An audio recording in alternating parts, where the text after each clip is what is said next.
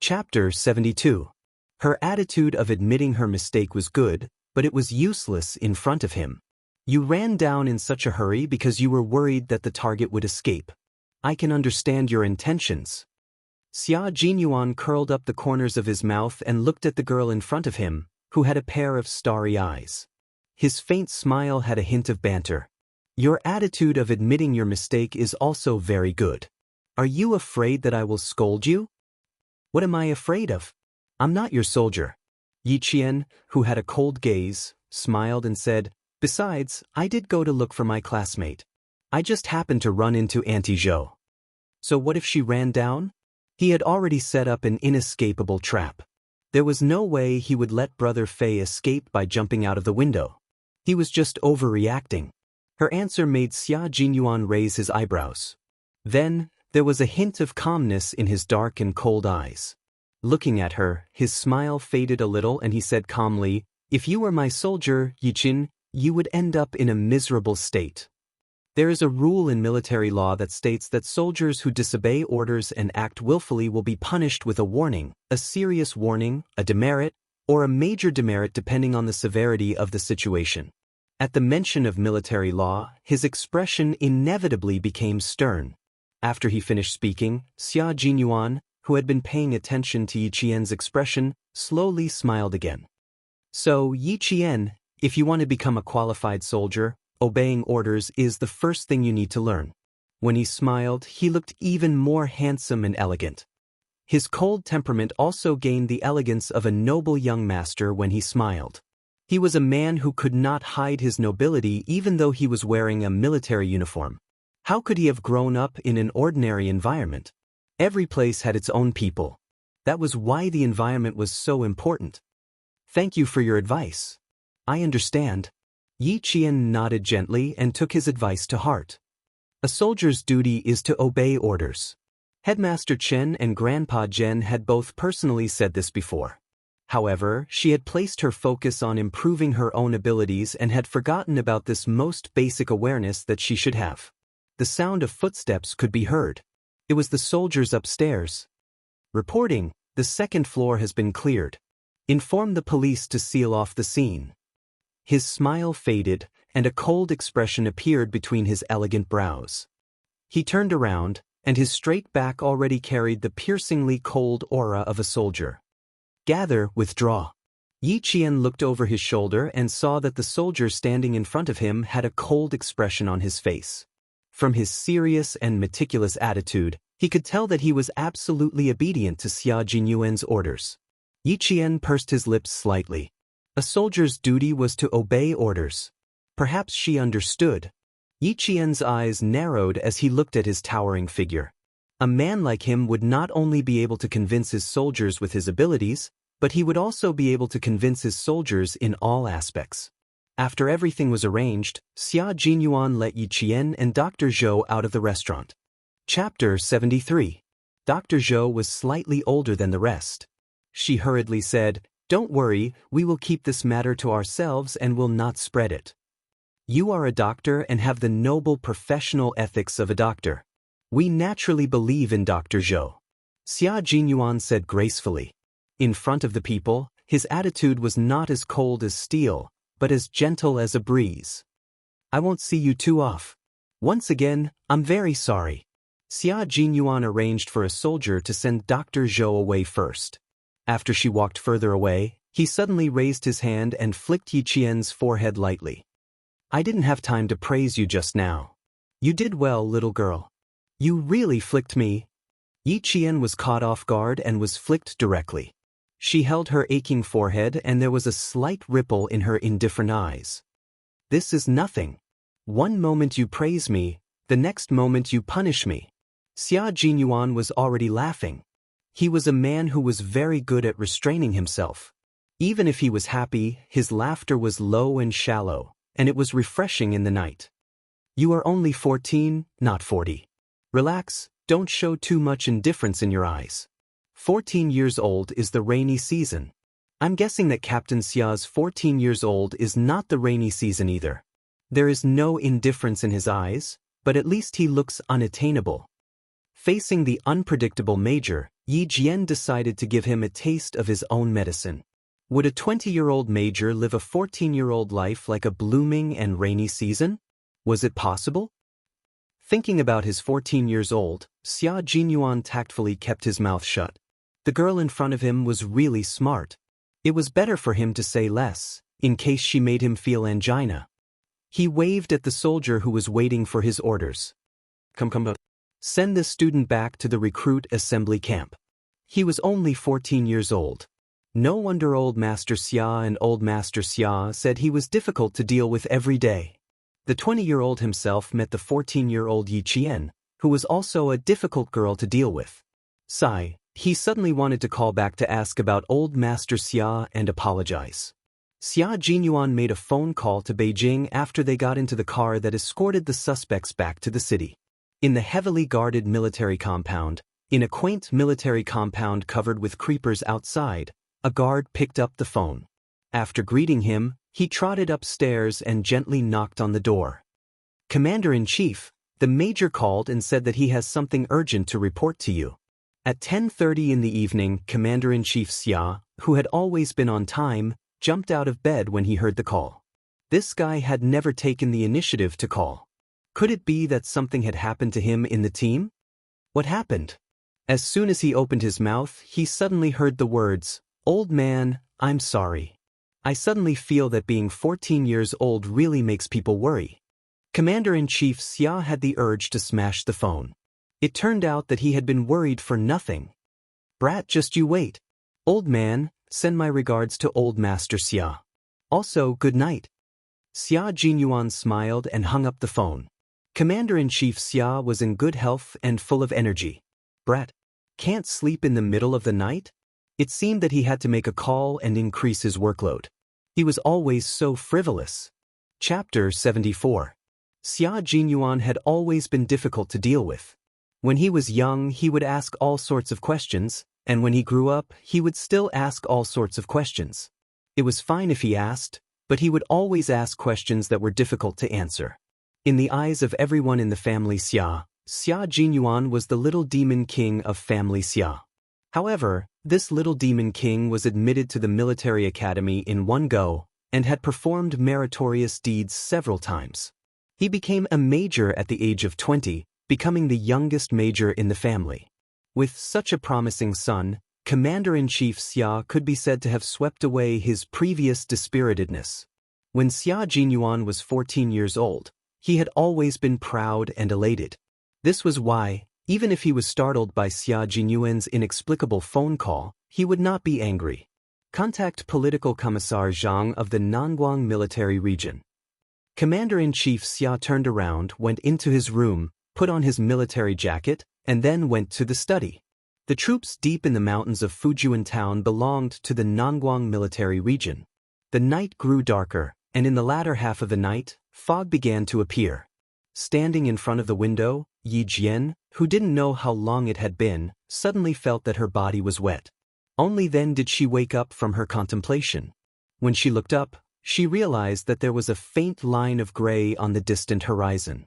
It was already 5 o'clock in the morning. Yi Qian, who had not slept the entire night, did not feel sleepy at all. She quickly washed her face and rinsed her mouth with the sound of the military horn at the recruit assembly camp. 2 minutes later, Yi Qian, who had packed up her textbooks, appeared in the canteen on time. Here, Yi Qian only needed to help the cooking squad wash the vegetables and clean up the place. A week's worth of breakfast and dinner would be ready. Yi Qian, who had been here for half a month, was nimble, diligent, and able to endure hardships. All the soldiers in the recruit assembly camp knew her. Morning. Morning. You're up so early? Come on, the pickled vegetable buns just came out of the pot. There are also eggs and steamed buns. Whatever you want to eat, go get it yourself. The leader of the cooking squad was from the northeast. When he saw Yi Qian come in, he happily told her to eat more. The soldiers in the class all agreed that Yi Qian had lost a lot of weight and was much shorter. If he ate more noodles, he would grow taller and fatter. Yi Qian didn't know if it was because he had been eating well for the past half a month, but he really did feel that he had grown a lot taller. After greeting them with a smile, he ate his breakfast and cleaned up the kitchen. She tidied up the kitchen, tidied up the room, and left for school at 6:30. She liked to jog to school. While exercising, she could also strengthen her body. Gao Yang, who was riding his bicycle, once again saw the figure running along the national highway. After a slight hesitation on his cold and handsome face, the corners of his lips tightened a little, and he pedaled his bicycle to catch up. He rode directly in front of Yi Qian and slammed on the brakes. His hands gripped the steering wheel of the bicycle handsomely, and with a twist, he and the bicycle stopped in front of Yi Qian. This series of actions was completed very quickly. He didn't consider whether others would be frightened. He suddenly stopped in front of Yi Qian, who was jogging. Yi Qian's reaction was a little more valiant. In addition to what had happened last night, his subconscious reaction was, he lifted his leg and viciously kicked the bicycle in the middle. Gao Yang didn't expect to be met with a direct kick. He stared blankly as Yi Qian, who had a cold and ruthless expression, kicked out like lightning. She didn't hesitate at all and kicked directly. Clang, bang. Gao Yang, who had been kicked down with his bicycle, didn't regain his senses for a while. Chapter 75. What am I doing? Yi Qian didn't look apologetic at all. He calmly retracted his left leg and smiled. I should be the one asking you what you're doing. If I didn't react quickly, I would be the one lying on the ground right now. Yi Qian didn't like anyone who had anything to do with Yi Ying. Moreover, this Gao Yang was a bit too full of himself. Gao Yang, who was in a sorry state, got up in a rage out of humiliation. As he patted the dust off his body, he faintly sucked in a breath of cold air. He rolled up his sleeves and saw that his elbow was scraped and bleeding. Seeing the wound, he angrily looked up and glared at Yi Qian. You're really, I'm really what? Yi Qian calmly interrupted him. You think I didn't kick you hard enough? The faint disgust in her tone caused Gao Yang's face to turn even more ashen and ugly. When his gaze met Yi Qian's ice-cold and emotionless black eyes, his heart turned slightly cold. However, he did not say anything else. His lips were pursed into a straight line. He lifted his bicycle and asked as if he was giving alms, Where did Yi Ying go during the May Day holiday? I went to your Shuku village, but I couldn't find her. What did Yi Qian hate the most? People like him the most. As if you should be grateful and honored that he was willing to talk to you. With a cold laugh, Yi Qian didn't look at him anymore and walked over. You're being unreasonable. Yi Qian, stop right there. Gao Yang wanted to ask her something, but when he saw her ignoring him, he suppressed his anger and pushed the bicycle with his left hand and reached out with his right hand to grab Yi Qian's arm. Yi Qian's cold expression had completely turned cold when he chased after him again. Seeing that he still dared to reach out to grab him, a cold glint flashed in his dark eyes. It seemed that he hadn't kicked him enough just now. He didn't learn his lesson. Her patience was running out. She narrowed her eyes and her face was cold. The moment she turned around, she grabbed Gao Yang's right hand with one hand and twisted it forcefully. This boy, who was considered the most handsome boy in school, was in so much pain that he cried out involuntarily. My patience has always been limited. You've done it again and again. Gao Yang, do you think I'm a pushover who can be easily bullied? He increased the strength of his hand, and the muscles in his arm could be seen twisting outwards. Gao Yang was already in so much pain that his back was drenched in cold sweat. However, his arrogance was not reduced in the slightest.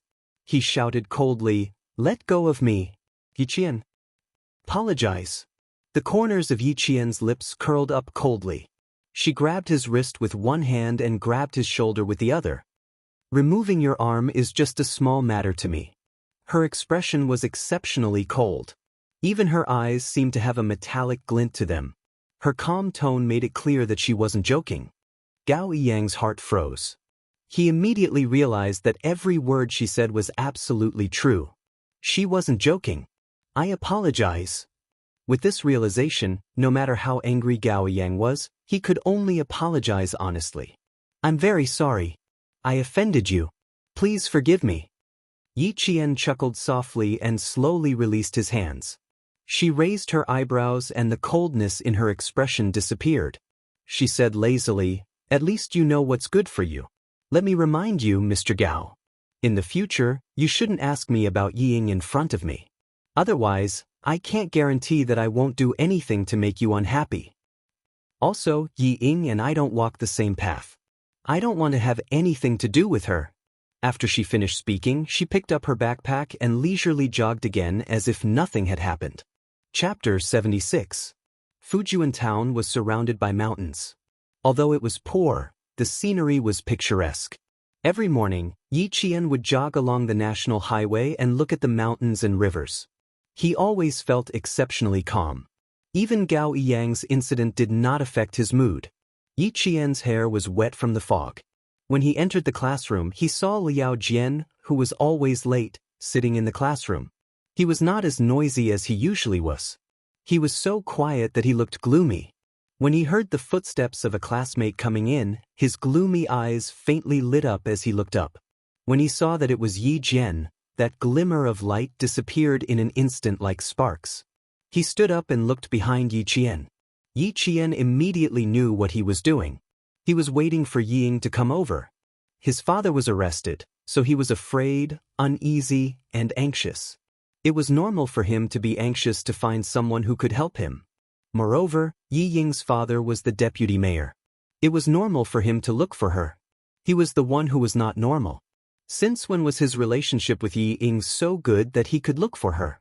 I have good news for you. Yi Qian calmly looked away as his classmate waved at him. He walked over with a smile. What good news? Why are you so excited so early in the morning? The ones who arrived early were always the few who were good at studying. The top scorer in the liberal arts and science class were both present. The top scorer in the liberal arts, Zhang Na, did not wait for Yi Qian to sit down and said excitedly, "The competition for the provincial experimental high school. Which subject did you sign up for? Mathematics? Language, physics, chemistry? Oh, and English. This is an extra point competition. All second and third graders in the province can participate. Next Saturday, the teachers will come to our school. We'll sign up later." The top science student, Zhou Liao, was also excited. He had an extraordinary passion for mathematics. This time, he signed up for the competition. Zhang Na glanced at him, then looked at Yi Qian. Her eyes twinkled. She smiled and said, "Then Yi Qian, you're choosing physics? Chemistry? Anyway, you did pretty well in the physics exams these 2 times." Her words immediately put a lot of pressure on the male students who were interested in signing up for the chemistry Olympiad. Yi Qian's Chinese is pretty good too. In less than a month, Yi Qian had already made the top students in the class feel the pressure of competition. The top 3 in this competition would all get bonus points, which would be a great advantage for entering the provincial experimental No. 1 middle school. Yi Jian looked up from the competition registration list and said with a smile, "Give me the pen." Yi Jian smiled and said, "Give me the pen." He bent down and looked at the application column. A string of beautiful English words that could be used as advertisements appeared on the application form. When Zhang Na saw it, she said in shock, "English? English? Would this work? We only learned English in the first year of junior high. Let's register for English first." There are instructions here that a candidate can register for multiple subjects at the same time. All the exams are not done in one go, but in batches. Yi Qian smiled and put down his pen. He looked calm and confident. "You guys go first. I'll follow," she said with a smile. The meaning behind her words made the faces of the top students somewhat awkward. Zhou Liao frowned and looked at Zhang Na. He said in a deep voice, "The exam is based on ability. Without Yi Qian, are you sure you can get into the top 3? He then looked at Yi Qian, who was backing down for his classmates, and said sternly, "Don't worry about anything. It's based on ability." Zhang Na was about to cry. Yi Qian patted her on the shoulder and smiled. "Really, there aren't many people who want to register for English. Let's give it a try first. If it doesn't work, we'll take another test." Chapter 77. I'm not bad myself, so what's there to be afraid of? Yi Qian took his registration form and returned to his seat. He filled in all the subjects except Chinese. He could definitely participate in more of these competitions, especially since his goal was to get into the provincial experimental high school. There were still 10 minutes before the morning self-study session. Liao Jian, who had been fidgeting, suddenly stood up and rushed over, making the tables and chairs squeak. Yi Ying appeared at the classroom door. If Liao Jian hadn't made the tables and chairs squeak, Yi Qian wouldn't have looked up from his politics textbook. The two met at the classroom door and saw a flash of panic in Yi Ying's eyes. She pursed her lips and said, "Go outside." She immediately turned and left the classroom, as if afraid that someone would see her. Yi Ying's expression was much easier to read compared to her previous life when she became a government official's wife. Yi Qian's lips were slightly pursed. In his previous life, he graduated from junior high school, but Yi Ying studied in America and became the pride of Fujian Town. So much so that when he ran back to Fujian Town, he had no choice but to leave and survive cautiously. The biggest turning point of his life had passed. Then, let's see who will be king in the future. Who will be the bandit? What are they doing sneaking around? Since when can a bad student and a good student walk together? And Jiasun, who happened to bump into Zhang Bin, sat down on his seat and said in a low voice, "I even saw Liao Jian grab Yi Ying's wrist." He seemed to be very excited. Yi Qian also felt that the two were sneaking around, but this wasn't what she was concerned about. "Why do you care? Have you filled in the form? The Provincial Experimental High School has a competition for bonus points for the high school entrance exam. Hurry up and talk to Zhou Liao and the others." Yi Qian said without looking up from his book. He had flipped from the first page to the 11th page. And Jiasun sat up for less than 2 minutes and had already flipped to another page. And Jiasun looked at her as she casually flipped through a page. Her gaze swept from the top to the bottom. Occasionally, she paused for a moment before flipping the page again. And Jiasun looked at her suspiciously. "Are you killing time?" Even if she were to read books and memorize books, she wouldn't be able to do that. She would only pause on a page for a few minutes. "You shouldn't spend your time like this. Let's review." Yi Qian glanced at her with a smile. He didn't explain anything and only said, "You finished memorizing everything? The last few chapters of the Constitution are a little difficult to memorize.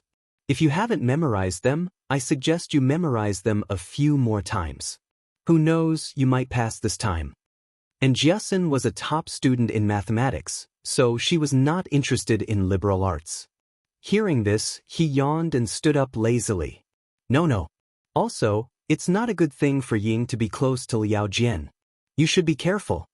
Ying had always targeted Yi Qian, and a few weeks ago, Yi Qian had even embarrassed the narrow-minded Liao Jian. Now that the two of them had walked to the side, it was better to be careful. "I know, don't worry." Yi Qian smiled disapprovingly and ended the conversation when the self-study class bell rang. In the city detention center, Xia Jinyuan received the report from the police. His gaze fell on one of Liao Yud's statements. After a long pause, his handsome face darkened as he asked, "How true is it?" Chapter 78. Xia Jinyuan waved the statement in his hand and pursed his thin lips. His voice had already deepened. "I need to make a copy of this statement. Don't inform the local police station about the missing pistol for now. Wait for my news." Liao Yud mentioned that the pistol was still with him when he went to the town hospital to look for Dr. Zhou. However, the pistol was accidentally dropped when he was at the Spring Sun Hotel. There was another important point, and Jiasun bumped into him when she ran over. That night, Yi Qian was the one who used her ventriloquism to play the roles. In other words, she was the one who bumped into Liao Yud. This little girl. It seemed that he had to go back and look for her. The Municipal Public Security Bureau agreed to Xia Jinyuan's request, but he had to give a reply within 24 hours. After all, the loss of a pistol with 15 bullets was a big deal. After leaving the Public Security Bureau, Xia Jinyuan drove the military jeep back to Fujian Town. At an intersection waiting for a red light, he inadvertently looked at the opposite side. Jun Yen, who had always been cold, smiled slightly, then turned around and parked the car on the opposite side of the road. Less than 10 minutes after getting out of the car, he walked out of the building with a bag and returned to Fujian Town. At this moment, Yi Qian was standing in the teacher's office. Her gaze was cold as she looked at her homeroom teacher. After she said a bunch of nonsense, she smiled and said, "Teacher Ku, don't worry. Although I'm young, I know how to act according to my ability. Since I've applied, I'm confident that I'll pass." You're my teacher, shouldn't you have more confidence in me? Teacher Ku snorted when she submitted the competition form from the provincial experimental high school. Faced with her calm reply, Teacher Ku, who was about to vomit blood, said coldly, "Physics, chemistry, mathematics, and English. Do you think you're a genius? Apply for everything. It's fine if you embarrass yourself in school, but don't embarrass yourself outside." To Teacher Ku, Yi Qian was like a fish bone stuck in her throat. She couldn't spit it out or swallow it down. She had to face it every day and felt terrible every day. "I'm the one losing face. What does it have to do with you?" Yi Qian spoke and smiled. Ming Yan's dimples were even calmer and gentlemanly than a teacher's. Her bright eyes were smiling as she gazed at her own teacher. Her attitude, which was neither servile nor overbearing, made the other teachers have a good impression of her. Yi Qian had originally thought that as long as he could get into the top 3 in one subject, the rest of the competition would just be for fun. Now that Teacher Ku was deliberately making things difficult for him, he smiled faintly and made up his mind. If he wanted to take the exam, he would do it to his heart's content. She really liked face-slapping now. Mr. Ku threw the registration form into the drawer and snorted with a straight face. "You've never listened to my advice. You're so arrogant that you're throwing your face outside. What else can I say?" Hearing what she said, they all laughed and said, "Teacher Ku, if there is such a student in my class who dares to rush forward, I will burn incense every day. You must be happy in your heart." That's right. It's a good thing that students are motivated. As teachers, we have to support them. If they really do well in the exam, won't they bring glory to you and the school? Her colleague's words made Teacher Ku feel even more bitter. If it were any other student, she would be happy. However, it couldn't be Yi Jian. Chapter 79. However, Yi Qian was not affected by her at all. He carried his backpack and walked out of the school gates leisurely. Just as he was about to jog back to the recruit camp like he always did, he heard the sound of a car horn. This was also the signal used by the soldiers when they were driving. Others did not know, but when she heard it again, she immediately looked over. "Get in." Xia Jinyuan stuck his head out of the car window and waved at Yi Qian, who had stopped in his tracks. "Why are you still standing there? I'll send you back." "Little girl, you even know about the automobile soldiers. Don't tell me you've learned all the ways to contact each other in the army?" Yi Qian instinctively wanted to reject this elegant yet dangerous man, but when she saw his half-smile, as if he knew everything, she sighed softly and walked over with a natural expression. She opened the door to the front passenger seat and got into the car with a light step. When she smiled at him, her expression was open and honest. This made Xia Jinyuan laugh. "You really don't know, or are you pretending not to know?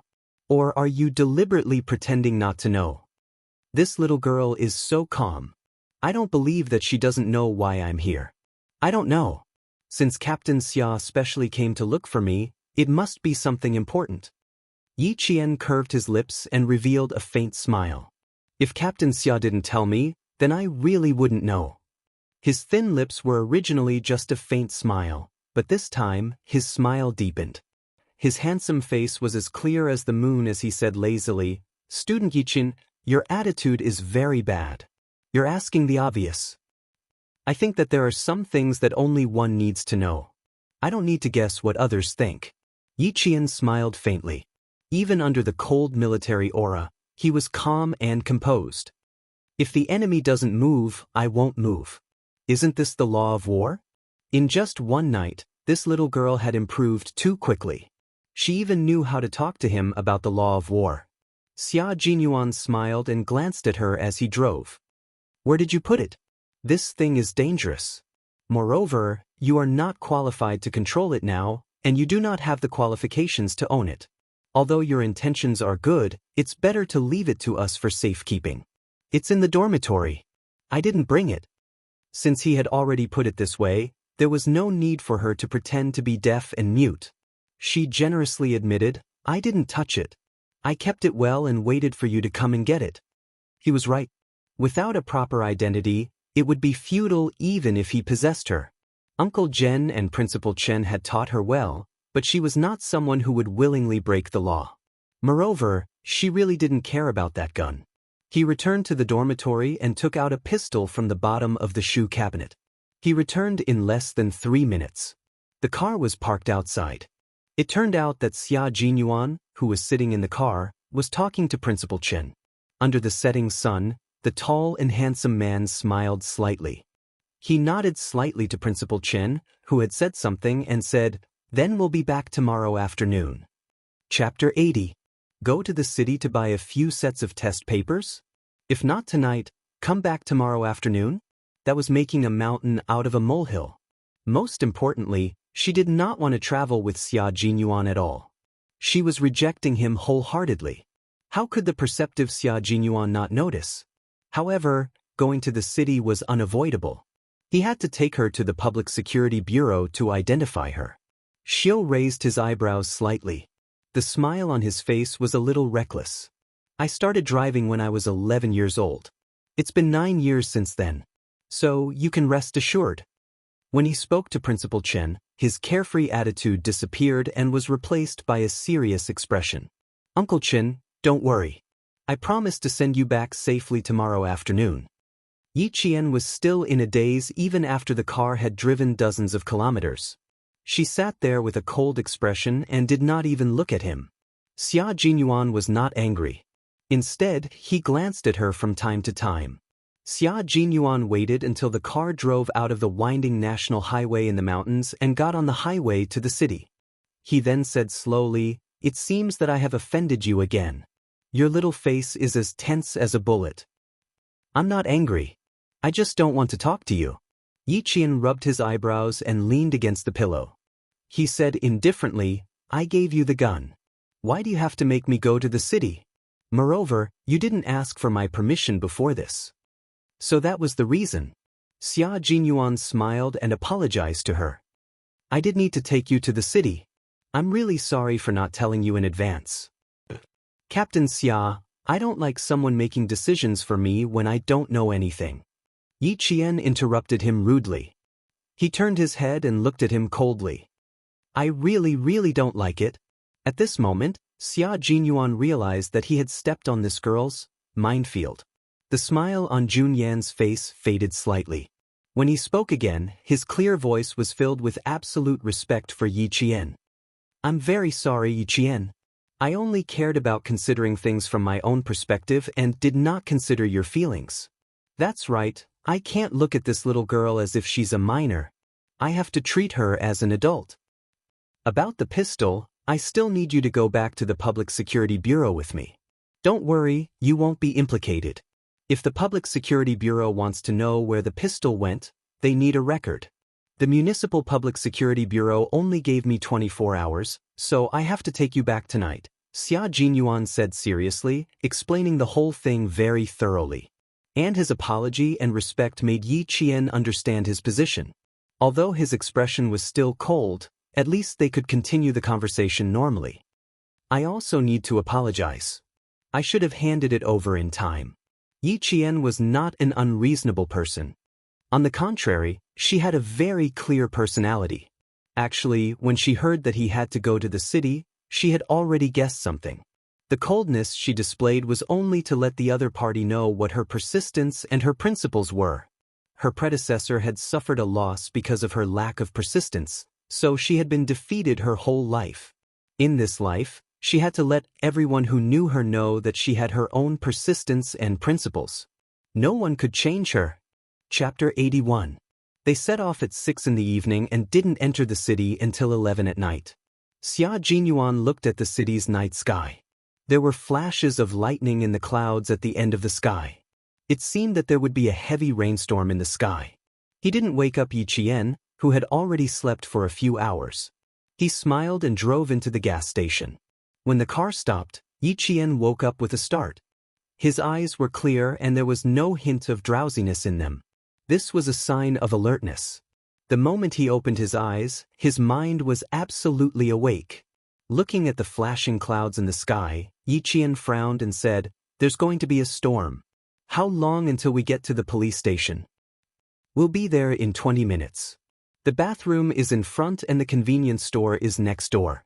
After turning off the engine, Xia Jinyuan took out his wallet and handed it to Yi Qian. We need something to fill our stomachs. The police station is famous for being stingy. We won't even get a meal when we get there. He was indeed hungry. Yi Qian took the black wallet that still had his body temperature and went to the convenience store. He bought 2 bottles of milk and 2 packets of wafers and walked out with the bags. In front of her, a man and a woman pushed the door open, talking and laughing. Yi Jian had already retreated to the side, but the man who was flirting with the woman did not avoid her at all. His shoulder directly bumped into Yi Jian. A faint smell of gunpowder wafted over. Yi Jian saw a small black handle in the man's flipped sports jacket. It was a Ruger KP-94 handgun made of stainless steel and fired 9x19mm bullets. Yi Qian could tell what kind of gun it was just by looking at the handle. The unique characteristic of the gun was that its parts, from the sleeve, barrel, handle and socket holder, to the small parts inside, were all made of stainless steel. Illegal gun possession. Yi Qian couldn't help but take a second look. As soon as they walked out of the convenience store, a flash of lightning appeared in the sky, followed by a sudden clap of thunder. The power of nature instantly shook people's hearts. The torrential rain fell without warning. Pa-pa, the sound of the rain hitting the ground could be heard. In the blink of an eye, the entire city was shrouded in a curtain of rain. When Yi Qian returned to the car, he whispered to Xia Jinyuan, who had gotten into the car after him, "I met a man and a woman in the convenience store just now. The man had a Ruger KP-94. I've memorized his appearance. Do you have a pen and paper? I can draw him for you to see." After a pause, he continued, "The man looks a little similar to Brother Fei.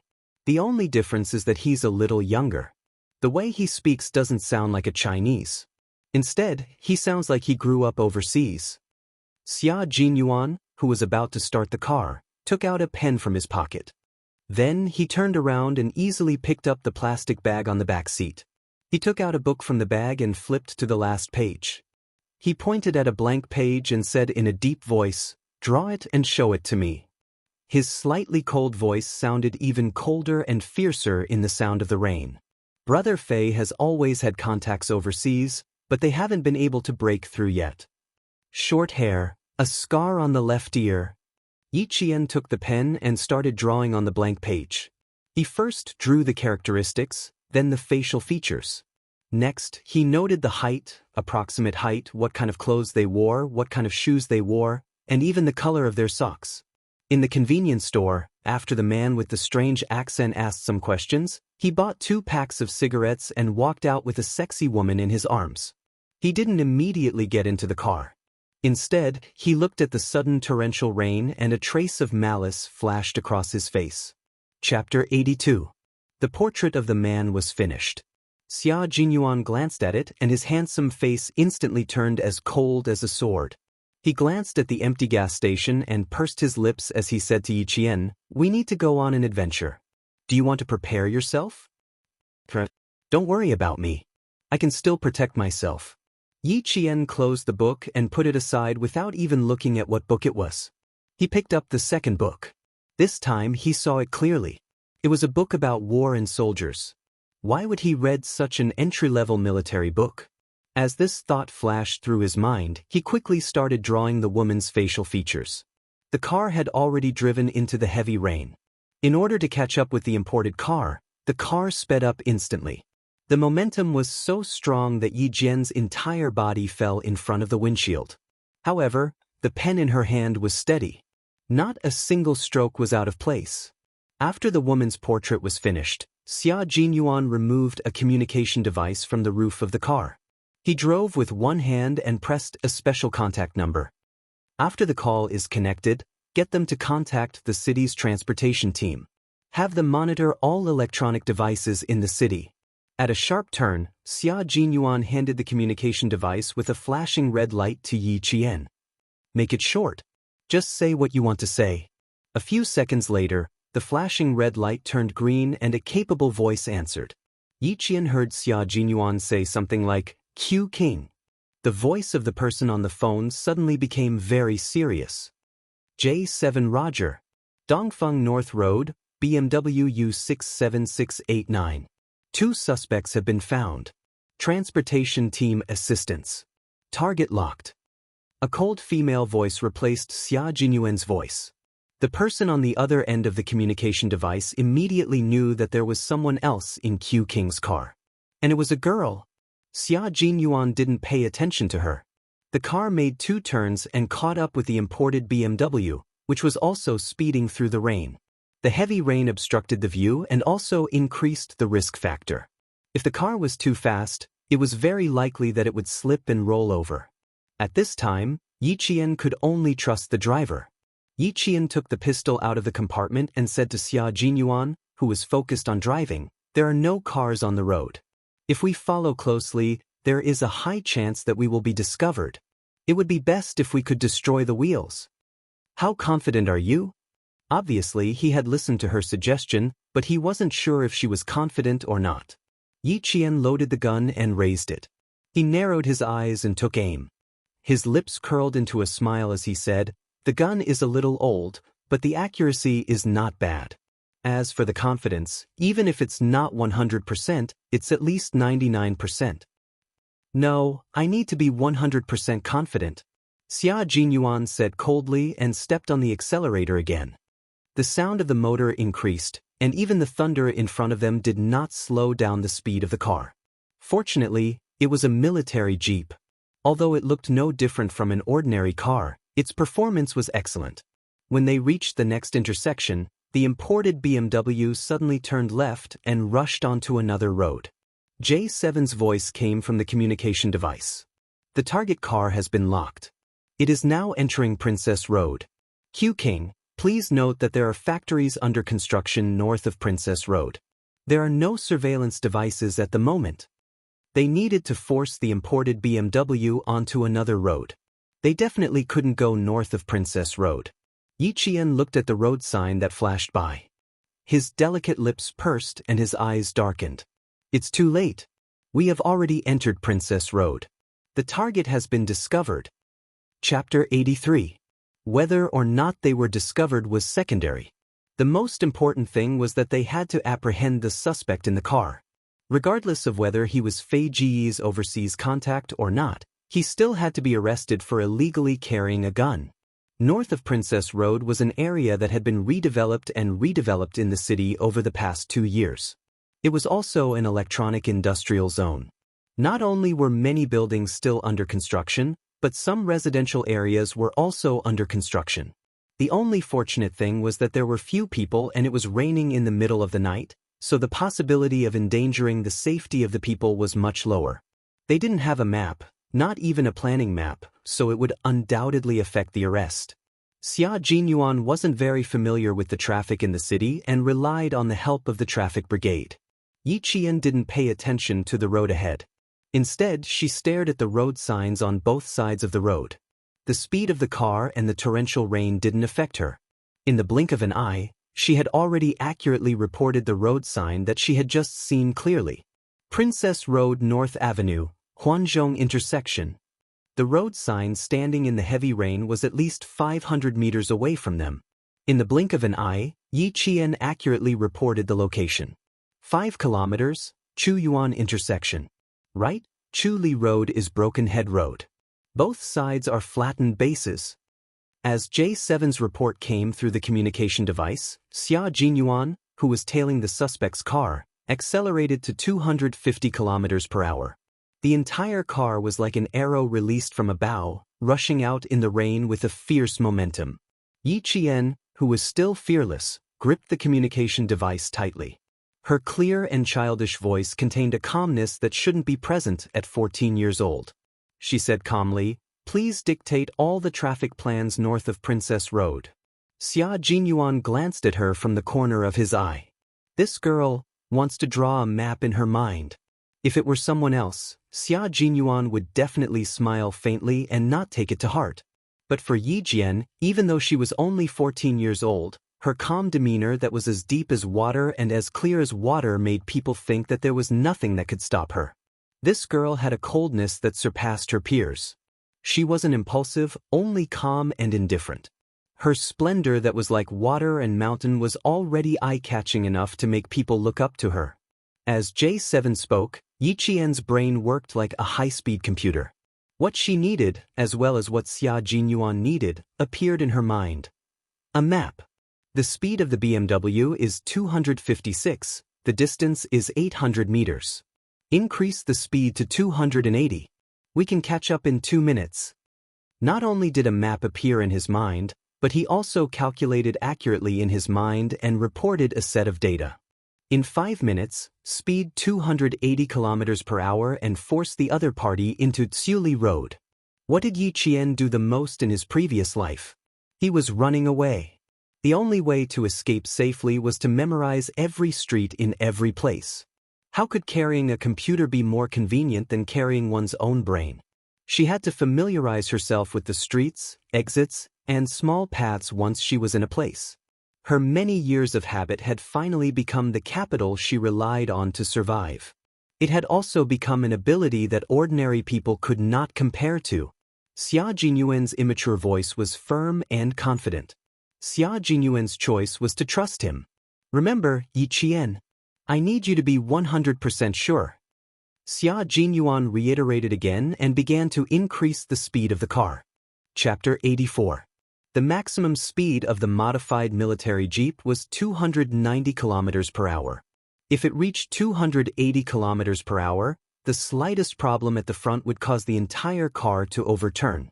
The corners of Yi Jian's lips curled up slightly as she said indifferently, 100% confident. If you believe in it, then I believe in it. Her indifferent voice was still calm, and even a little indifferent and lazy. She was really not afraid. Facing the possibility of death, she would face it calmly. Xia Jinyuan's lips curled up, and his dark eyes were full of admiration for her. This little girl is really not bad.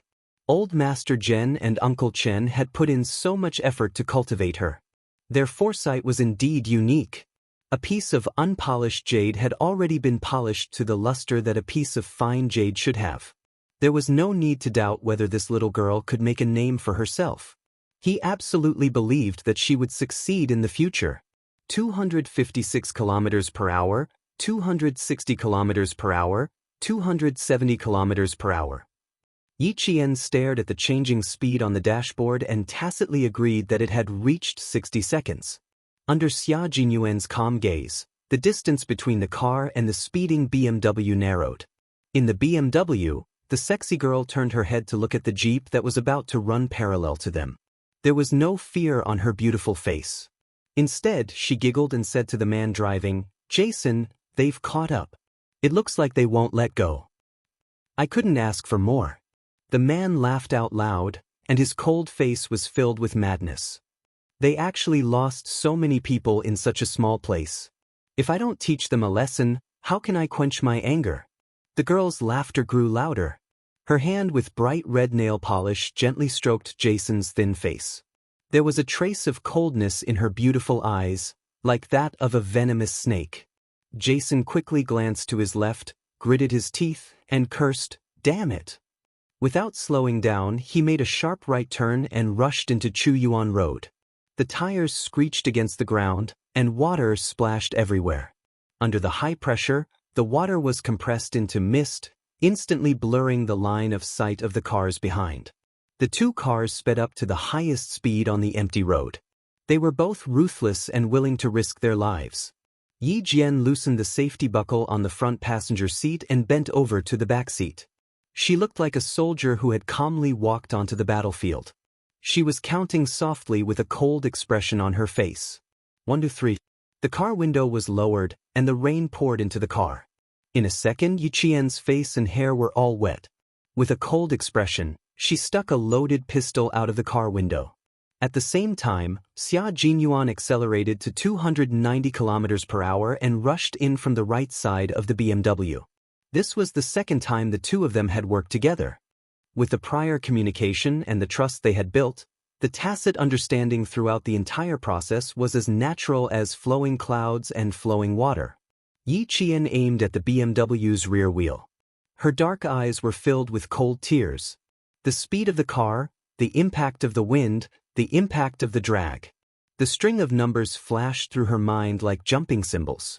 Then she fired without hesitation. Compared to the sound of thunder and torrential rain, the sound of gunfire seemed insignificant. After a bang, sparks flew everywhere. The BMW, whose tires had been shot, lost control and flipped to one side. It made an ear-piercing sound of metal rubbing against each other as it spun toward the construction site on the right side of Chuyuan Road. Chapter 85. Jason and the beautiful woman in the car had never imagined that they would be forced to stop in such a way. After the car flipped over, it spun like a top and rushed to the side of the road. At this time, the high-performance car reflected the value of the price. The airbags popped out and surrounded the two people. Even if the sky and earth were turned upside down, at least their brains were not damaged. Moreover, the car was going straight towards the foundation of the car. In the heavy rain, the foundation of the soil had become exceptionally soft, which obstructed the strong spinning force and protected the people in the car. The reason Yi Qian climbed to the back was because the two of them agreed that when the right side of the car was hit, the driver would quickly do something that would benefit him if there was no way to turn the steering wheel towards his left side. Reality proved that this was indeed the case. Behind the car was a scene of sparks flying everywhere, but inside the car, Yi Qian closed the car window again, put away his pistol, and wiped the rain off his face. Qin Yan's face lit up with a faint smile. Done, I'm 100% sure. She wouldn't gamble on anything that wasn't 100% certain. Gambling was something that needed to be judged according to the situation. Why should she gamble on something like this, which was completely dependent on her ability? Xia Jinyuan, who had already stepped on the brakes, turned the car around and returned to the scene after the car had traveled 200 meters due to inertia. Hearing this, she raised her clear voice and said happily, "Well done." It was so beautiful that it was impeccable. The car stopped in the heavy rain. Xia Jinyuan didn't immediately get out of the car to check. Instead, he said to Yi Qian, "With your ability to adapt, it shouldn't be too difficult for you to drive." If anything happened, she could still drive away immediately. As a soldier, Xia Jinyuan was used to arranging an escape route. As Yi Qian raised his eyebrows slightly, he had already started explaining how to start the car and how to drive. Refuel, brake, one to go, the other to stop. You can control the steering wheel yourself. Turn left, turn right. Listening to his explanation, Yi Jian sighed softly in her heart. She thought to herself, this is probably the most irresponsible driving instructor in the world. It's obvious that he's leaving the students to fend for themselves. You mean, you get out of the car and I'll watch from the parking lot? Yi Qian sat there patiently while looking out the window. However, he didn't intend to let him go. He looked at him with a faint smile and said, "I don't think this behavior is out of responsibility for my safety. Captain Xia, we have fought together twice. We can't be considered comrades, but we can still be considered partners." Yi Qian did not say anything else. He believed that with his intelligence, he would definitely understand what he was trying to say. How could he not understand? He had experienced how poisonous the little girl's mouth was. However, when it came to such matters, Xia Jinyuan kept the faint smile at the corner of his lips and spoke in a cold tone as if he was speaking to his own soldiers. "Yi Qian, I order you to stay put and wait for further orders. Apart from being a business partner, you are also a student. Even though I have seen your ability and strength, I am a soldier. You are a soldier and you are a student. Soldiers protect the country, and the meaning of home is you. Your family, your friends. This is my duty, and it is also our principle as a soldier." Chapter 86. What was a soldier? Soldiers were the cornerstone of a country. They were born in peace, but they could die in war. When the horn was blown and the war song was played, they, who guarded the country, would definitely be at the forefront. Soldiers were the most intimidating and lethal people in a country. They were worthy of dying for the sake of war. Even if they died for the people, their souls would still be there. Yi Qian looked at Xia Jinyuan, whose gaze was cold and hard, but who used his life to explain what a soldier was. The faint smile on her face gradually disappeared. It was no longer casual but filled with respect. He nodded his head lightly and only said one word, "Okay." It was a promise and also a guarantee.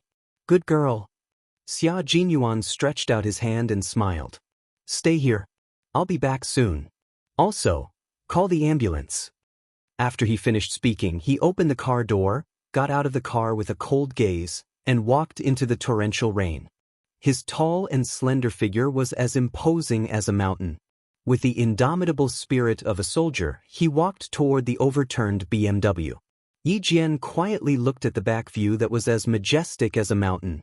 She hummed softly, "You won't know me in the age of white pigeons flying.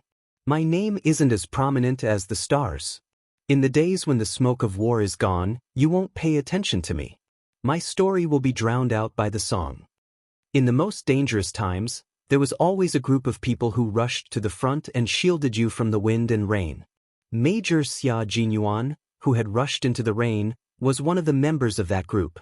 After dialing 120 for the ambulance, Yi Qian, who stayed in the car, felt that time was passing very slowly. He was suffering. He quietly looked outside and watched Xia Jinyuan, who was bending over to check the situation inside the car with a flashlight. The rain had already soaked him, but it didn't affect his cautious actions. After checking, he climbed to the car door that was facing the sky. After a while, Yi Qian saw him open the door. Seeing this, Yi Qian was already frightened. He knew that Xia Jinyuan would definitely check carefully before opening the door, but he still couldn't help but worry. Without hesitation, he opened the car door and rushed out in the heavy rain. She just walked over and stood behind the car.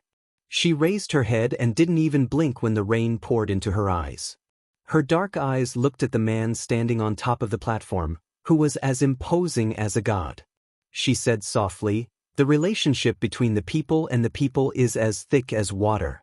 Comrade soldier, occasionally, as civilians, we can also be your backing. Isn't that right?" At the very least, she would stand here and watch for him. Once there was danger, he would rush forward without hesitation. Protecting us is your unshirkable responsibility. Then, please allow me to contribute my meager strength to you. The girl's voice was not loud.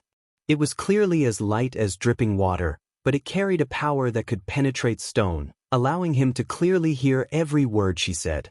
Those clear and calm eyes quietly looked at him. In her eyes, he had already seen the most beautiful scenery in the world. His thin lips slightly raised, Xia Jinyuan smiled and said, "You're a very stubborn partner.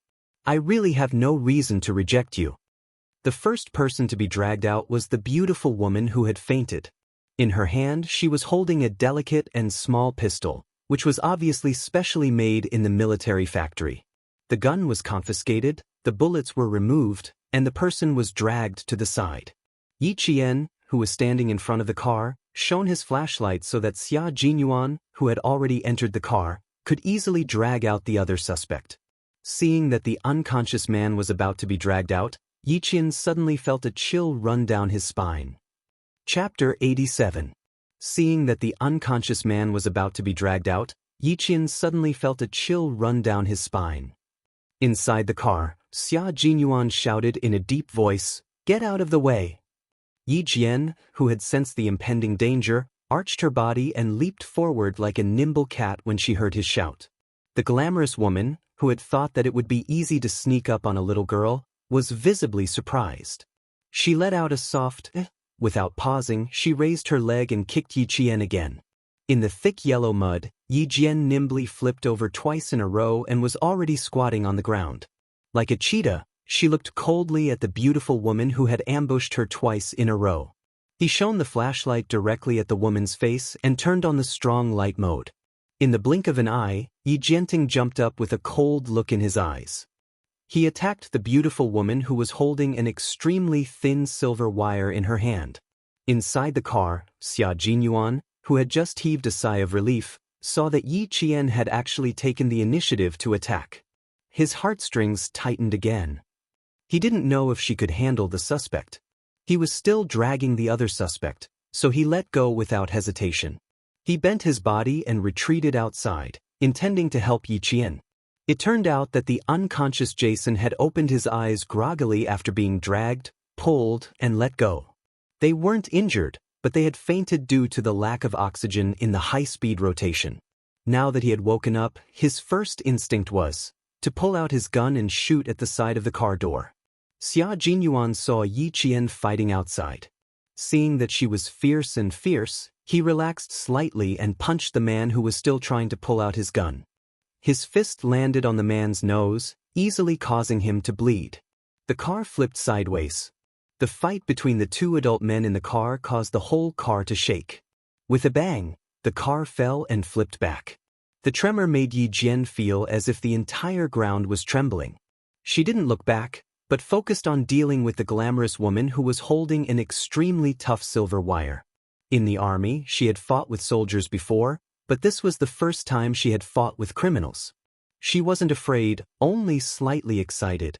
The restless fighting spirit in her body became restless, and it struggled even more with Yi Qian's punches. Standing in the rainy night, Yi Qian, who hadn't even had her period, was no different from a child in the eyes of the other party. There was no need to be afraid of her. The glamorous woman flipped the wet hair on her forehead and smiled coquettishly. "Little girl, why aren't you properly in school? Why are you joining the fight with a soldier? I'm not your teacher. Little girl, you're really unlucky to have met me." As she spoke, she narrowed her eyes slightly, and a trace of coldness flowed out from the corners of her eyes. The silver wire in her hand, which was made of a special material and was usually used as a hairband, was gently pulled between her two hands.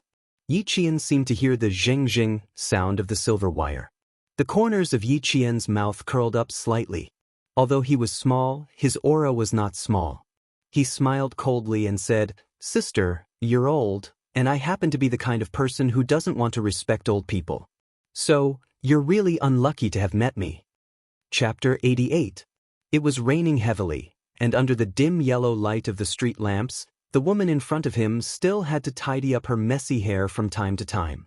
It was obvious that she paid a lot of attention to her image. Usually, people like her had a common problem. They were only allowed to call her young, but not old. Calling her old was like stepping on a landmine. It would explode with one step. As expected, the woman's expression immediately twisted when she heard that. Her delicate makeup was washed away by the rain, and her expression was so twisted. She really wasn't a young woman. "Little girl, you're asking for it." The woman took a step forward with her long legs, pulled the silver wire in her hand, and wrapped it around Yi Qian's neck. She wanted to use the shortest time possible to get rid of this silly little girl who mocked her for being old. This was a woman who was used to killing people and had no sense of guilt. Her indifference to human life could be seen from her twisted expression. Little did she know that this silly little girl was a thorn that couldn't be touched. Yi Qian calmed down slightly. His gaze swept past the silver wire in the woman's hand that could be wrapped around his neck at any time. The moment she rushed over, he kicked the woman's thigh fiercely. Then, using her big foot as a support point, she stepped on the other party's leg and soared into the air. Using her right knee, she fiercely hit the girl's chin with a majestic force. His agile body spun like a swallow, then landed nimbly on the ground. The moment he appeared, he dealt a heavy blow to his opponent. If Xia Jinyuan didn't want to capture Jason alive, he would have clapped his hands and cheered.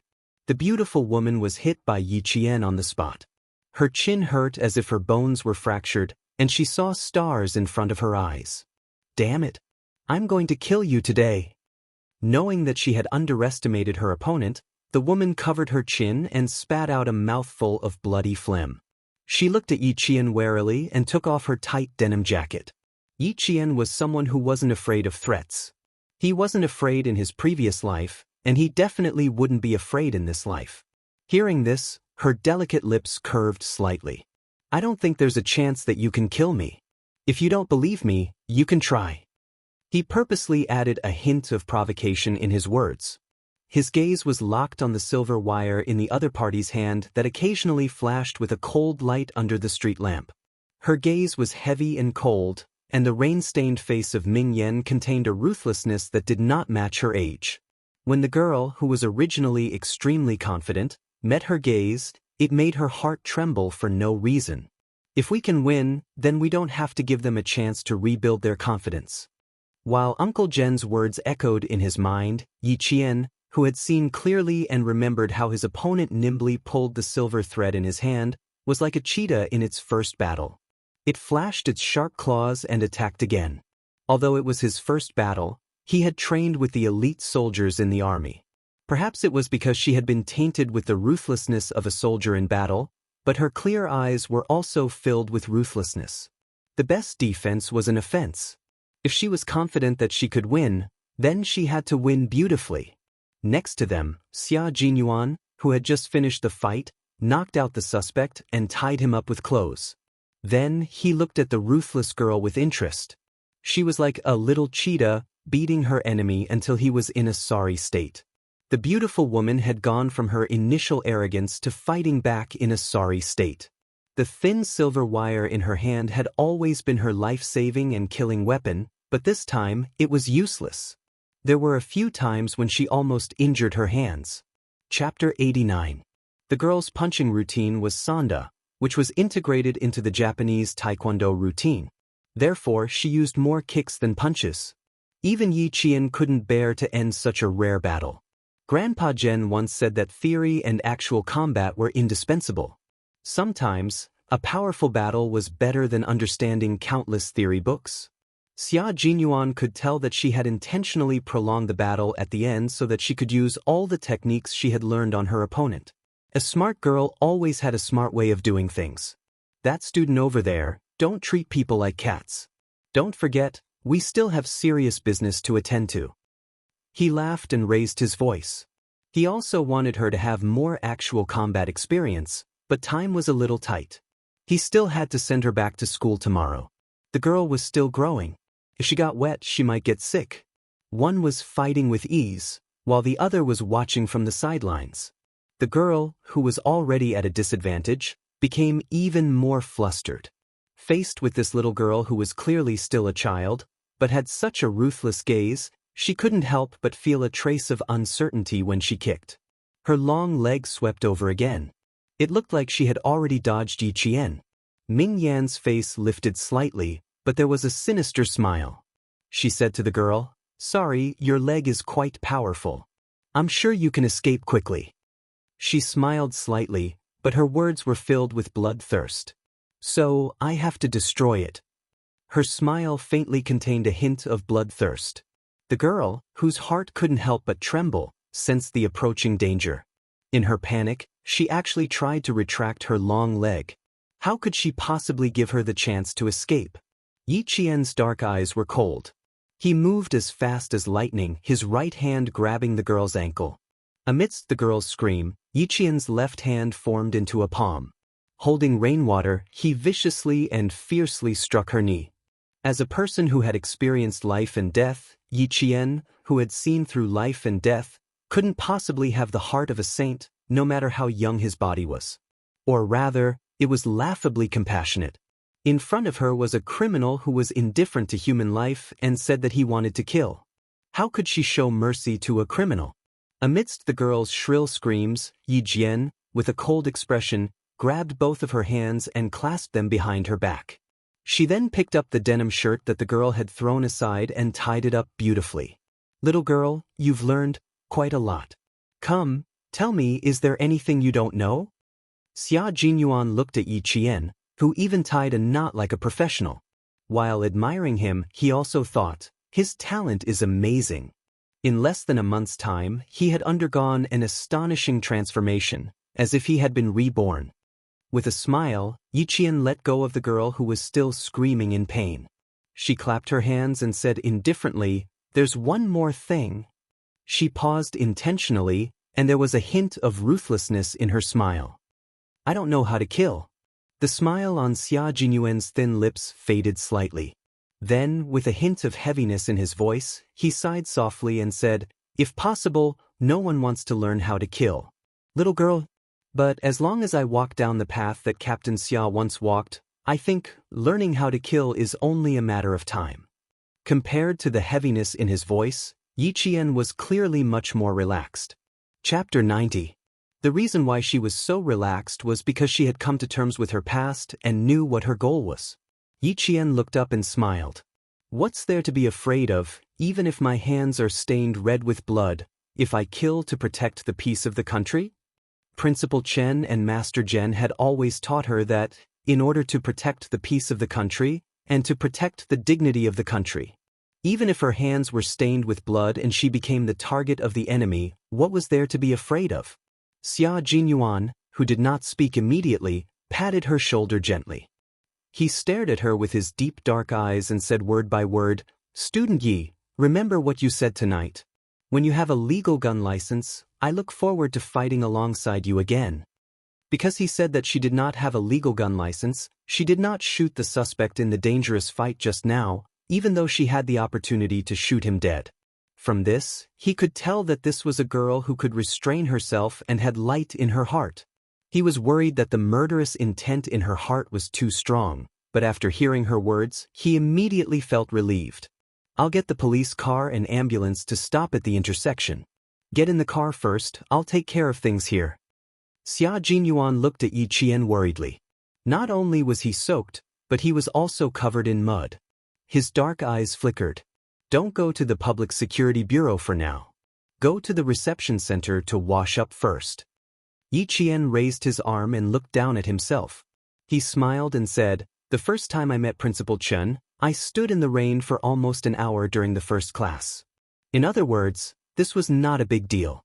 She was not as delicate as the girls in the capital, nor as arrogant as the girls in the city. Instead, she had the pride to endure hardships, a beautiful heart, and a pair of bright eyes that could see through the vanity of the world. It was a pleasure to talk to such a girl. Sitting in the car, Yi Qian looked at Xia Jinyuan, who was still standing in the rain and talking to the soldiers. His majestic back subconsciously fell into her heart. Although she did not want to interact with such a dangerous and charismatic man, she had to admit that he was a very outstanding soldier. When they arrived at the reception center, Xia Jinyuan directly took a set of short sleeves and shorts for female soldiers from the front desk and handed them to Yi Qian along with the room card. "Room 306. I'm 307. If you need anything, feel free to contact me." The two of them were only separated by a wall. Yi Jian entered the shower and stood under the shower head. She closed her eyes and looked up. Immediately, there was muddy yellow water under her feet. After showering for at least half an hour, Yi Jian walked out of the shower. "Xia Jinyuan. Xia Jinyuan." Yi Jian, whose hair had not even dried, immediately opened the door. "Aren't you going to rest? I'm here to give you this." He raised his hand and a pair of white sneakers fell into Yi Qian's eyes. "You definitely can't wear your shoes tomorrow. I just bought them. See if they fit." Not only did he have shoes, he even prepared socks. Xia Jinyuan did not know if they fit. He lowered his gaze and looked at Yi Qian's feet. After a glance, his Adam's apple moved slightly. He immediately looked up and quickly stuffed the shoes and socks into Yi Qian's hands. This little girl's feet are really beautiful. Her skin was so fair that it was like a pink pearl. "Stop, what are you thinking?" Chapter 91. Major Xia, who had always kept a low profile, quickly hid the slight awkwardness in his eyes. There was no trace of abnormality on his elegant face. "Go back to the room and try it on. If you want to change, there's still time."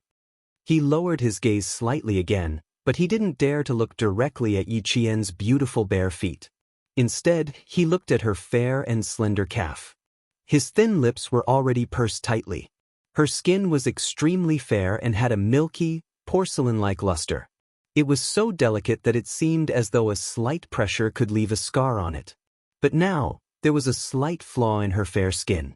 A bruise that was already purplish-black had appeared very conspicuously on her right calf. Xia Jinyuan glanced at it. His gaze froze, and he suddenly bent down. "Don't move." As Yi Qian stepped back, he said coldly, "Let me check if there's any bone damage." Not only was the bruise dark, but it was also very large. He didn't know how this little girl could endure it. His sudden action really stunned Yi Qian. She instinctively took a step back, but in the end, his large hand grabbed her ankle and even ordered her not to move. Although she was only 14 in this lifetime, but in her previous lifetime, she was at least 28. Yi Qian, who had never been in a relationship before and had her first kiss in both lifetimes, was stunned. She had never been held by a man before. Now that Major Xia's large hand had suddenly grabbed her ankle, even though Yi Qian, who had seen through life and death and was indifferent by nature, had a visible flush on her face. She had just taken a hot shower, so her skin was as white and delicate as a peeled egg. That gorgeous flush was like a blooming flower. It was so beautiful that it could take one's breath away. Fortunately, Major Xia's attention was focused on her injury, and he didn't notice anything else. The hand that held Yi Qian's ankle had slender fingers and his palm was burning hot. The skin that he was holding seemed to have a higher temperature, so hot that it made Yi Qian want to run away. No! Yi Qian finally calmed himself down, but he was once again stunned by his next action. He actually knelt down on one knee, his expression focused and serious as he checked his injured calf. Yi Qian's slender, jade-like fingers gently pressed on the wound, starting from the outside, then moving to the middle. Yi Qian was so embarrassed that his whole body was tense. Xia Jinyuan was holding her ankle, so he knew her body's reaction very well. He knelt on one knee and checked her body. Amused, he said, "You're just a child. Why are you so nervous? I'm just checking for you." It would have been better if she hadn't said anything. The moment she did, Yi Qian felt his face burn even more. "There's absolutely no way to do so. Can you just ignore it?" This was the first time a man had held her ankle. She, who had never felt awkward before, really wanted to run away. "If you back off again, I don't mind carrying you to the bed to check." Xia Jinyuan looked up and glanced at her with a smile. A sentence that could cause misunderstandings slowly came out of his thin lips. "Yi Qian. Major Xia, how could you say something like that in front of an adult like me? Are you trying to take liberties with me? Do you understand?" Major Xia didn't understand. At the age of 14, it was as though her soul had been blessed. In 2 years, she had skipped grades from middle school to high school. At the age of 16, she had gotten into the best military school with excellent grades and a grand slam in physical fitness. From then on, she had mingled with men. Throughout the year, she had seen more sows than women. Chapter 92. Major Xia didn't understand. At the age of 14, it was like a blessing to her soul. In 2 years, she had skipped all the grades from junior high to senior high school. At the age of 16, she had gotten into the best military school with excellent results and a grand slam in physical fitness. From then on, she had mingled with men. Throughout the year, she had seen more sows than women. He said it jokingly without a trace of disrespect. It was as if he was casually facing Yi Qian. Yi Qian sighed softly in his heart. Dangerous men really should be kept away from. If he wasn't careful, he would be taken advantage of. She lowered her head and looked down as if she was looking down at him. She could see his clear forehead, and his thick eyelashes that were even thicker than a woman's, and, under his elegant and tall nose, his thin lips that were sometimes sexy and sometimes fierce. When he spoke, his exquisite and elegant features were accompanied by a faint smile. He was so leisurely that it made people reluctant to end the conversation with him. When he held the gun, his gaze was sharp like a sword that could cut through the darkness. His enemies feared him, but as his comrades, they felt safe and trusted him wholeheartedly. After sizing him up for a while, Yi Qian quietly looked away. Dangerous men must not be looked at for too long. The longer he looked at him, the more he felt that he was a rare commodity. He would admire him more and more. "Girl, even if you can tolerate it, you shouldn't tolerate it like this." Xia Jinyuan was pressing his fingers around the bruise. He was already pursing his lips. One look and it was obvious that he was in a bad mood. A large area of soft tissue contusions, and the bleeding under the skin is spreading. "Don't you feel pain? You've been tolerating it until now?" Whether it was his expression or his words, they all expressed his cold displeasure. The middle part is purplish-black and swollen. He pressed his thumb gently and immediately heard Yi Qian's soft gasp from above. He looked up and stared at her with his deep dark eyes. "Go to the hospital for an X-ray. Be careful of fractures." "Fractures? It wasn't that serious." Yi Qian politely refused with a smile. "There are no fractures, but it does hurt a little." "Okay." Major Xia's gaze was so cold that it could scratch her skin. She completely refused. "Don't think about sleeping tonight." She, who had always known how to survive, immediately softened. She didn't want to be forceful and used a different method to reject him. Indeed, if Yi Qian insisted that he was fine, Xia Jinyuan would have carried him to the hospital without another word. Getting up, Junyan was still serious as he looked at the little girl who was so strong that it made people's heart ache. After a long time, he smiled and said, "Go back to the room and wait for me. I'll get the medicinal oil for you to rub." She didn't have parents who could shelter her from the wind and rain. She had to deal with everything by herself. That was probably why she was so strong. Perhaps it was because of the intense fight in the rainy night, but Yi Qian's cerebral cortex was still excited even after he finished applying the medicinal oil. Lying on the bed, Yi Qian closed his eyes and the scene of him fighting with the girl appeared in his mind. That silver thread was indeed a very good weapon for self-defense, but he didn't know where to get one. As he thought about it, he gradually fell asleep. At 7:30 in the morning, they finished their morning run and had breakfast together before driving to the Municipal Public Security Bureau. The car that was dirty last night had been cleaned and there was still a faint mint smell in it. It was Xia Jinyuan's mint smell. "When we get there, you just have to say that you found it. You don't have to say anything else. I'll wait for you outside." Xia Jinyuan didn't forget to remind her again, but he wasn't worried that she would be afraid of anything. This little girl was very brave. Chapter 93. Xia Jinyuan looked at the carefree Yi Jian with a faint smile. She did not have any psychological burden at all. She did not have any psychological burden at all. Indeed, she did not have any psychological burden at all. She did not do anything bad, so why should she be afraid? Before entering the interrogation room, Yi Qian smiled at him and entered the interrogation room with a policewoman and a policewoman. Xia Jinyuan stood outside for about 3 minutes before heading to the bureau chief's office. The bureau chief warmly welcomed Xia Jinyuan and said, "Young Master Xia, please take a seat."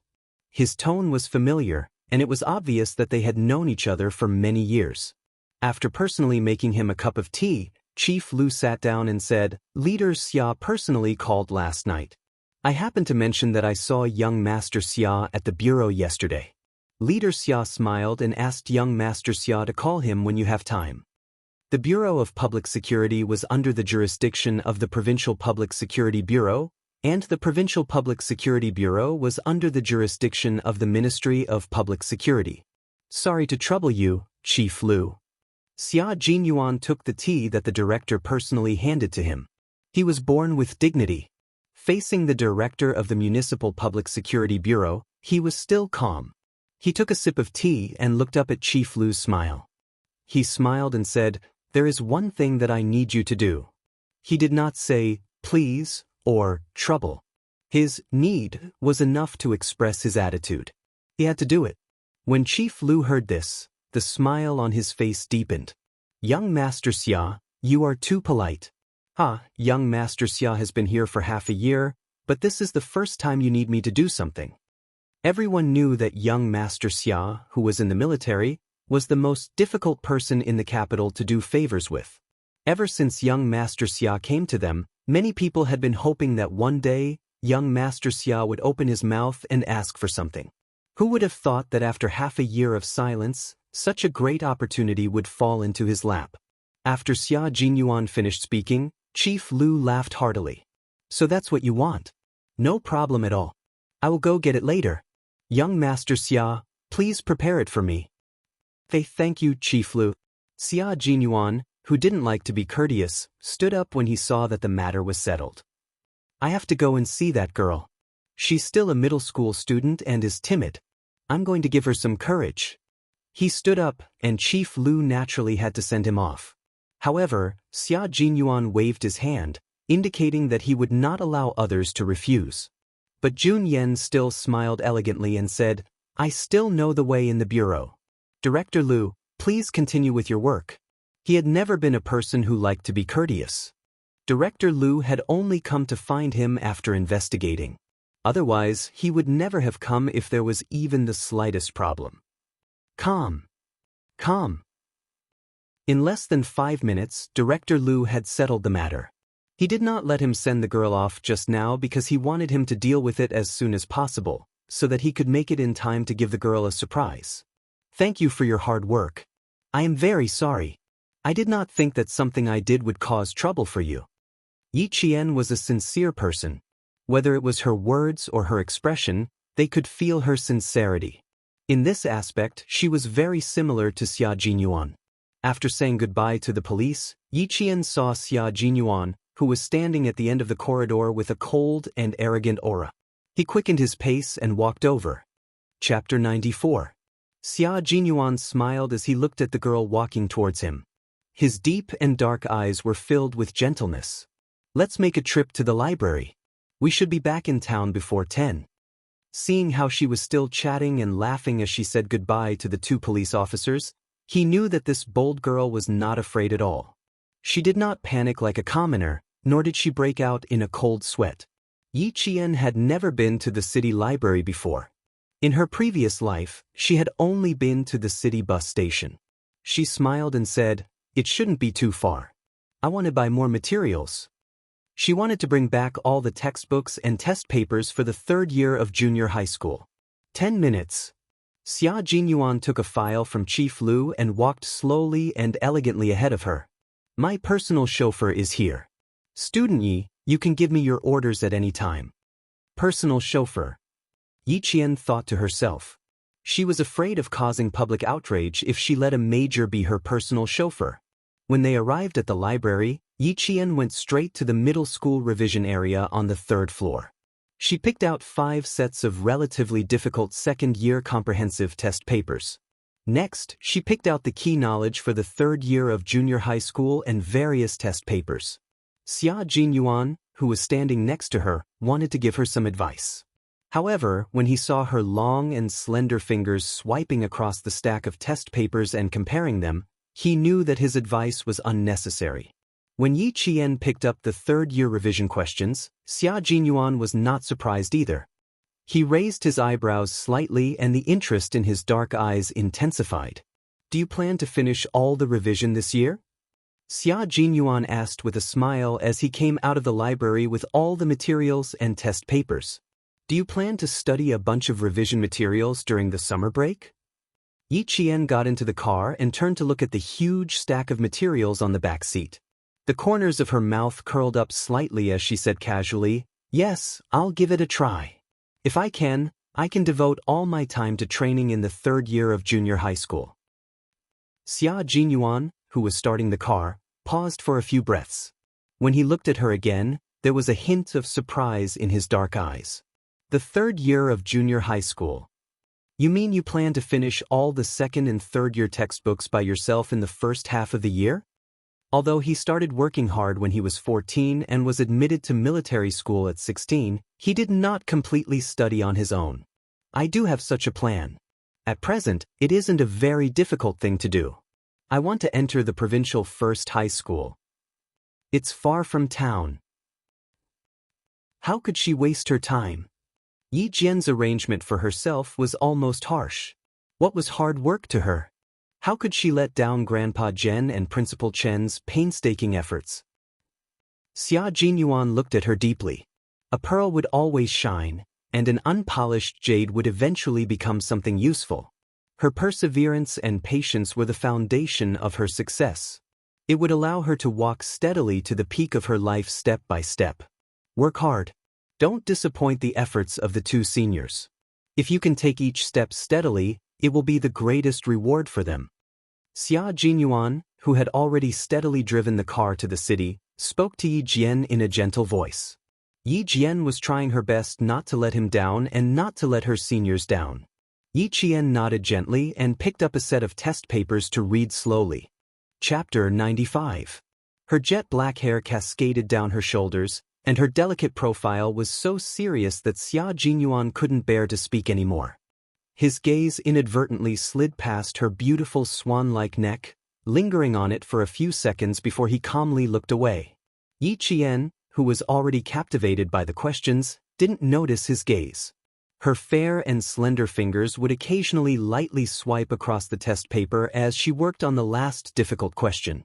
At around 10:20, Xia Jinyuan started to get busy. The communicator in the car would occasionally beep with the sound of someone reporting work. Yi Qian, who had already finished a test paper, saw this and decided to sleep in the back seat before they got on the highway so as not to disturb his work. Xia Jinyuan, who was at work, was calm and deep. His innate noble temperament was reflected in his every word and action, and he was born with the demeanor of a leader. Confidence, calmness, seriousness. Yi Qian learned a lot about the qualities a soldier should have from him. Perhaps because she only slept for 2 to 3 hours last night, Yi Qian felt like she was listening to a lullaby as she listened to Xia Jinyuan's steady and deep voice. She slowly closed her eyes, and didn't even know when she fell asleep.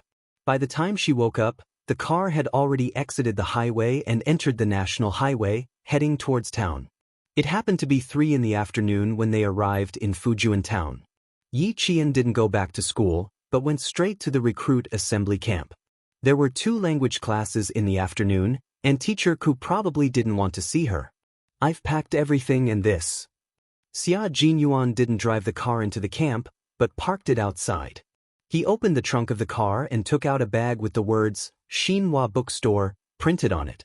Inside the bag were a few military books he bought yesterday. There are 4 books here that you can take a look at. They're all basic military knowledge.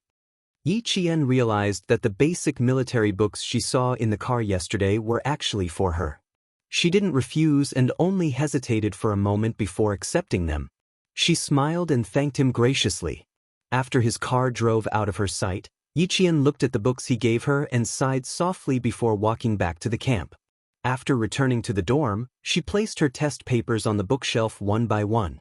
When she was about to organize the 4 books Xia Jinyuan gave her, she opened the bag and saw the file she saw in his hands at the Public Security Bureau.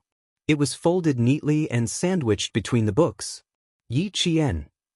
Her name was written forcefully on the portfolio.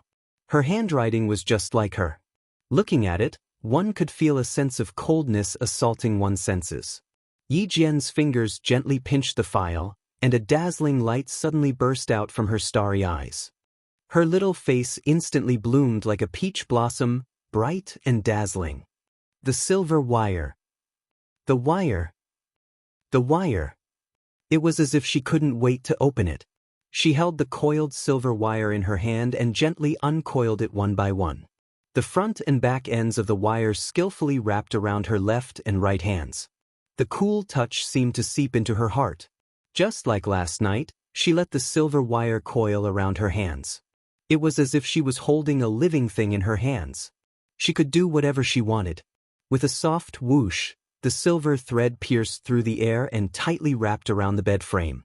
When Yi Jian's bright eyes retracted the silver thread, they were overflowing with splendor and elegance. When they moved, they were like peaches and plums, and when they were still, they were like orchids in an empty valley. He actually gave it to her. He took it out of the Public Security Bureau and gave it to her. Chapter 96. But the surprise only lasted for a moment.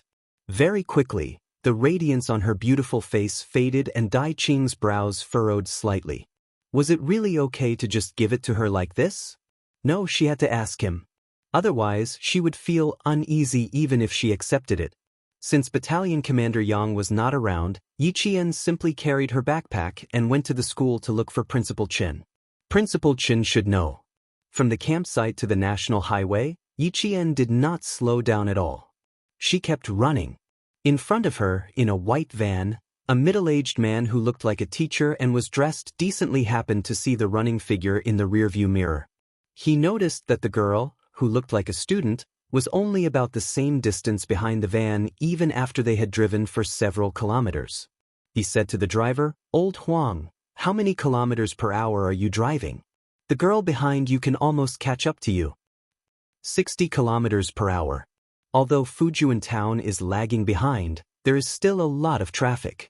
Don't think it's slow. Driver Huang explained with a smile. He could not see the running figure, so he did not understand why the middle-aged man was teasing him. When the middle-aged man heard this, he said to the 2 teachers sitting behind him in surprise, "Quick, look behind you. That girl has already run several kilometers behind the van. The distance is about the same as before. Her endurance is amazing." The 2 teachers with serious expressions pushed open the window and looked behind them. They were also surprised. "She looks like a student." but Fujian Town Middle School is still in class. Student skipping class? A female teacher in her 40s asked, Principal Chow, why don't we stop the van? If she's a student, she can come with us. What do you think? Yi Qian did not expect to be able to hitch a ride after running for so long. After she got into the van, Principal Chow looked at the girl who was only breathing slightly and teased her again. Student, you jumped into the van so boldly. Aren't you afraid that we will take you away? After he asked, the two teachers sitting with Yi Qian looked at her with smiles and waited for her answer with interest. You don't smell like chalk dust, but you have black and red ink on your hands. There is also red ink on your thumb. Let me guess, you should be the principal. Yi Qian said with a smile. His words stunned Principal Chow. You can tell what position it is from this? Of course. When I got on the car, this teacher even smiled politely at you. I can tell that she respects you very much. Why did he say that the middle-aged woman beside him was a teacher? The answer was obvious.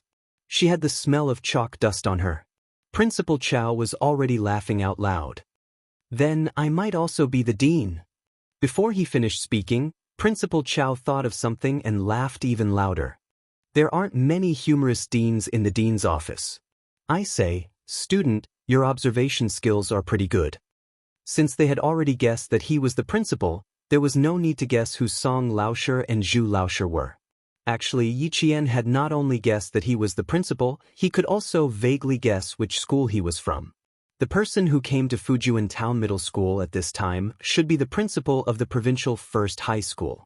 Principal Chen was already waiting at the school gate. When Yi Qian got out of the van, he was shocked. Why did the little girl come with old Chow? The two principals were already exchanging greetings. Yi Qian bowed slightly to the two teachers. It seemed that he would disturb Principal Chen after he was done with his work. He did not go to the classroom. Instead, he went to Jiasen's dormitory and waited for the last class to end. Chapter 97. I just bumped into a student from your school. She's not bad. As soon as he entered the office, Principal Chow mentioned Yi Qian, who he had bumped into in the car. He looked very interested. Her endurance is not bad. Is she a sports special student? He admired Yi Qian. Principal Chen also felt proud. He smiled and said, Yi Qian. Her name is Yi Qian. Old Chow, your taste is still as sharp as ever. He turned around and handed a cup of tea to Principal Chow. Try this. It's a new tea from the mountains. The two principals had known each other for many years, so there was no need for formalities. They were more familiar with each other like old colleagues. It's good tea. It's not any worse than the tea outside. Principal Chow took a sip and smiled at his old colleague who wanted to change the topic. Come, let's continue talking about Yi Qian. Our country has achieved good results in sports competitions in the past 2 years. However, we still have some regrets in track and field, long-distance running, and sprinting. I think Yi Qian is a good seedling in this area. She can definitely develop in this direction. Principal Chow, who was an athlete, had always liked to explore the potential of students in sports in various secondary schools. If he nurtured them well, they would not only bring glory to the school, but also to the country.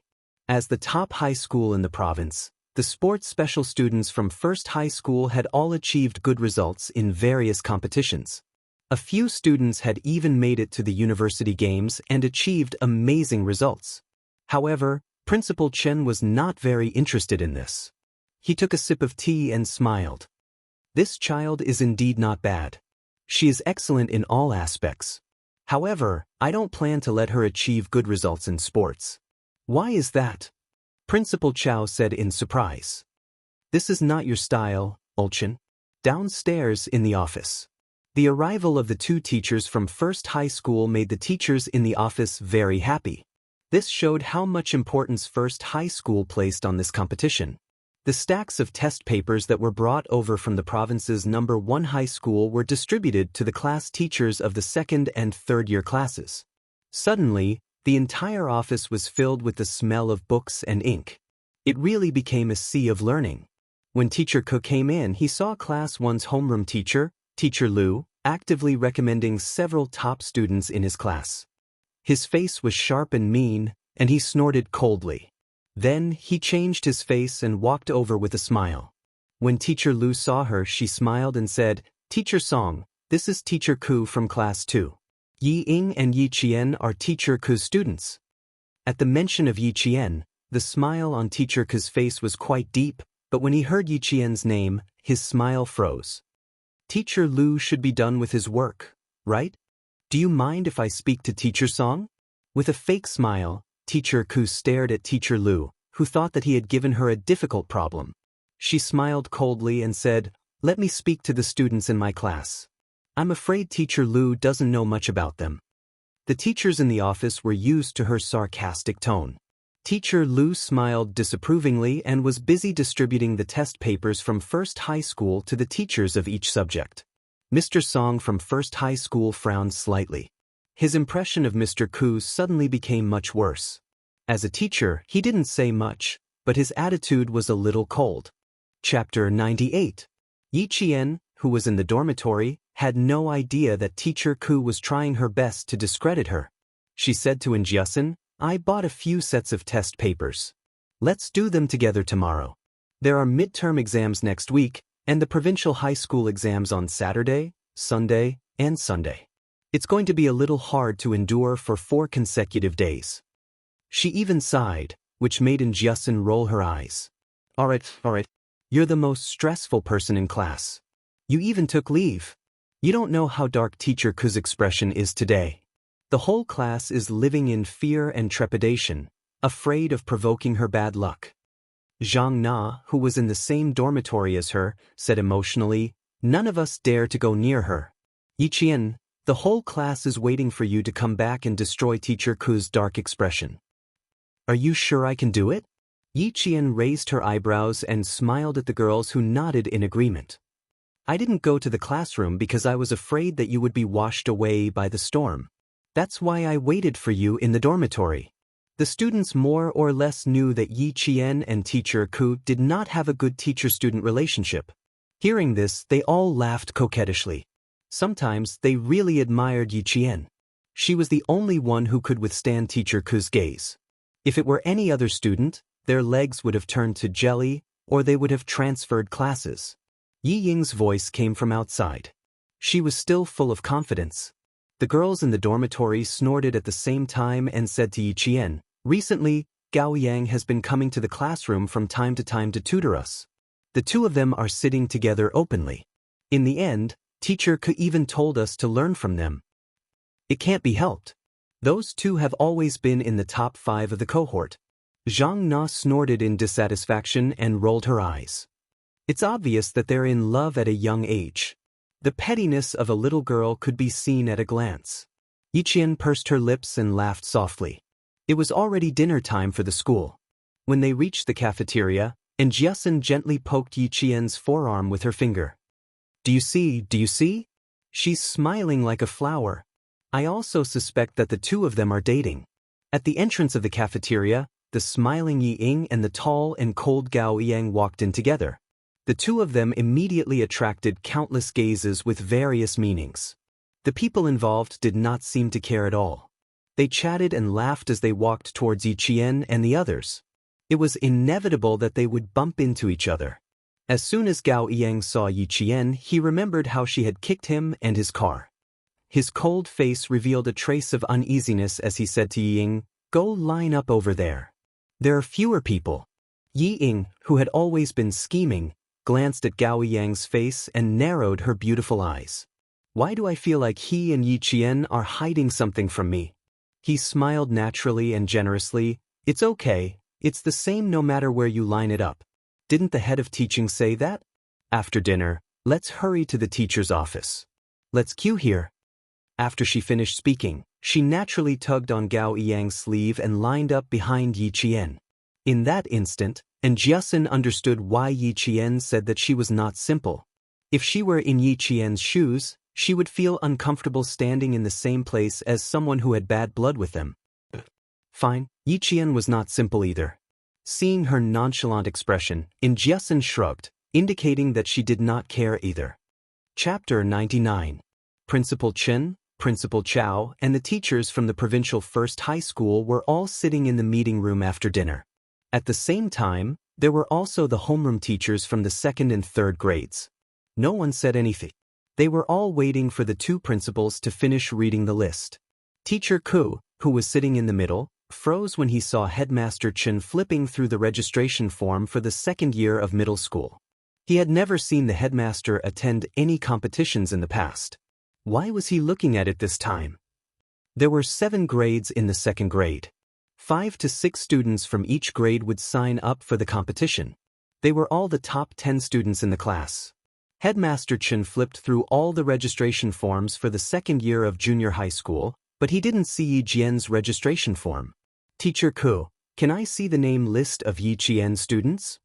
Principal Chen closed the registration form and looked sharply at Teacher Ku, who had repeatedly made things difficult for Yi Jian. He said in a deep voice, Teacher Ku, please hand it over personally. Teacher Ku's face was pale. She stood up quickly. Under the gaze of her colleagues, her face burned painfully. I'm sorry. I forgot to take it. I'll go get it right away. It was as if they were fleeing for their lives. 5 minutes later, Principal Chow held Yi Jian's registration form and said with interest, she's very confident. She signed up for everything. He glanced at Teacher Ku, who had not lifted her head since she came in. He chuckled and said, if she's really an all-rounder, it's not impossible to make an exception and admit her. She doesn't know anything.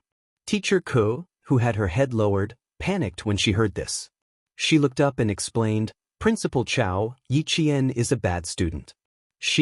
There's no such thing as a top student, and there's no such thing as a bad student.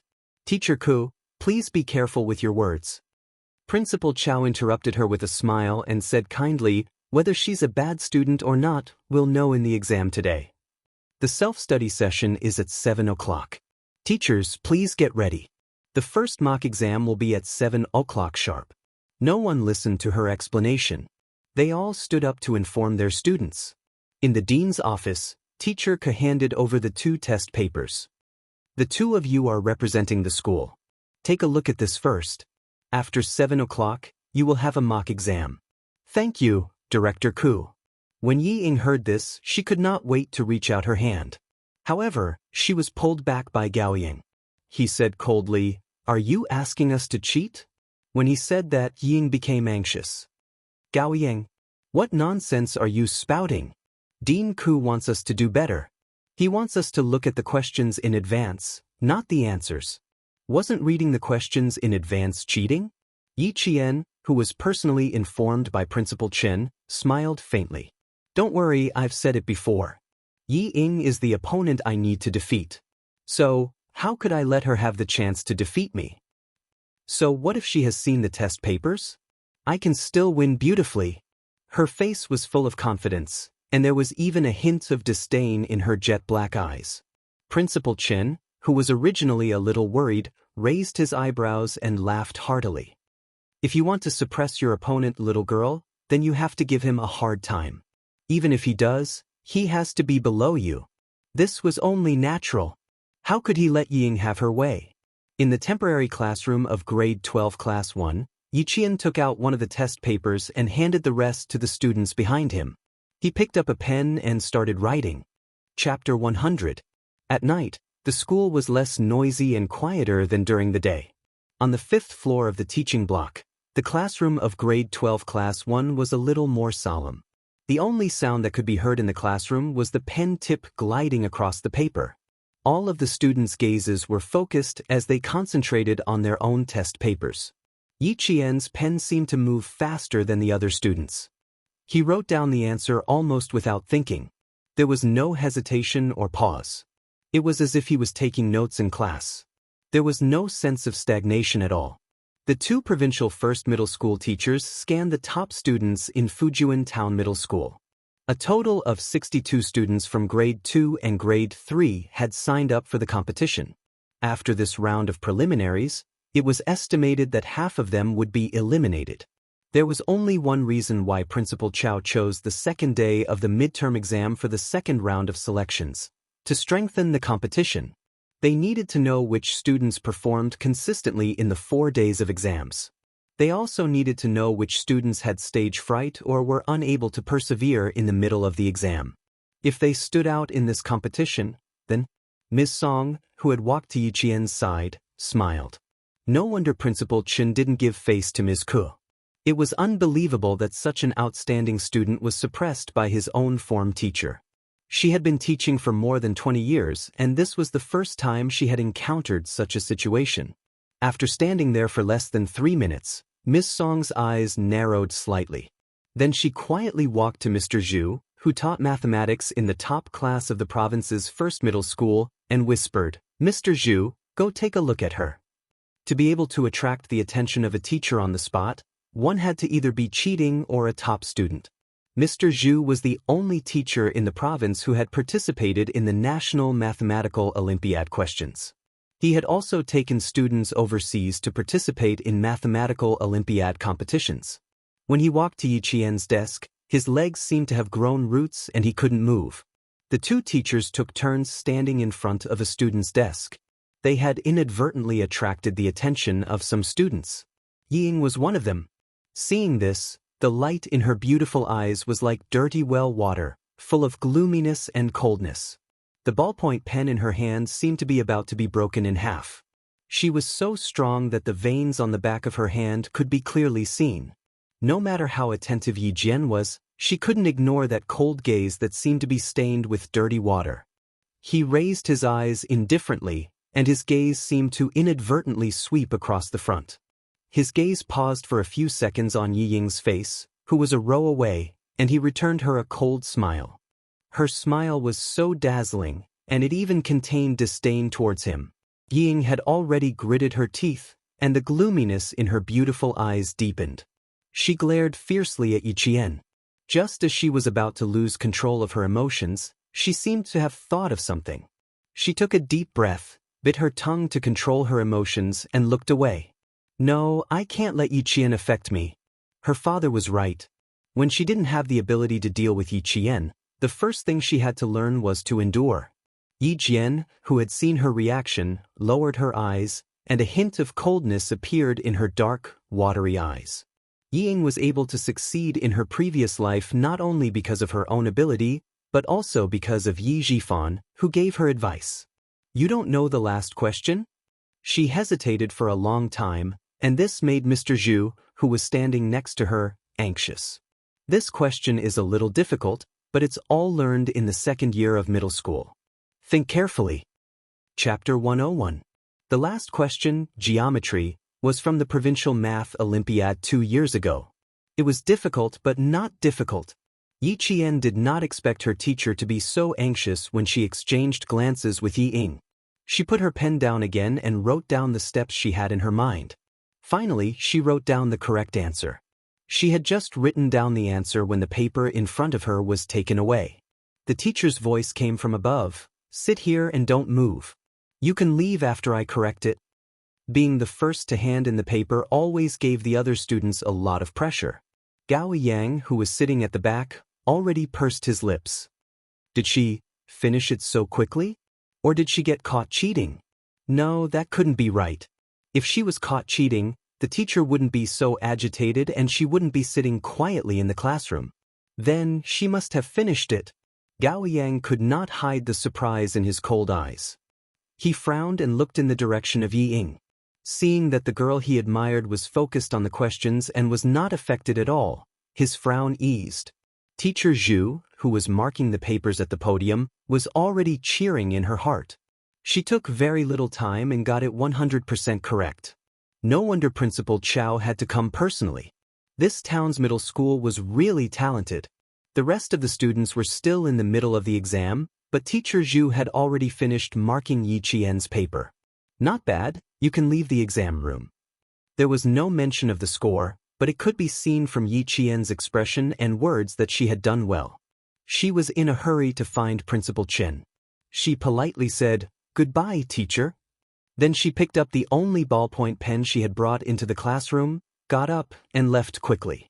Behind her, Yi Qian's footsteps and expression did not change in the slightest, no matter how surprised she was being. Today, She was not just here for the exam. The most important thing had not been done yet. Is this a gift from Captain Xia? In the office, Principal Chen held a long and thin silver wire made of a special material that shimmered coldly under the light. This special material was really rare. Why would he give her a gift without any reason? Why would he give the girl a weapon from the suspect's hands? Not to mention the lass, even this old man wanted to know. Since such a good thing has been given, just accept it. Wouldn't it be a waste of Captain Xia's good intentions if we return it? Principal Chen chuckled and gestured for Yi Qian to reach out and wrap the silver wire around Yi Qian's slender and fair wrist. This is a good thing. Take it since I've given it to you. It was a good treasure. Even if it was a bracelet, it would still be beautiful. Most importantly, it's not against the law. Yi Qian was dumbfounded. He stammered, this isn't power. Ha! Silly girl. Principal Chen saw the unconcealable surprise on her little face and the faint worry in her dark eyes. His laughter grew louder. Girl, this is from Captain Xia. Keep it well. You don't have to worry about anything else. If Principal Chen said he would accept it, then he would definitely accept it. She replied with a smile, then I'll accept it. I'm not afraid of being laughed at, but I really like it. I'm just afraid that if I accept it, it will affect Captain Xia. So I came to ask you for a peace of mind. Clever girl. Principal Chen's laughter became even louder. Little girl, you're right. After laughing, he asked about the exam. Yi Qian arched her eyebrows and smiled faintly. Her eyes were bright and sparkling. Don't worry. I always mean what I say. Chapter 102. What she had said and done, as well as what others had said and done. She remembered all of it. Since Principal Chao was still around, Yi Qian had to complete tonight's training by himself. After bidding farewell to Principal Chen, she jogged out of school and rushed to the recruit camp. Gao Yang, who was pushing his bicycle, saw a slender figure jogging past the yellow lights of the school gate and disappearing into the night without stopping. It was Yi Qian. 2 minutes later, the person he was waiting for. Ying jogged over. Unlike Yi Qian's swift and decisive movements, she was like a flower that needed to be cared for. She had to pause for a moment before continuing. She had a heart problem, so running and strenuous activities were not suitable for her. What kind of person is Yi Qian normally? After Gao Yang, who was sitting on the back seat of the bicycle with Yi Ying, had driven some distance away, the young man's low, hoarse, and slightly puzzled voice could be heard in the cool night breeze. I didn't notice any strong points in her before, but now it seems like she's been hiding it on purpose. He didn't have any other intentions, he was just asking his own question. Yi Ying's expression changed. She gripped his shirt tightly and smiled. I don't know, I've never been on good terms with her. You'll have to ask her yourself to see if she's hiding them. What's going on? Gao Yang had been paying more and more attention to Yi Qian these past few days. Forget it, I'm just asking, he answered indifferently and didn't ask any more questions. She had been kicked, she had been beaten. She had to leave a deeper impression. From Monday to Wednesday, Yi Jian's figure would appear in the classroom of grade 12 class 1 for every exam in the 3 subjects of mathematics, physics, and chemistry. After 3 days, it had caused quite a stir in the entire grade. Bad rumors began to spread around the school. The general idea was, bad students make more trouble. Did you hear that? Bad students make more trouble. Heh, I have to add, ugly people make more trouble. As soon as Yi Qian entered the classroom, he heard He Jimin gloating over his misfortune. He could tell that she was deliberately saying it for him to hear. Tan Wei frowned and tugged at He Jimin's sleeve. Lower your voice. Why should I speak softly? I'm telling the truth. He Jimin, who had finally vented her anger, would not let go of the opportunity to step on Yi Qian. She stood up, raised her chin and said provocatively, if you want to make a fool of yourself, then don't blame the bystanders for talking too much.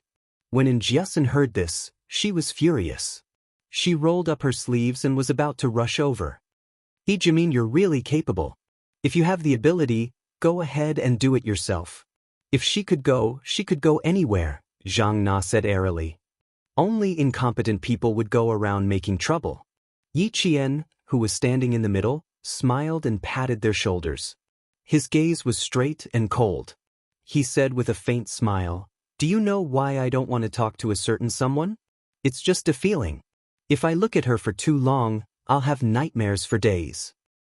It's true that ugly people make more trouble. Others had already bullied him. If he didn't return the favor, how could he?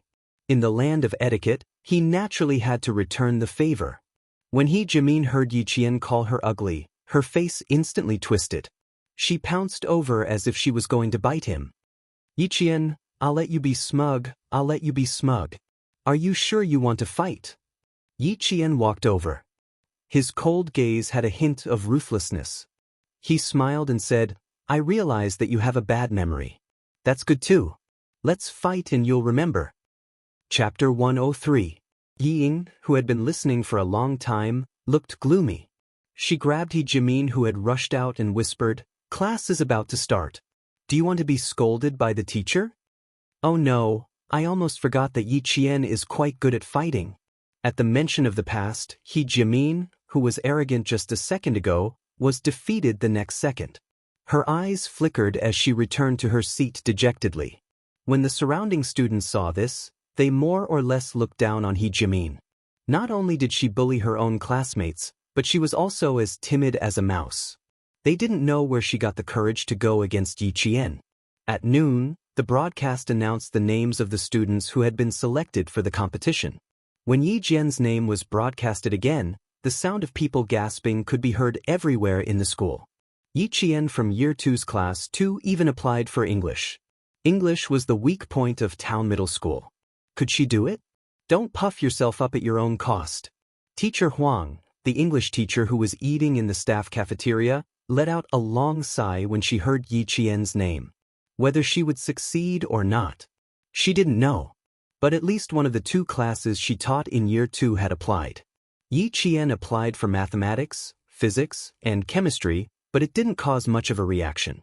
But when they found out that she applied for English, the reaction was huge.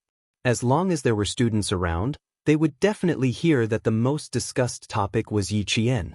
As for the boys, the most discussed topic was Yi Qian's appearance. When it came to Yi Qian's appearance, no one said that she was ugly. "I didn't realize she was pretty before. Now that I look at her, she's getting prettier. Her face is small and her facial features are exquisite. More importantly, have you noticed that she has an indescribable aura about her?"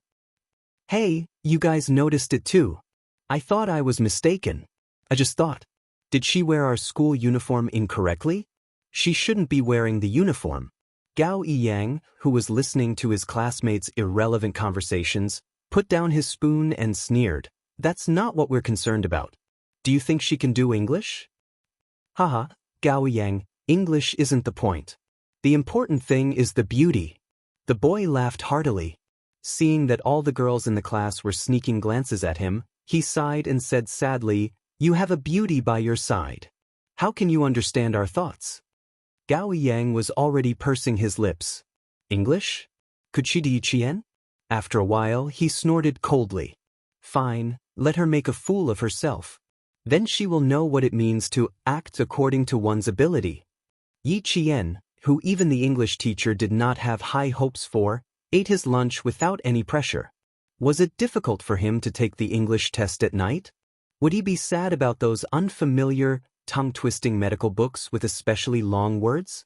As for speaking, she had been a top tour guide for international tours, so speaking wasn't difficult for her.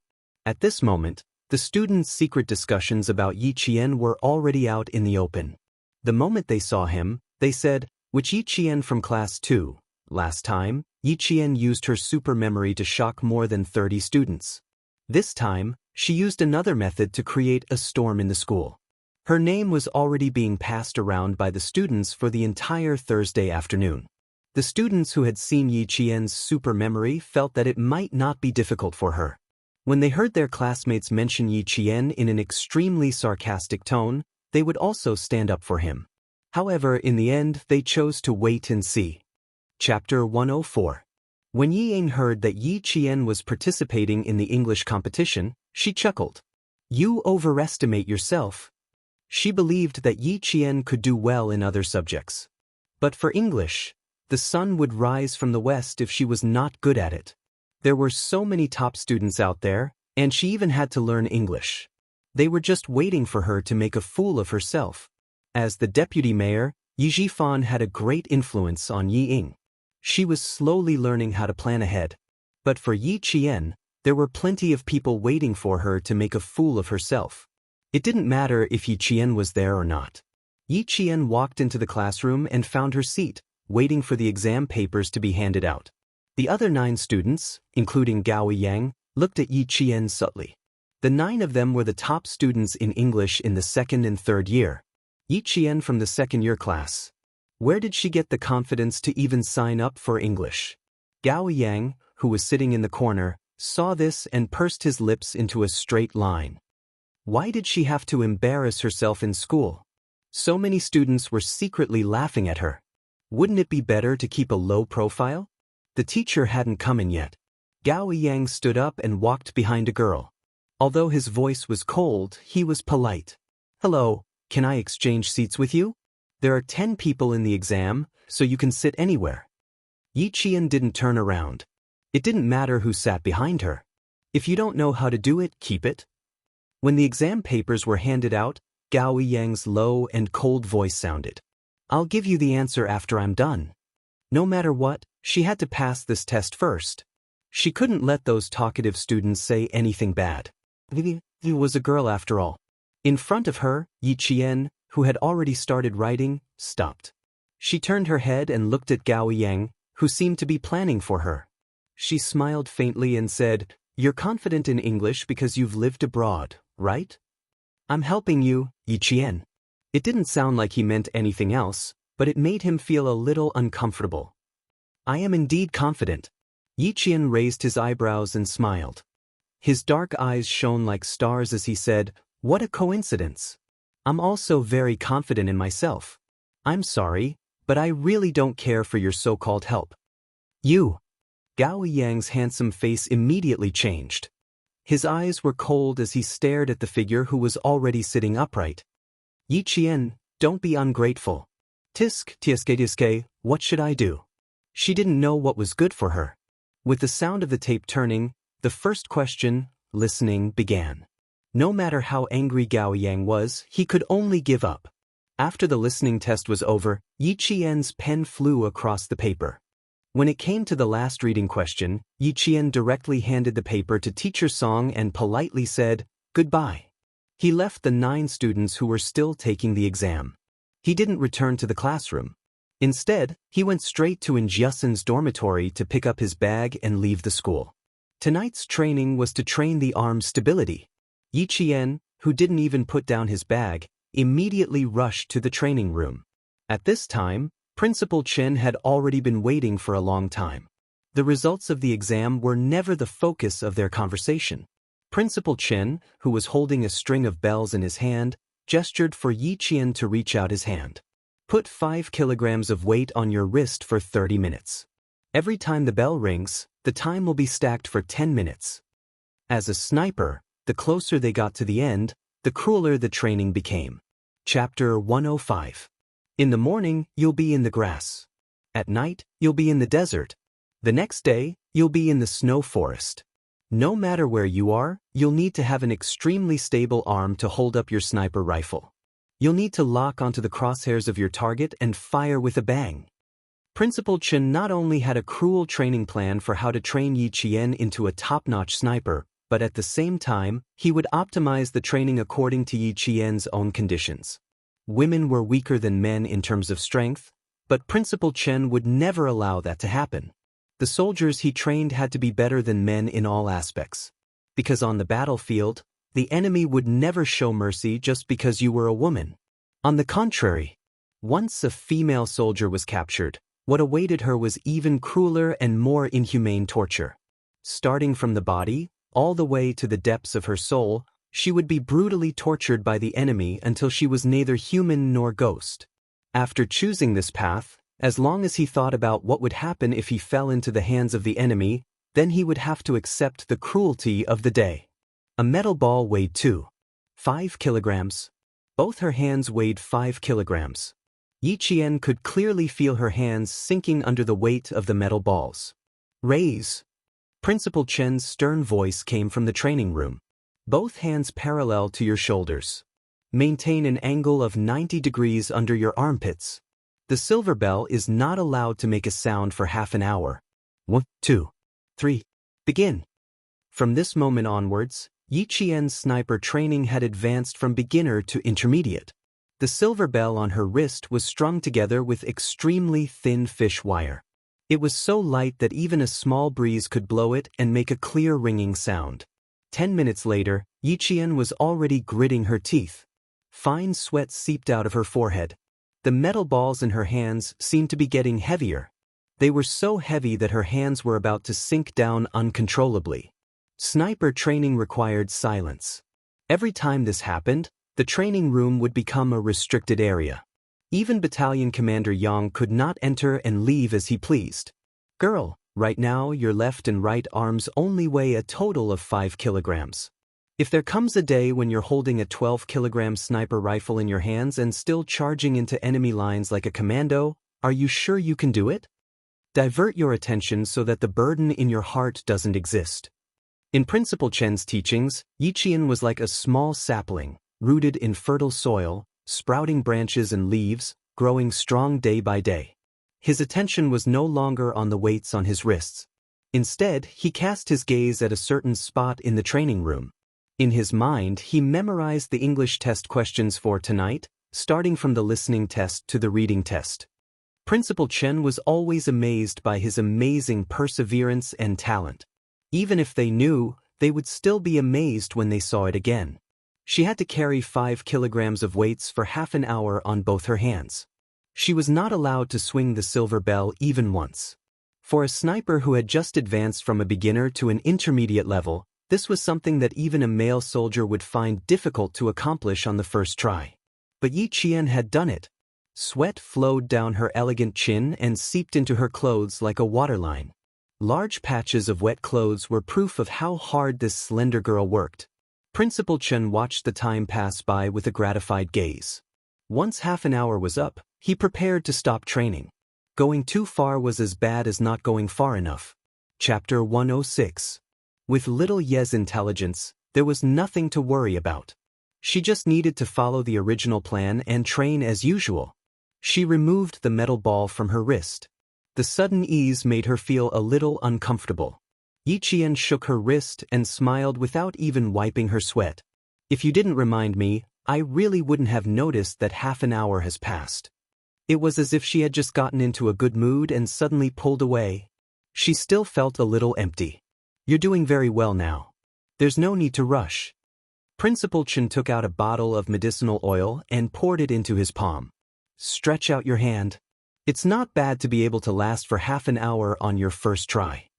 The sudden weight on her wrist might seem fine now, but there would be repercussions later. Using the medicinal oil to promote blood circulation would reduce the repercussions. After the exam on Saturday, I'll go back to the village with you. You must learn from the old man. He's a first-rank sergeant major. You won't be able to learn all his skills in your lifetime. After the training, Principal Chen taught Yi Qian like a father. If you can apply what you learn, you'll benefit from it for a lifetime. Endure 5 kilograms of weight for 3 months. After 3 months, I'll increase the weight. You'll only stop when your hands can carry 20 kilograms. When he was able to walk as if he was flying while holding a 20-kilogram gun in his hand, and was able to lay down immediately to snipe the target, Yi Qian already had the reflexes of a top sniper. Yi Qian had always gritted his teeth and persevered. Hearing this, he smiled and said, 20 kilograms is the end. It's just the end of a phase. If you can continue, right? The medicinal oil was specially supplied by the army. When applied, it burned brightly and the effect was excellent. As long as you can persevere, you can. Principal Chen poured almost half the bottle and rubbed Yi Qian's wrist until it turned red. These 2 hands, I'm afraid you'll suffer a little in the exam tomorrow. The next day, when Yi Qian got out of bed, his hands were so sore that it was difficult to even hold a cup of water. Only then did he understand why Principal Chen said he would suffer a little in the exam. He applied a hot towel and sprayed a spray to relieve muscle soreness. Only then did he feel a little better. You didn't sleep well last night?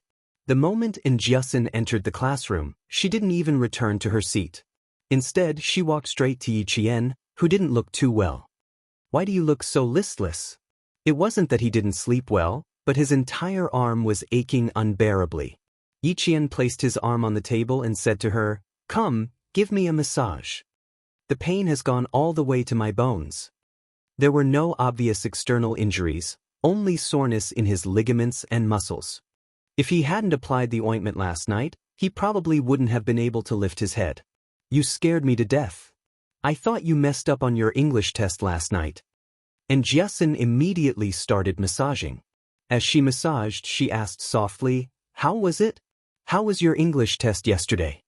Yiqian, who was making comfortable noises with his mouth, curled his lips into a smile. He closed his eyes slightly and replied, "When have I ever disappointed you? Just wait, there will be a surprise for you." Damn. And Jianghu almost jumped out of her seat. You're really something. Are you planning on doing a grand slam? Yiqian raised his eyebrows and replied handsomely, "Why not? Although I don't take gossip to heart, I'm still annoyed by those mosquitoes buzzing around all day long. Shut their mouths and speak with your abilities." Chapter 107.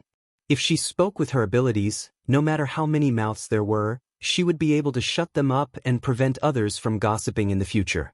But then again, I have to say something.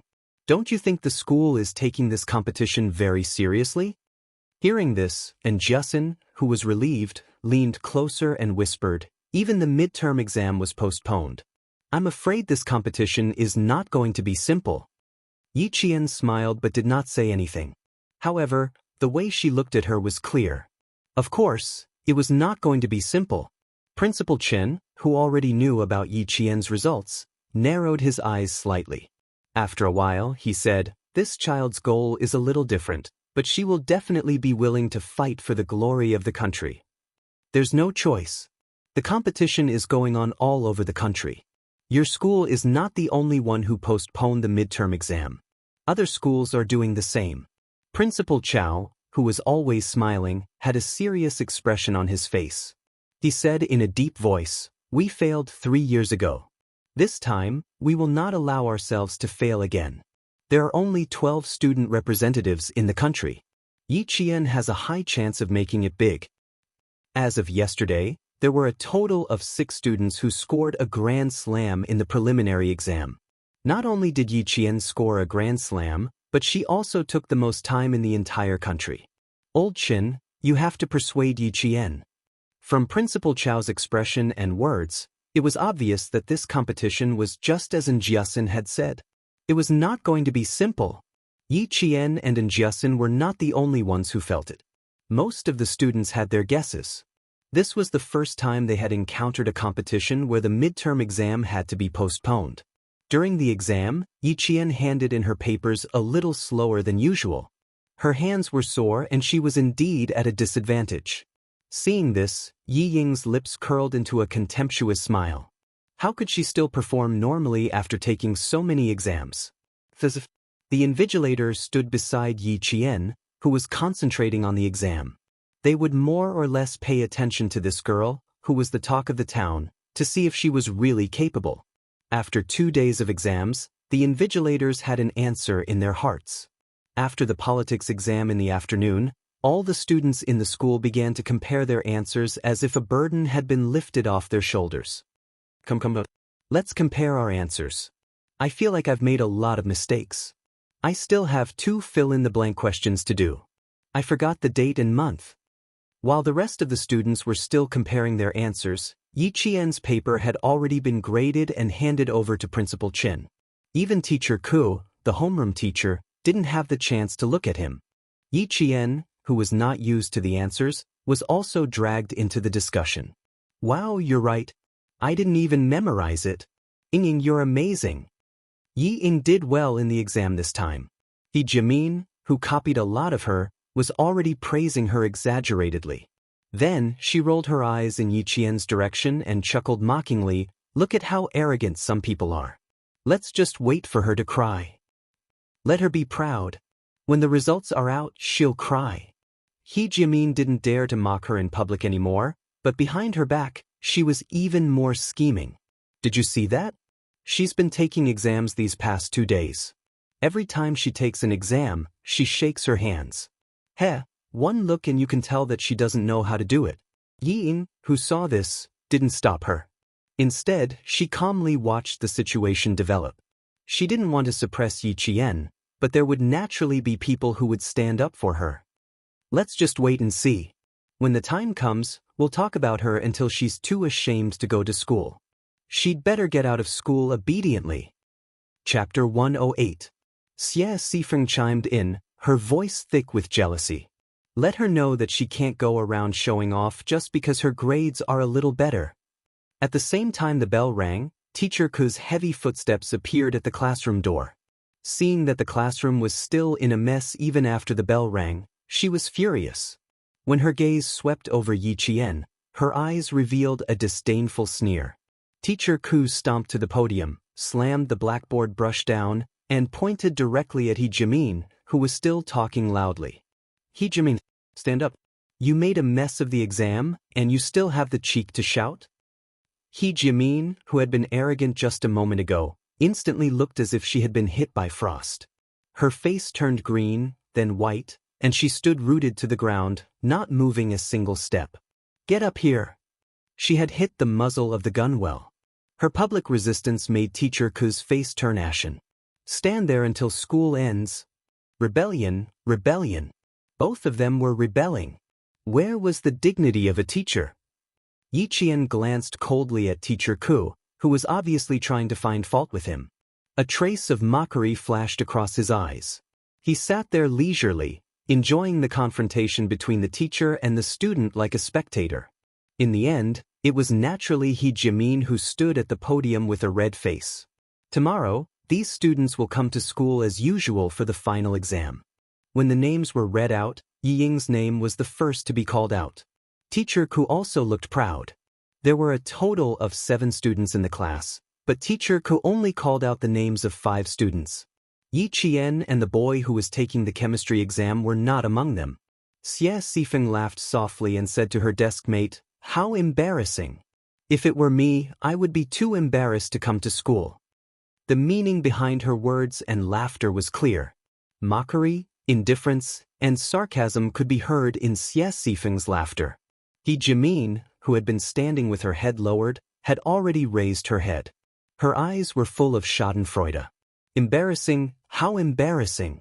Now that the whole school knows, let's see how she can enter the school gates. Ying also lowered her eyebrows and smiled faintly. This is really interesting. This person doesn't know the immensity of heaven and earth. He even wants to learn from others and soar into the sky. I won't let you fall to your death. Yi Qian, who was sitting in his seat, was not affected by the mockery at all. He was calm and collected, and had the demeanor of a gentleman who stood aloof from the world. The night before, Principal Chen had said that he would go back to the village with her on Saturday. He had already told her that she didn't have to take the exam on Sunday. She left the school easily, but in Jiaxin, Zhang Na, and Zhangbin were worried. When Yi Qian came to school on Monday, he was greeted by people pointing at him as he walked. Very good. The whole school knew that she didn't take the exam on Sunday. That meant she had made a fool of herself and failed a single subject. When she entered the classroom, the ones who were worried about her were still her classmates who were on good terms with her. In the classroom, He Jimin and Xie Sifeng's voices were even louder, especially when they saw Yi Qian walk in. Their laughter was as sharp and piercing as the birth of a fairy. Unfortunately, their laughter didn't last long. When Yi Qian's name didn't appear on Saturday, Teacher Ku's expression was a little smug. This time, when she entered the classroom, her face was as black as the bottom of a pot. She started scolding the moment she arrived, and she didn't stop for at least 10 minutes. Yi Qian, who had noticed the classroom door, stood up and said with a faint smile, "Teacher Ku, if you continue scolding like this, Principal Chen will probably get angry." Chapter 109. She was about to lash out at Yi Qian, but when she heard this, she turned her head and saw Principal Chen standing at the door with a cold expression. Teacher Ku was so flustered that her knees went weak. She forced a smile and said, "You're here. You're here for, I didn't come at the right time. Sorry to disturb Teacher Ku's lecture." Principal Chen replied faintly as he walked into the classroom. His intimidating gaze swept across the faces of all the students in Class 2.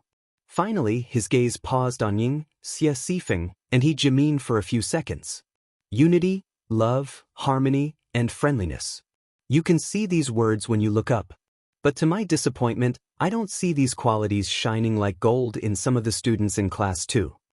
As the principal, he naturally wouldn't mention who it was. However, whoever his gaze lingered on would know in their hearts. Yi Ying's face turned red. She was sensitive enough to know that when Principal Chen mentioned some of the students, she was one of them. "Teacher Ku, you've been scolding them for so long. Some of the students might feel better, but to some of them, you're hurting them." After scolding the students, Principal Chen didn't give Teacher Ku any face at all. "Since Teacher Ku doesn't want to announce the results of Class 2, then I'll do it on your behalf. We'll start from the 10th place. After scolding for so long, I'll let you take a breather." The last sentence made the nervous students laugh out loud.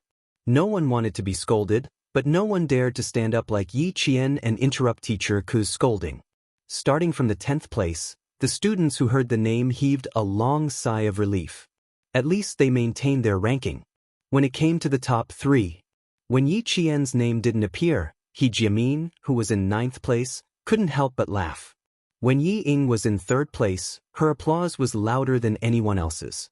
Her hands were red from clapping. But she didn't know that Yi Ying, who had always been in 1st and 2nd place, had already glared daggers at her countless times. Zhou Liao was in 2nd place, and the applause was even louder. Principal Chen didn't continue. Instead, he said to Teacher Ku, "Let Teacher Ku take the 1st place." Didn't she want to say it? Then he would let her do it. Under his cold gaze, Teacher Ku, whose knees were weak, finally said the name she didn't want to say the most. 1st place Yi Qian. Except for the essay, 5 marks were deducted. Full marks for every subject. The noisy classroom quieted down. The mocking laughter turned into gasps, and the mocking gazes turned into disbelief. Shock was written all over their youthful faces. The name of Yi Qian, who had scored full marks in all her classes, exploded in their minds like thunder. Full marks! Full marks! And Jessen was so happy that she screamed. She even lost her composure and rushed out of her seat. She hugged Yi Qian and shouted, "Damn! Hold your head high, hold your head high!" A tidal wave of applause rang out in front of Yi Ying's pale face. It rang out in front of He Jimin, who was so shocked that her eyeballs were about to pop out of their sockets. It rang out in front of Xie Sifeng, who couldn't accept it and was stunned for a long time. When the homeroom teachers of the 2nd year announced the name of the 1st place in the midterm exam, all the strangeness disappeared and was replaced by shock. Yi Qian's results were like a slap to their faces. It made those who had mocked Yi Qian and were waiting for him to make a fool of himself lower their heads in shame. Chapter 110. 1st place in the entire cohort, 76 points higher than 2nd place, 78 points higher than 3rd place, 4th place. 80 points, 5th place. 82 points. Not only did she rank 1st, but she also showed the entire school the gap between the top 5 and the top 1. A gap that was as wide as a chasm, a gap that was difficult to cross. The students who had mocked her this week were so embarrassed that their faces were as red as if they were not wearing pants. They lowered their heads and did not say anything else. Amidst the thunderous applause, Principal Chen raised his hand to signal for the students to quiet down. When the classroom was so quiet that only the sound of shallow breathing could be heard, he continued with a smile. As for why Yi Qian did not participate in the provincial competition, it was not because she did not do well. It was because she did not need to take the exam again. After the exam, Yi Qian will go to the provincial high school for half a month of intensive closed-door training. Once she stands out, she will represent our country in the middle of July to participate in the World Mathematical Olympiad. If the results of 1st place in the cohort shocked the students, then representing the country in the World Mathematical Olympiad was like a sudden clap of thunder exploding the students until they were collectively stunned. I'll go, I'll go. I'll go. And Jessin, who was so shocked that her eyeballs froze, murmured to herself. Then, she abruptly dug her ears, stood up stupidly and asked Headmaster Chen, "Headmaster, the mathematical Olympiad you're talking about, is it the mathematical Olympiad that the top universities in the world are eyeing as long as you participate in it and don't get a ranking?" As a math enthusiast, and Jessin had some understanding of this. Principal Chen, whose gaze fell on her, nodded approvingly. This student seems to have understood it. That's right, it's the Olympiad that you know. The World Mathematical Olympiad is held once every 3 years, and all the participants are the top students in each country. As for Yi Qian, as long as she passes the national selection, she will be able to represent the country in battle. This time, there was no applause, only shock. In the 2 school buildings, there were a total of 20 middle and intermediate classes. All the students were shocked by the news that their teacher had just announced. Represent the country in battle. Who would have thought of this? No one would have thought of this. Some students didn't even know there was such a competition. Yi Qian didn't even think about it. Compared to her classmates' shock, she frowned slightly and her expression became indifferent. His expression was calm, but his heart was a little anxious. If it weren't for the fact that they were still in class, she would have walked over and asked for an explanation. Training, what about her training? Wouldn't they fall behind? That's right, Yi Qian was considering her 4-year training plan, not the World Mathematical Olympiad. As the homeroom teacher, Teacher Ke looked at Principal Chen in disbelief. She looked at the principal and then at Yi Qian. Could it be that she already knew? Thinking of this possibility, Teacher Ke felt a sharp pain in his heart. Even Teacher Ke was like this, let alone Yi Ying. Her beautiful eyes were so shocked that her eyeballs were about to fall out. The expression on her small face was so twisted that it looked ferocious. Go abroad and participate in the World Olympiad. What right did she have? What right did she have? Just because he got first place in the midterm exam? Just because he solved the questions in the provincial first school, he thought he could represent the country in the competition? Headmaster Chen, you're being too biased. Do you think the World Olympiad is a game? Chapter 111. Jealousy grew like wild grass. Even though Yi Ying's head was lowered and no one could see the expression on her face, the gloominess she exuded was like a swamp full of animal carcasses, dark and cold. It made one's hair stand on end. Tan Wei, who was sitting to her right, subconsciously turned to look at her. Before he could speak, he was frightened by the expression on her face and his eyelids twitched. Tan Wei's heart sank. Unlike Xie Sifeng and He Jimin, who always followed Yi Ying's lead, Tan Wei quietly looked away. This Yi Ying was so unfamiliar that she felt terrified. Principal Chen. Teacher Ke suppressed the panic in her heart. She didn't care that they were in front of the students and asked, "Is this decision yours, or, the decision is in the province's number 1 middle school? It's up to the students' grades, not up to me." Principal Chen glanced at Teacher Ke indifferently, blocking all her questions. Of course, don't be happy too early. Whether or not you can go abroad for the competition, you still have to go through 2 rounds of screening before you can truly enter the closed-door intensive training. The noisy classroom fell into a brief silence. It turned out that they still had to go through 2 rounds of screening before they had a chance. It was so difficult. They didn't know if Yi Qian would succeed. But whether or not he succeeded, Yi Qian skipped the first round of screening, which meant that he was strong enough. Thinking of this, they secretly looked at Yi Qian with a hint of awe. Before I leave, I have one more thing to say to the students of Class 2. Headmaster Chen's eyes, which were as vast as the sea, looked at the young faces and said meaningfully, "I still stand by my words. Results don't mean anything. Character is what separates nobility and lowliness.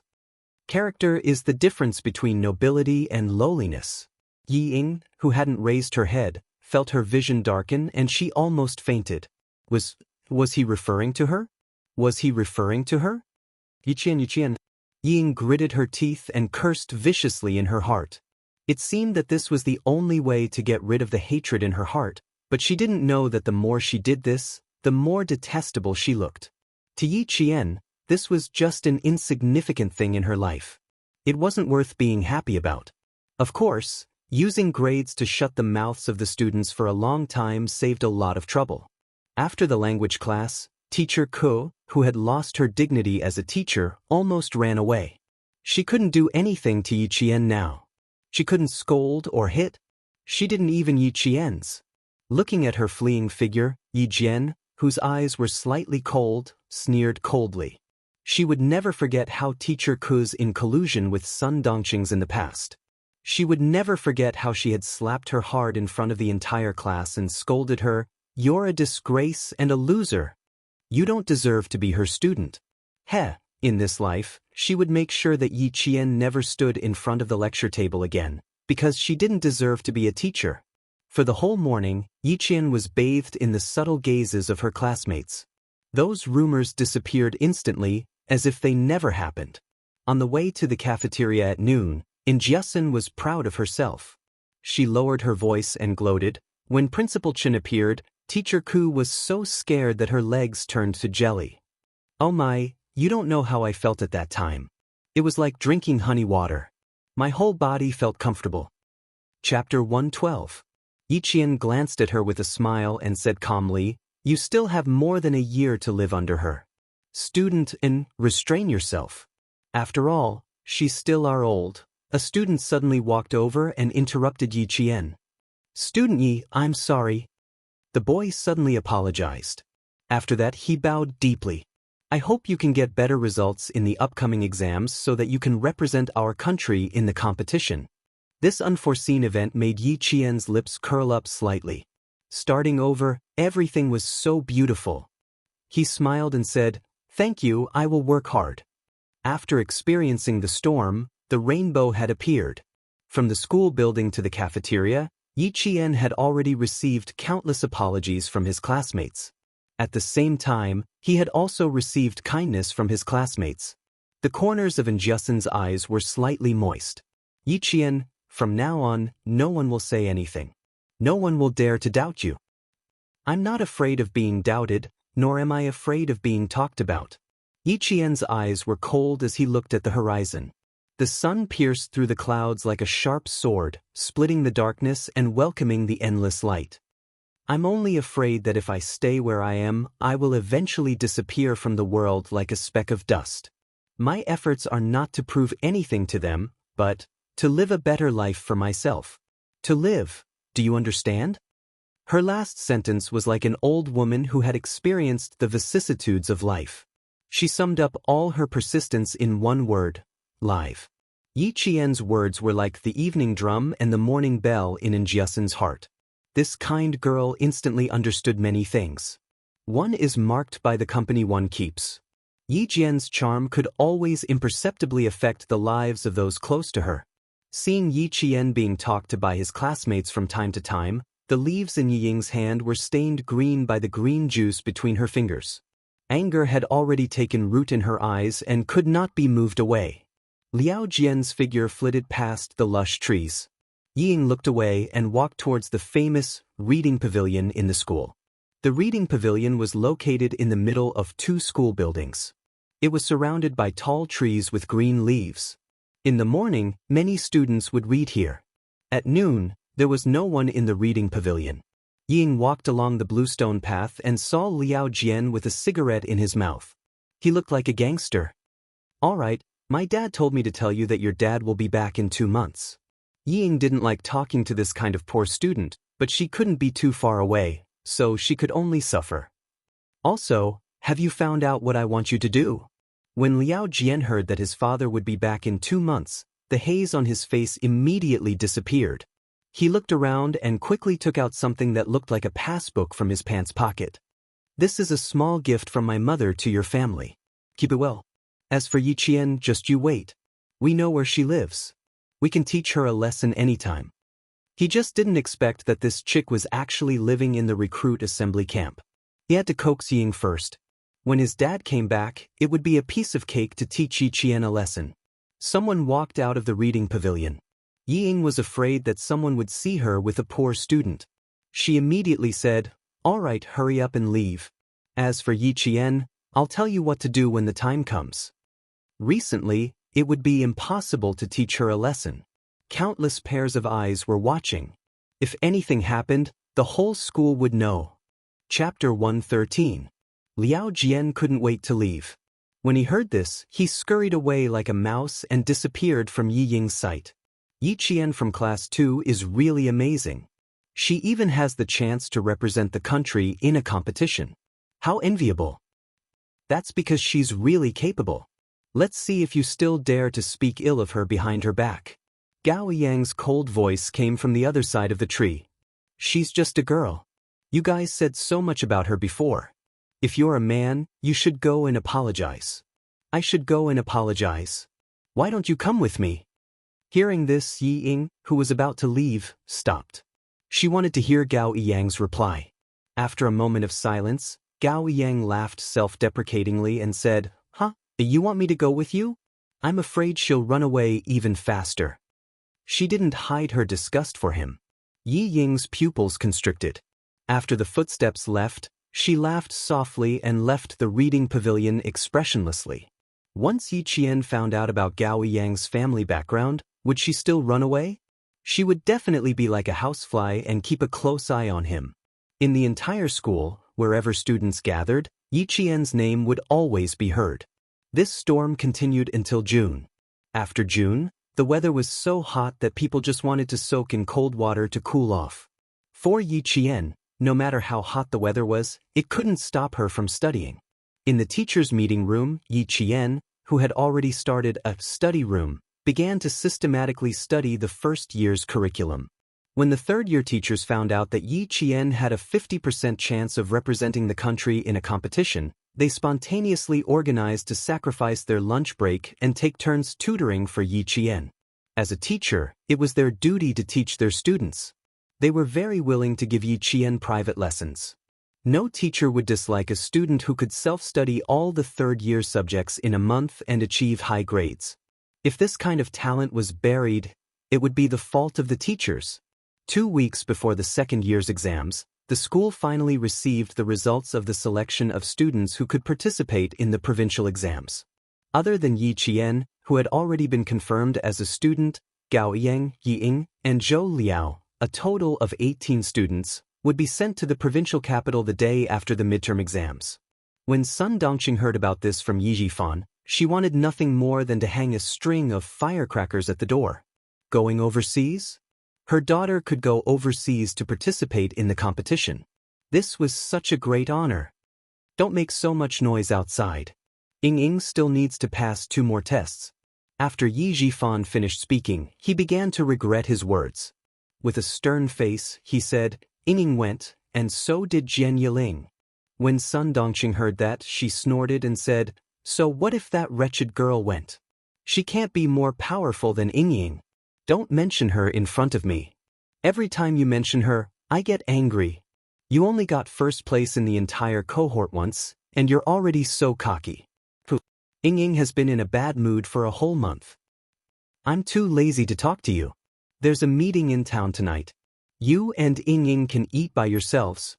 Yi Jifan, who had just returned, picked up his briefcase and walked out of the house. He didn't want to stay with his wife for even a minute longer. Sun Dongqing stared at her husband's back. After a while, a cold smile appeared in her eyes. She turned around and went back to the kitchen to make dinner for Yi Ying. Today was Friday. After school, all the boarding students would go home. When Yi Qian walked out of the school gate, he didn't walk in the direction of town. Instead, he walked in the opposite direction. Along the way, there were students returning home after school. They were all wearing the same school uniform. From afar, it was impossible to tell who was who. Yi Qian walked about 200 meters before he stopped. Someone was following him. Chapter 114. Fuck, why is she going up the mountain? A youth wearing a tank top, flowery shorts, and flip-flops was chewing gum. He stared at the girl who didn't want to walk on the main road and insisted on going up the mountain. Going up the mountain to go home? The blonde youth with the word, Dao, tattooed on his arm looked at his companion. Do you still want to follow? The youth in the tank top looked down at the flip-flops on his feet. Fuck, let's go in and take a look. If there's anything good, come back and tell Brother Liao.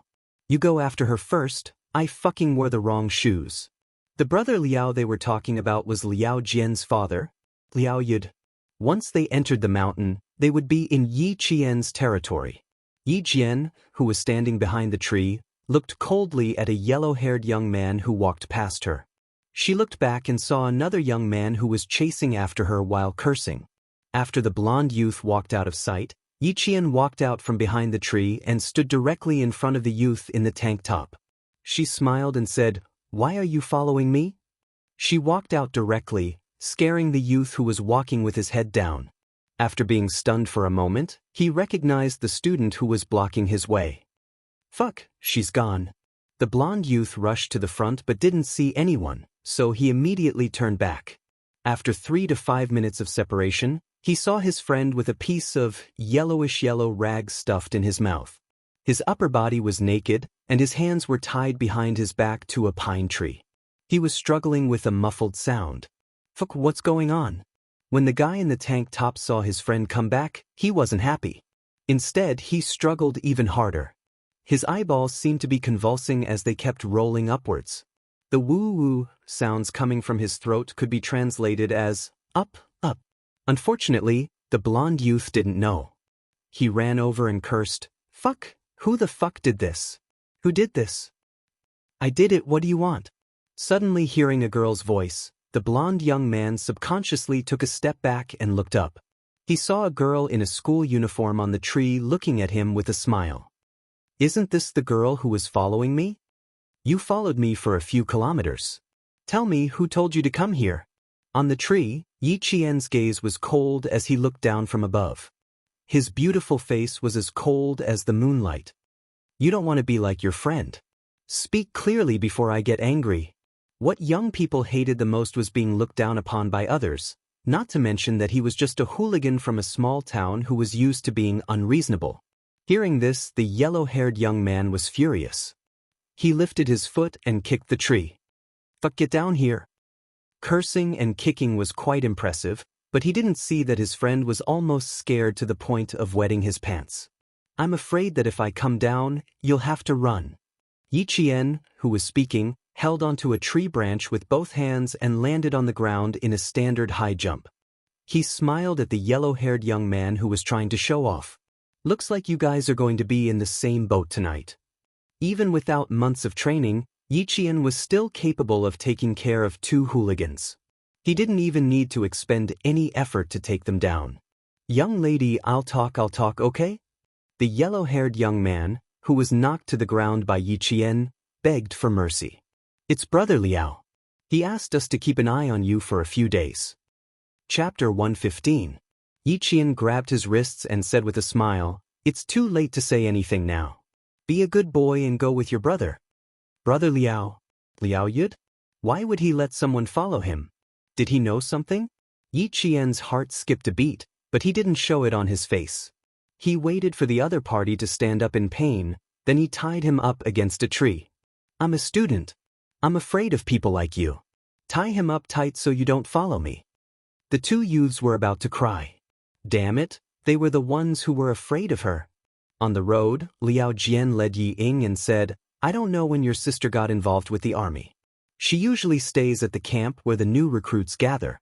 She even takes their car back to the village on Fridays." Liao Jian, who was in the group of students, said with a fierce look, "How do you want to deal with her? I'm afraid it'll be a little difficult."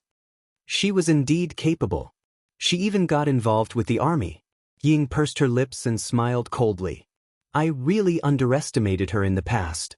She walked a few steps and looked at the road that wound into the mountains. She frowned.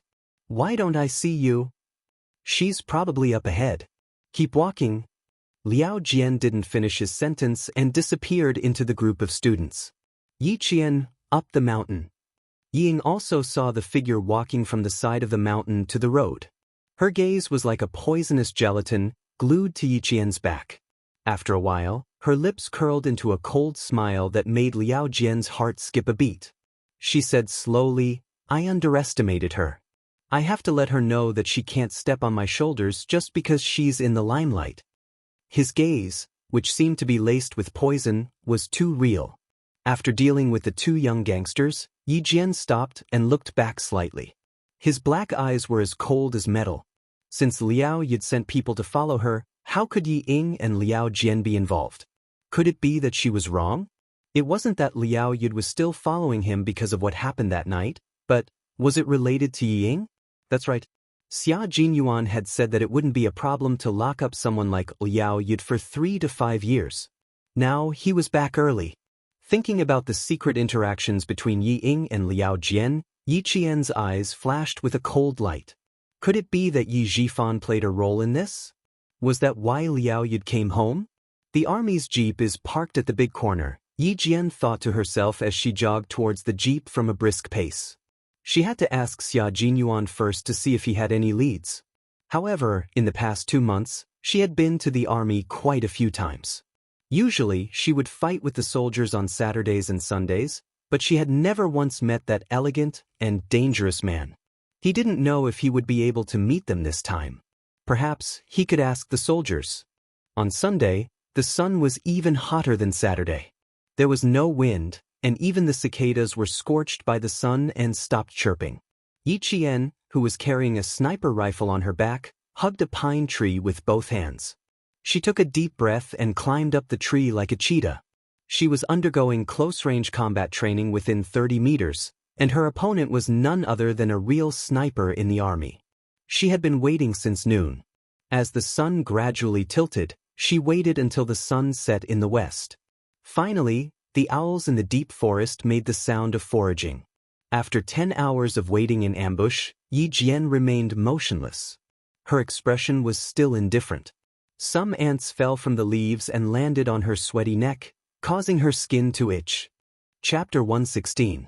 Yi Qian did not move and allowed the ants to crawl up his neck and into his hair. The target would appear in this area. Now, it was a standoff between snipers. It was a contest of patience, perseverance, and who could shoot faster. The starry sky was beautiful tonight. The bright stars hung in the sky, and the boundless beauty made the soldiers resting in the small open space reluctant to look away. "Captain Xia, how much longer do you plan to sleep?" A soldier with an assault rifle on his back asked Xia Jinyuan, who was sleeping on a rope. "It's been 10 hours. Don't let the little girl wait for too long." "Little girl?" Under the starry sky, Xia Jinyuan lazily blinked his eyes and said with a faint smile, "Little girl? Do you think the person who killed 5 soldiers in one day is a little girl?" 5 soldiers. I think it's too little to let them clean the toilets for a month. Sigh, this was a headache. Old Man Zhen and Uncle Chen had taught this little girl. Now, as long as she returned to the army, she would be trained by the soldiers in the unit. From the regiment commander to the political commissar to the battalion commander and squad leader, everyone was a little scared. That little girl. She was as cunning as a fox. She was so smart that they had to plan carefully if they wanted to catch her. Xia Jinyuan, who had been away on business for 2 months, came back last night and learned about this. He originally had 2 days of rest, so he came out with the soldiers today. He hadn't seen that bold girl for 2 months. He wanted to see how much she had improved. Xia Jinyuan, whose face was heavily painted, held a sniper rifle in his arms. His eyes were cold and sharp like an eagle's. He flipped down from the rope and made a gesture. A total of 5 soldiers gathered in a circle. 11 hours later, the bushes began to shake. Yi Qian opened the night vision scope and put his eyes on it. A figure swept through the bushes and disappeared in an instant. Yi Qian, whose finger was already on the trigger, paused for a moment and gently moved his eyes away from the scope. He was teasing her. No movement? Is there a mistake with the target? Let's wait and see what's going on with Captain Xia. 2 figures flitted through the bushes and hid close to the tree. They whispered to each other in the darkness, "Cross interference, try again." In order to lure out the sniper, the crosshair interference would be carried out at the same time. Using a tree branch to prop up the helmet, he then used a thin fishing line to wrap around the tree branch. As he released the line, he quietly began to interfere with the grass and trees. The shrubs shook again, but Yi Qian put away his sniper rifle and continued to stand in his original position on the tree, motionless like a statue. She only had one goal, which was to find the sniper in the troop. The rest of the soldiers were not her target. Through the night vision goggles, The whole world was green. Not only were there moths and mosquitoes in the forest in June, but there were also poisonous snakes, rats, and ants. A colorful venomous snake that was only as thick as a little finger slithered through the leaves and quietly hid in the bushes. Xia Jinyuan carefully stepped over it. With a sniper rifle in his hand, he carried a cold and bloodthirsty aura. He appeared in the forest like a beast foraging for food at night. Captain Xia, the target was not found. Team A's voice came from the earpiece. Team B and Team C's voices came one after another. Neither of them had found the target. Xia Jinyuan, who had already passed Yi Qian's position, ordered lazily before hanging up. Go back and wash the training uniforms of the two squads for 2 weeks. Chapter 117. The 6 soldiers almost burst into tears. Last night, when they came back, they punished their comrades from Class 5 to clean the toilets. Today, when they came back, they punished Class 2 to wash their training uniforms. They might as well have run 10 laps around the field. It was 9 o'clock in the evening. It had been 13 hours since the ambush began. Finally, about 400 meters away, the leaves rustled softly.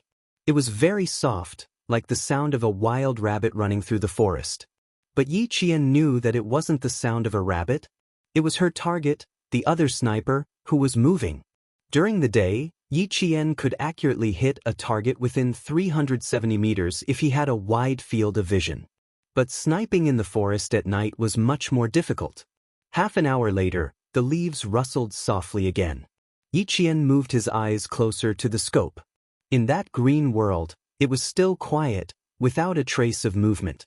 Xia Jinyuan, who was hiding behind a tree, gently pulled back his camouflage helmet. A gunshot came from his 4 o'clock and hit his camouflage helmet.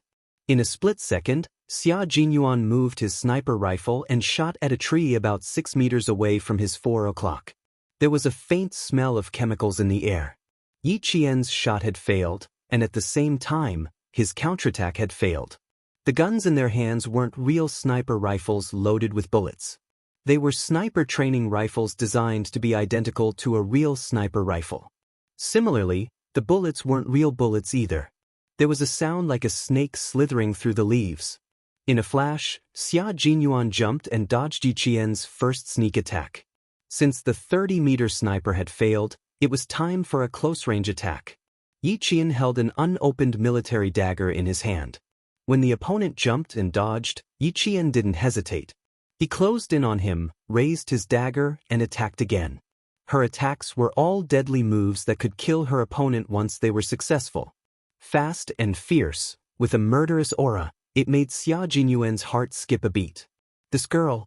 The energy in his body was as if he had killed countless enemies. There was a faint bloodthirsty aura around him. Yi Qian, who was less than 1.6 meters tall, was up against Xia Jinyuan, who was 1.86 meters tall. She played to her strengths and avoided her weaknesses. She was as nimble as a sly fox, and when Xia Jinyuan attacked her with his bare hands, she was forced into a situation where she couldn't retreat.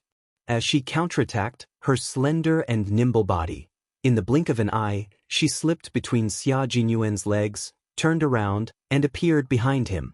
What an agile girl! Even this was avoided by her. However, Xia Jinyuan smirked and turned around. His tall and straight body transformed into a beast pouncing on its prey as he reached for Yi Qian's throat with one hand. This was an extremely satisfying fight. Yi Qian's fighting spirit was completely aroused. She stepped on a tree trunk with one foot and let out a soft cry. Her body instantly soared into the air, and she grabbed onto the thick branches hanging from the tree trunk. Her slender body seemed to have transformed into a bird in the forest, but her legs were sharp and fierce as she kicked straight at Xia Jinyuan's chest. Bang! Bang! Xia Jinyuan, who had kicked his chest twice, raised his eyebrows and dodged for the 3rd time. His lightning-fast hands were like iron pliers as he grabbed onto Yi Qian's slender ankles. Then, with a forceful pull, Yi Qian was pulled down along with the vines. Then, with a twist, Yi Qian was pinned under a thick layer of withered leaves. He purposely chose the ground so that Yi Qian, whose chest was on the ground, would fall on the thick layer of withered leaves to reduce the pain caused by the impact. Chapter 118. Little girl, you're the first person to kick me twice in the chest in recent years. Xia Jinyuan chuckled softly. His clear voice broke the atmosphere of the fight. You're very strong too. I'm afraid there will be 2 bruised footprints tomorrow. During the fight, Yi Qian felt like Xia Jinyuan. However, he thought that it was unlikely that Xia Jinyuan would practice with him, so even if he had doubts, he didn't say anything. When he heard Xia Jinyuan's voice, he let out a long sigh. Captain Xia, are you trying to bully me? It's a waste for an all-round soldier to fight me. She was still struggling, trying to escape from under his body.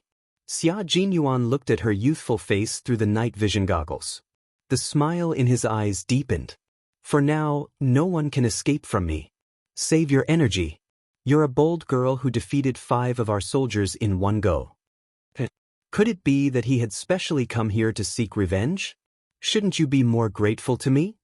The feeling of being pinned down in the dead leaves was not an ordinary kind of uncomfortable, especially when his iron arms were holding her hands. He was so strong that if she moved a little, he would tighten his grip. Look at this little fox. She really knows how to talk. She hit the nail on the head. They were indeed thanking her. That was why the 5 soldiers had to clean the toilets every day to reflect on themselves. Xia Jinyuan raised his eyebrows and smiled. Indeed, we have to thank you. That's why I came here personally. Do you admit defeat? Even though he felt that he had an unfair advantage, he found it interesting when he saw the bright and beautiful expression on the little girl's face. Admit defeat? Why not admit defeat? Yi Qian didn't struggle and sighed. I admit defeat. Of course I admit defeat. It doesn't matter if you're an all-round soldier or not. I didn't win against you. This is the difference between our abilities. Every time she met him, she would see the difference between them. The little girl had always been able to accept her shortcomings and didn't avoid them. He admired this very much. The difference between our abilities is a few years of training. It's the difference between an underage girl and an adult man. But little girl, you can kick me twice in less than half a year. That's enough to make the soldiers in the army blush with shame. There are a lot of ants in the dead leaves. Get up first. Xia Jinyuan loosened his grip and pulled her up from the dead leaves. Yi Qian, who was about to get up, suddenly chuckled and launched another sneak attack.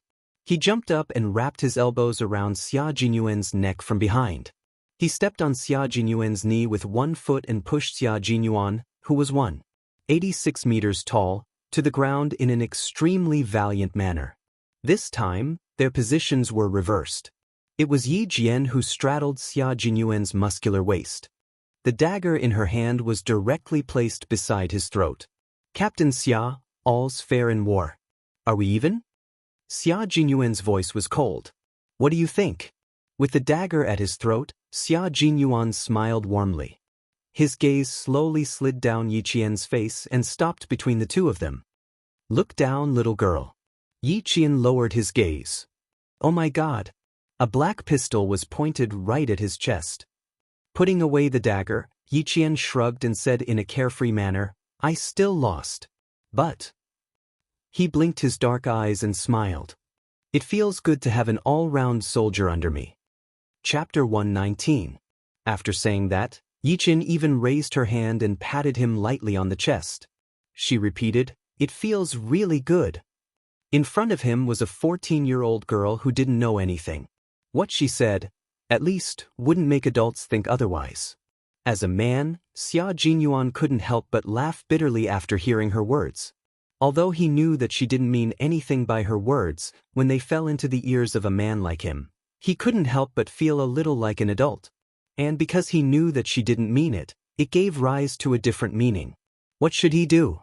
This girl who doesn't know anything but can always provoke a man's thoughts. Xia Jinyuan's eyes darkened slightly.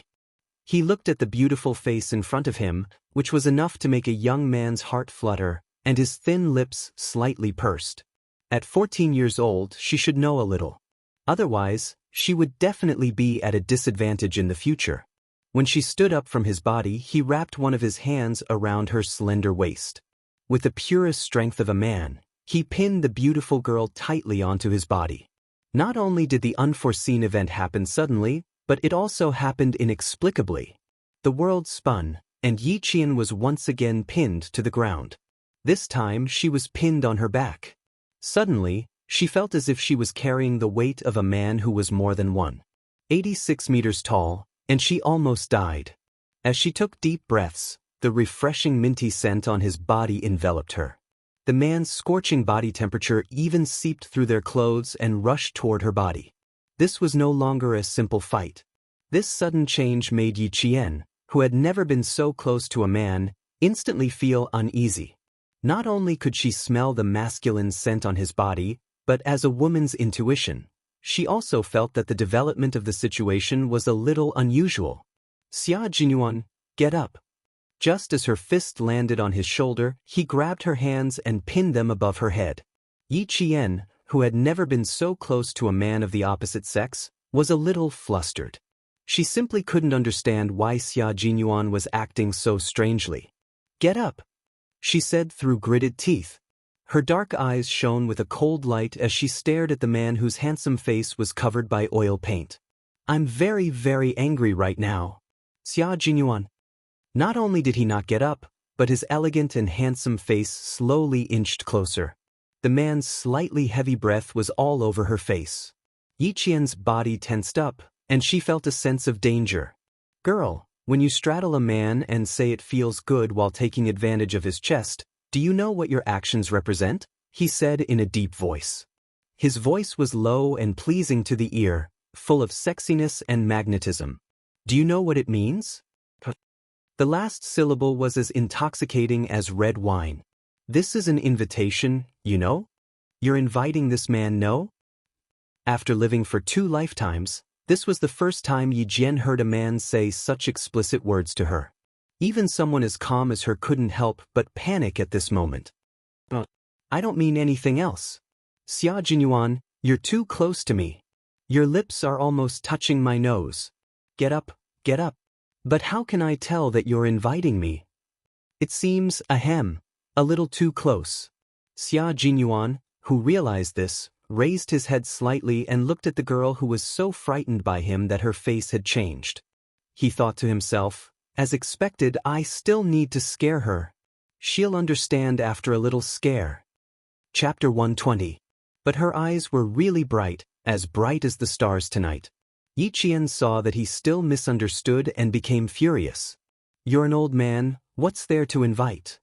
Not only was he 6 years older than her, he was also very dangerous. Even if she ate a bear's heart and leopard's guts, she would never touch him. "Old man." She said he was an old man. Xia Jinyuan suddenly felt what it felt like to bring disaster upon oneself. He took a deep breath of the air filled with dried leaves and said with a faint smile, "The 20-year-old me is an old man? Fine, even if I'm an old man, don't you think that I'm much more attractive than those little boys in your school?" Undeniably, that was true. But even if that was the case, what did it have to do with her? "Can't we stand up and talk about this properly?" She wanted him to get lost, but he refused. Yi Qian suppressed his anger and tried to negotiate. "I'm really out of breath from being squashed by you." She was unintentionally teasing him again. But she had been suppressing him for a long time. Xia Jinyuan's face darkened and he did not let go immediately. Instead, he gritted his teeth and said, "You ungrateful girl, you're lucky to have met me. If it were another man, he would have knocked on your door in the middle of the night." She pulled away a little but did not get up immediately. He knew a little about the little girl's temperament. If she really got up, her fists would come at him like raindrops. Jun Yen restrained his mischievous smile, and his clear voice was incomparably serious as he said, "Remember, girl. Number 1, you are not allowed to sit on a man's body, especially on his waist. Number 2, you are not allowed to touch a man's body. Number 3, you are not allowed to use words like feel, press, straddle, or ride on a man. Number 4, I'm letting go now, so you are not allowed to do anything else." When Yi Qian heard this, he finally understood what was going on. But did he have to use such a method to tell her that men were not to be trifled with? She was scared silly by him. "Fine, I promise I won't do anything else." She was clearly gritting her teeth, but her voice sounded clear and calm.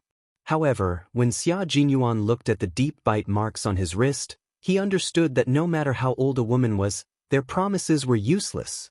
Hiss, little girl, just how ruthless is she? How big was his mouth? It was just enough to leave a circle of teeth marks. Judging from her teeth, the little girl also had 2 canine teeth. Her teeth were also very neat. When he talked to her during the day, he could see that her teeth were neat and white as pearls. Yi Qian also realized how hard he had bitten Hu Xiaoheng. He pursed his lips and looked at the satchel on Hu Xiaoheng's waist. He reached into the satchel and took out the first aid kit that all soldiers were given. "Give me your hand." She lowered her head and muttered, "Even though he's so skilled, he doesn't know how to dodge. He could only disinfect it first and get the vaccine when he returned to the army." Xia Jinyuan, who was about to deal with it himself, saw her open the satchel on his waist. He knew that the little girl was also frightened. As he reached his hand over, he sighed and said, "You heartless little girl. You bit me as if I was your enemy." If he had really dodged, the hot-tempered little girl would probably be so angry that she would ignore him. If a bite could calm her down, then it wouldn't matter. Yi Qian opened the first aid kit and took out medical alcohol and iodine. She grabbed his strong wrist and said angrily, "How dare you say I'm heartless? If it were any other girl, they would have screamed for help by now." Chapter 121. She lowered her head and carefully and gently disinfected the wound. Xia Jinyuan looked at the girl's delicate and translucent skin under the light. The smile on his thin lips subconsciously became gentler. "Are you exaggerating? You seemed very scared just now." Yi Qian looked up and glanced at him. If it were a timid girl, she would have fainted long ago. "Yeah, so it's good that it's you, right?" She was indeed still angry. Sigh, the little girl already had a problem with him, and now she was angry. How long would he have to coax her again? His deep eyes held a faint smile as he said, "Fortunately, you didn't scream. Otherwise, I would be in trouble." After disinfecting the wound with alcohol and applying a layer of iodine, Yi Qian put away the medical supplies with a cold expression. "I'm angry now. Don't talk to me." When Xia Jinyuan heard this, he was instantly amused. Of course, he had to coax her properly. The little girl was here, so of course he had to coax her. However, he still had to make things clear. He reached out and rubbed her head. "That's why I said you have no conscience. Did you forget what I said before? 14 years old isn't that young, classmate." His warning echoed in Yi Qian's mind. He suddenly felt his face turn red. "You're not allowed to sit on a man's waist. You're fighting, how can you be so careful? You're not allowed to take the initiative to touch a man's body. Didn't she just pat him in a moment of happiness? You're not allowed to talk about your feelings to a man." Bullshit, it was all his own imagination. The more he thought about it, the angrier Yi Qian got. He glared at him fiercely and said angrily, "It's not what you're thinking at all." "What feelings?" "I'm referring to the feeling of winning. What nonsense are you thinking?" Come. Drink some water first. Don't be angry, don't be angry." Xia Jinyuan looked at the little face in front of him. It was as if his heart had been soaked in spring water on a hot day. It felt very comfortable. He took out the military bottle and handed it to her. "It's clean. You didn't drink a single mouthful." When the little girl lost her temper, her eyes, which were originally as bright as stars, were now so lively that he wanted to touch them. If he really touched it, he was afraid that he would have another bite on his left hand tonight. Yi Jian took a look at the water bottle that he handed over and rubbed her temples as if she had a headache. Sometimes he was cold, sometimes he was deep, sometimes he was elegant, and sometimes he felt very close to you. Such an unpredictable man made her feel danger and wanted to stay away from him. However, his charm was that you wanted to get close to him and learn from him. Yi Qian didn't take the water bottle he handed over and glared at him unwillingly. He didn't want to continue this topic that wasn't suitable for him to discuss with her. After calming himself down, he said calmly, "I'm not angry. I know what you said. Don't mention it again. I'll be careful." Xia Jinyuan had taught her this lesson today, and it left a deep impression on her that she still wanted to hit him. She gradually walked out of her embarrassment and anger, but in Xia Jinyuan's eyes, It seemed like she was still shy. After looking at the little girl who was in a dilemma for a while, his thin lips curved into a sexy smile. At this moment, her usually cold eyes seemed to have a color that they didn't usually have. Although they were beautiful, they weren't seductive. They were like a blooming lotus, but also like peach blossoms. She no longer had that faintly discernible aloofness. Her cold eyes were bright, making her even more attractive. As if he had been staring for too long, Xia Jinyuan calmly looked away and casually changed the topic. What are your plans for the summer vacation?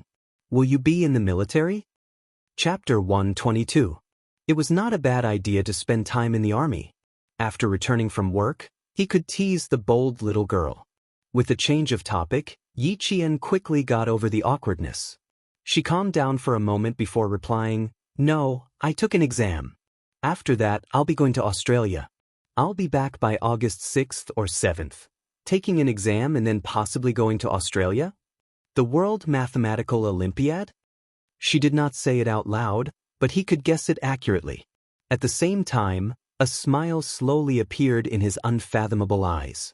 The World Mathematical Olympiad. Coincidentally, he had also taken part in it. Yi Qian saw that he had guessed it so quickly and looked at him with some confusion. Soldiers even care about this? Did he need to tell her that the path she was taking now was the path he had taken in the past? She was 14 years old and he was 14 years old. Such a coincidence. It really surprised him. However, why did he feel that she did not have much interest in this kind of meaningful competition? Take the exam well. It will be of great help to your knowledge. You'll meet a group of real geniuses. Their conversation style and talents are all worth learning from. The little girl had always had her own ideas. If she really did not have much interest, he was afraid that she would not put in much effort in the exam. There was a faint sound of static in the earpiece. Xia Jinyuan raised his hand to press down on the earpiece. The lazy and relaxed expression on his face disappeared in an instant. His elegant eyebrows revealed a stern expression as he said in a deep voice, "Q King received.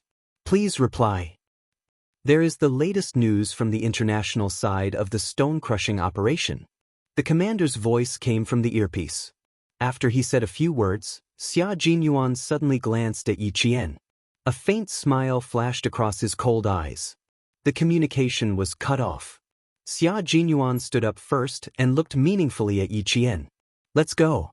I'll send you down the mountain. Dad and Uncle Chen are waiting for you downstairs."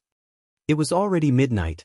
Yi Qian saw that it was so late and hurriedly stood up. "Why is it so late? Let's go, let's go. I still have to go to school tomorrow." She didn't feel that it was very late at all. Why was it already midnight? After contacting the other 5 soldiers, a group of people came down from the mountain. Xia Jinyuan sent Yi Qian to the outermost sentry post of the army. Seeing that she didn't look tired, he smiled and said, "Let me remind you again. Remember everything I said before." "I told you not to mention it again." Yi Qian, who didn't want to talk about it at all, glared at the man who had wiped off the paint on his face, revealing his handsome face. Without waiting for him to finish speaking, she jumped into the car and slammed the door. The motorcade sent her back to the village to meet up with Uncle Zhen and Principal Chen. Xia Jinyuan, who had a faint smile on his handsome face, watched the car leave. He stood there for a while and said softly, "What should I do? It seems that I like to see her angry face when she is annoyed by me." The regiment commander's voice came through the earpiece again. Xia Jinyuan turned around and jumped into the car with elegant steps that couldn't be ignored. He rushed to the regiment commander's office. By the time he returned to the dormitory, the sky was already bright. He took off his combat uniform and walked into the shower, revealing his muscular upper body. The cool water washed over his perfectly sculpted and extremely sexy body. When he raised his hand, his gaze fell on the bite marks on his wrist. Only then did he remember that he hadn't gone for the vaccine yet. Within 24 hours, he had to go to the infirmary at 9. When he lay on the bed, he thought of her fleeing figure again. In the brightly lit dormitory, the elegant yet dangerous man curved his lips slightly and closed his eyes to sleep.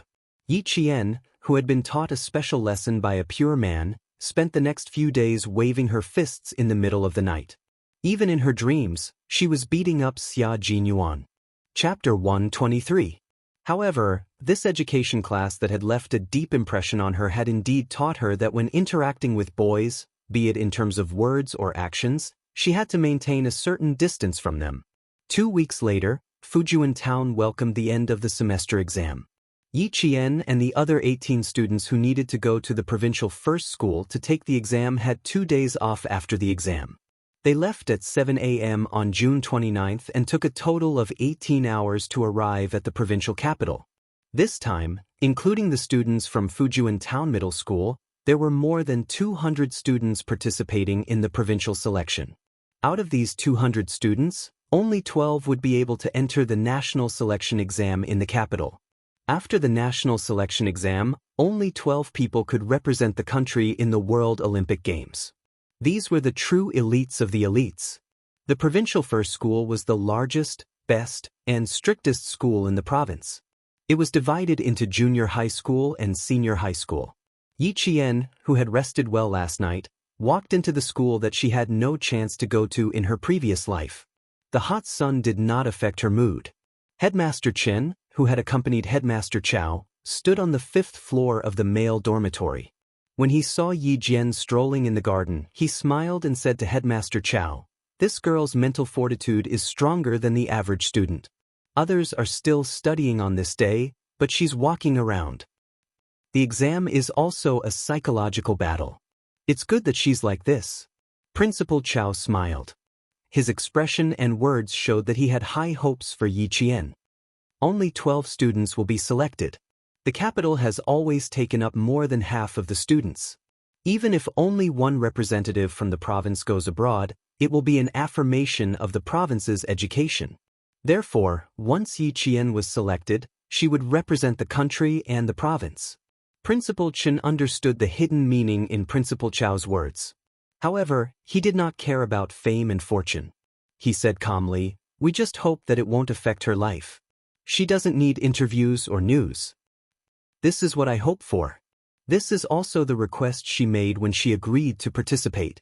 "Old Chao, please bear with it. She doesn't need fame and fortune. Sigh, she's indeed a student taught by you."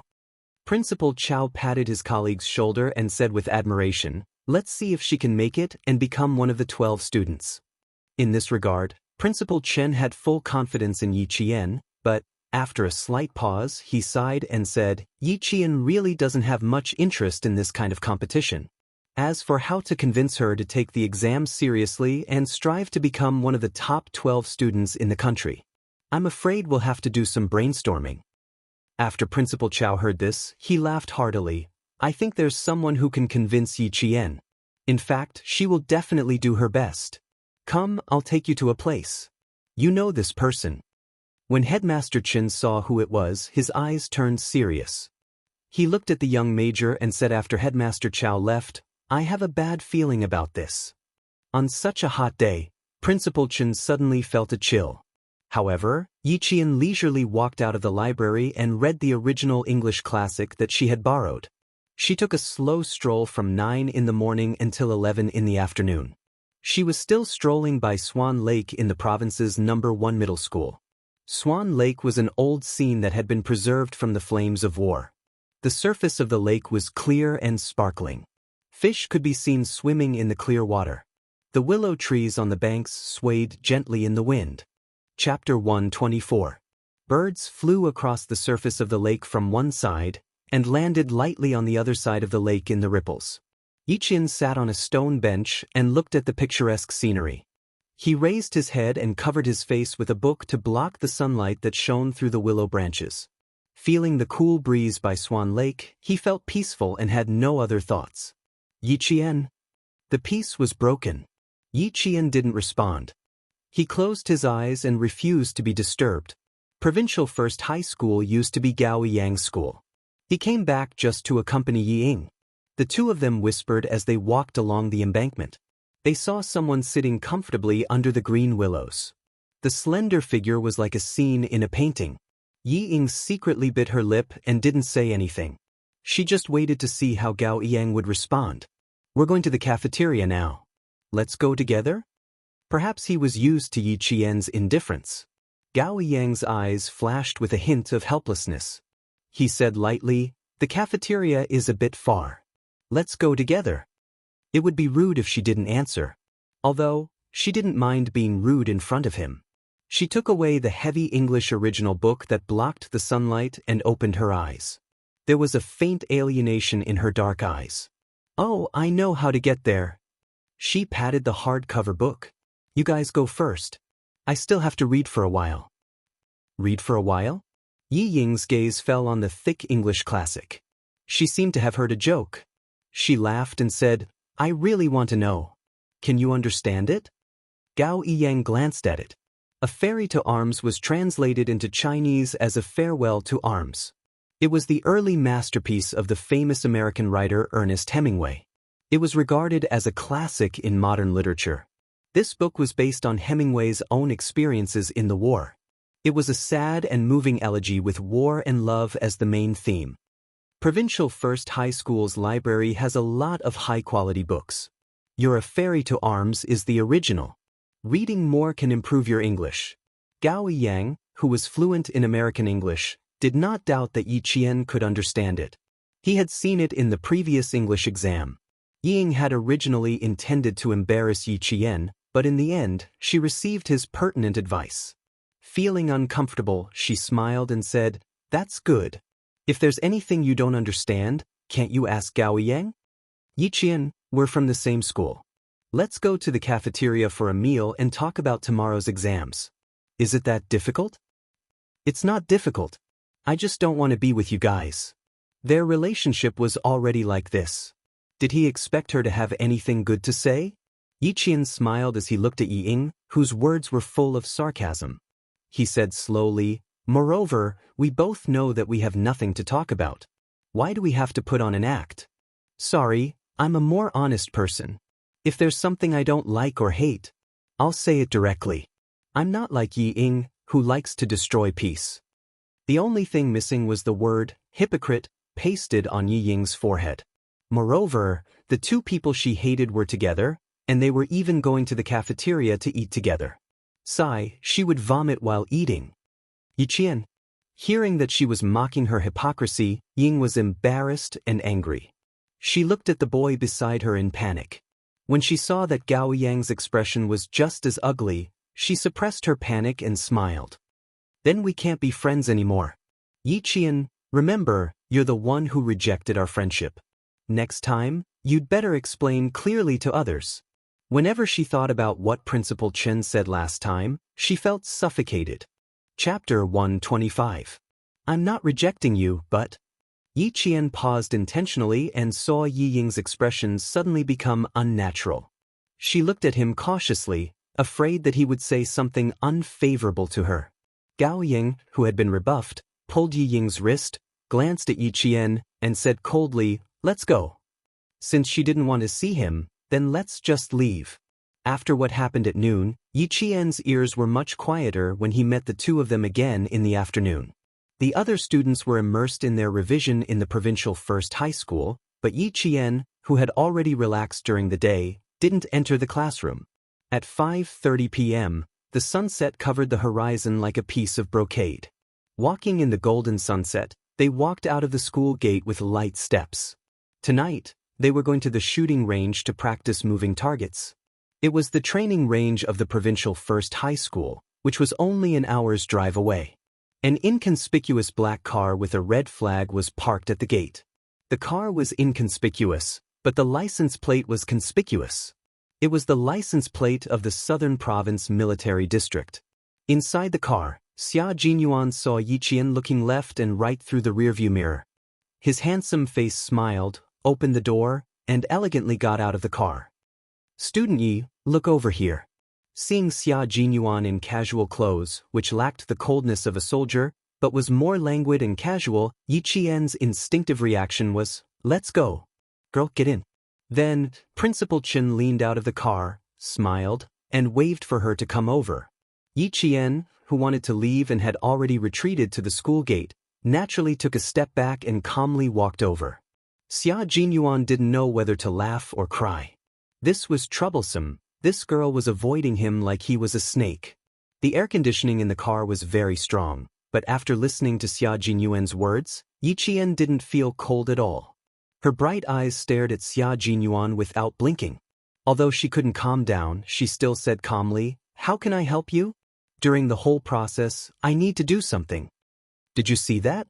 This was the little girl who dared to face the criminal alone, dared to fight side by side with him in the night rain, and was not afraid at all. Yi Qian, once you agree, do you know that you will be in danger at any time? He looked at her deeply, but there was a faint smile on his thin lips. Moreover, if there is any danger, we may not be able to support you immediately.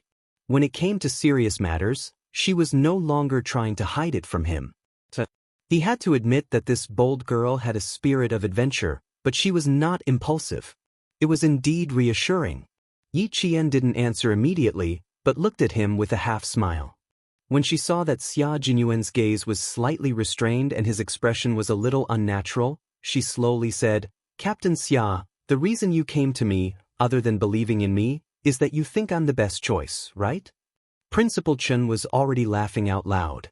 "Captain Xia, oh Captain Xia, Yi Qian was groomed by me and a first-rank sergeant. You're asking her if she's afraid or not, and if she's in danger. You're asking the wrong question." Then he said to Yi Qian, "Girl, everything is fraught with danger, but the most important thing is how you're going to resolve it. Working with the military and having contact with the international police, I don't want you to miss out on such a good opportunity to practice. Although, I'm also very worried. But, girl, worry and fear are like stones on the ground. You have to step on them and you'll be able to step over them steadily. As a soldier, even if there is a mountain of knives and a sea of fire in front of you, you have to move forward." Chapter 126. For this exam, Yi Qian had to give it his all. He had to pass and become one of the 12 students representing the country. Xia Jinyuan had participated in the World Mathematical Olympiad held in England. Even though it had been 6 years, he could still impart some of his experience to Yi Qian. During the 1-hour walk from school to the shooting range, Yi Qian communicated with him seriously. Occasionally, their eyes would meet, making it so that Principal Chen couldn't interrupt. The next day, more than 200 students entered the exam hall after going through a stricter inspection than the college entrance exam. This time, the exams for the 3rd and 2nd years were separated. Yi Qian walked slowly to the exam hall and saw Gao Yang and Ying standing at the door. The boy had his head down, the girl had her head up. They were talking about something. "Please make way." Yi Qian walked over and stood at the door blocked by the two of them. He said calmly, "Or, you can talk outside." "Thank you." Ying glanced at her with a hint of contempt in her eyes. She didn't walk away and said to Gao Yang, "Hurry up and go to the exam hall. I'm fine here. Thank you for tutoring me every night. No matter what, I'll do my best." Unlike some people who think they're so great that they don't even study in the classroom every night. After the exam, wait for me in front of the flower bed downstairs. Gao Yang moved sideways to let Yi Qian pass between the two of them. His gaze slowly and consciously fell over, and he saw an almost perfect side profile pass by his eyes. Yi Qian's gaze was cold and straight. He didn't look around or look at anyone else as he walked into the classroom. Indifference, disregard. She could really do it. Gao Yang's gaze brushed past Yi Qian's face. He lowered his eyes and pursed his lips. He turned around and left the exam hall. "Just you wait, Yi Qian. I'll embarrass you so much that you won't be able to show your face in school." After he left, Ying quickly caught up with Yi Jian. She kept the smile on her face as she brushed past Yi Jian. She said softly with a gloomy expression, "I will make you regret it completely." Yi Qian smiled and glanced at her casually. He didn't even bother to reply and sat down on the seat with his name on it. Looking at Yi Ying's gloomy face, he knew that ignoring someone was always more infuriating than acknowledging them. When the mathematics test papers were handed out, the students could already hear the sound of gasping. Difficult, these were extremely difficult questions. Yi Qian glanced at the teacher who came in with the chalk box and laser pointer. His dark eyes narrowed slightly. This exam didn't seem to be that simple. It wouldn't continue like an ordinary exam. Her intuition had always been good. About 10 minutes later, Yi Qian, who had just finished writing side A, suddenly heard the invigilator say, "Please listen carefully." The invigilator didn't give the examinees any time to react.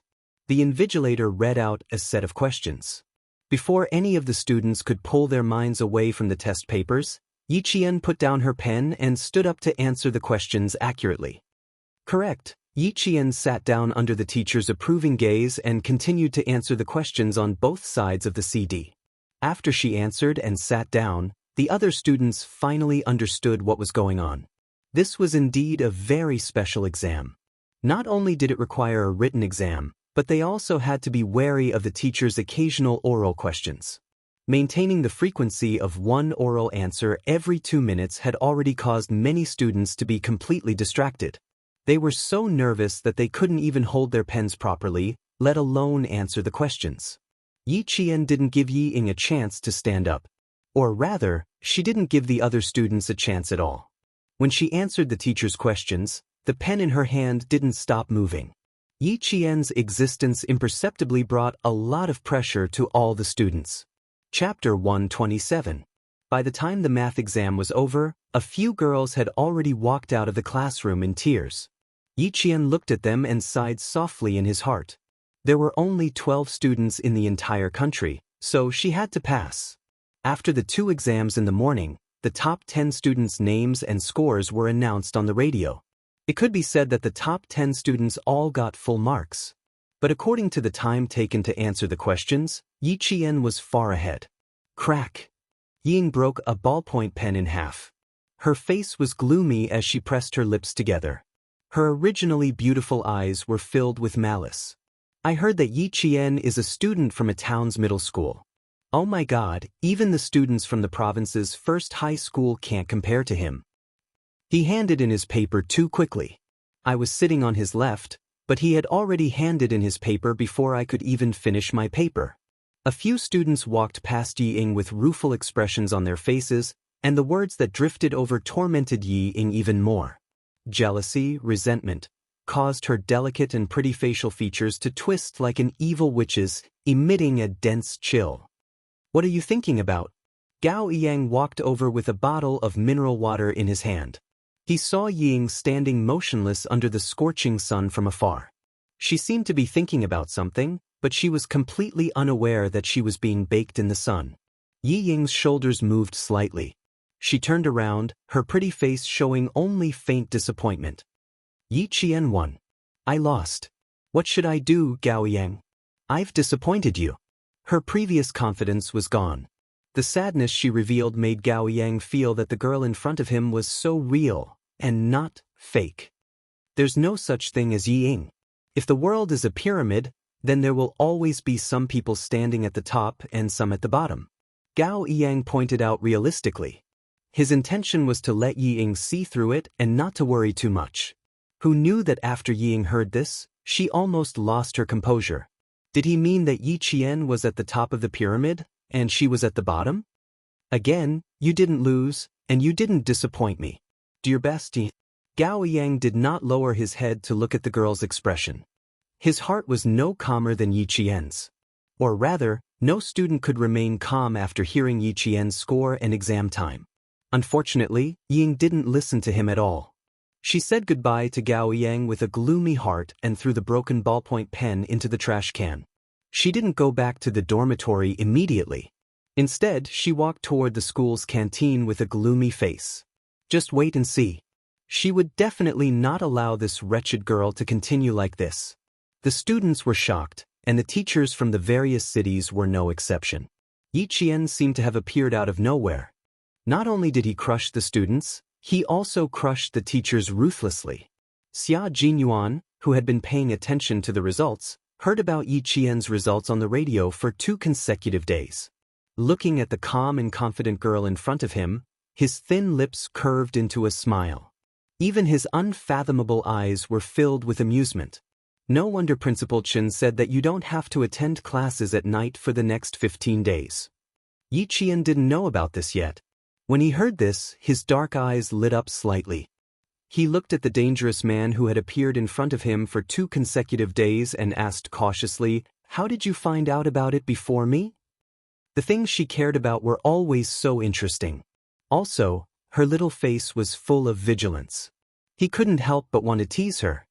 Chapter 128. Do you want to know why? The corners of his lips were slightly raised.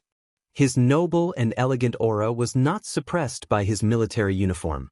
Even a slight smile was enough to make one feel that he was extraordinarily noble. The contours of his side profile were very perfect. When he smiled, the corners of his eyes were raised, revealing a trace of faintly discernible wickedness. It was the kind of man's charm that would make a woman's heart beat faster and make her gaze involuntarily follow him.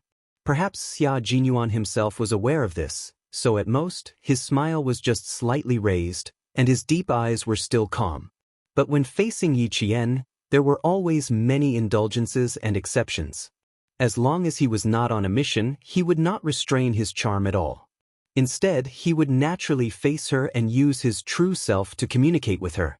Yi Qian frowned slightly, then smiled and said, "I don't want to know. In any case, I already know the result I want." Her reply caused the smile on his thin lips to deepen. A dark light flashed through his slightly raised black eyes, but it only lasted for a few breaths before he calmed down. Even though he liked to tease her and see the lively expression on her face, he also knew that he had to stop before he went too far. Principal Chen said that although he hopes that you can participate in more actual combat, he is still worried.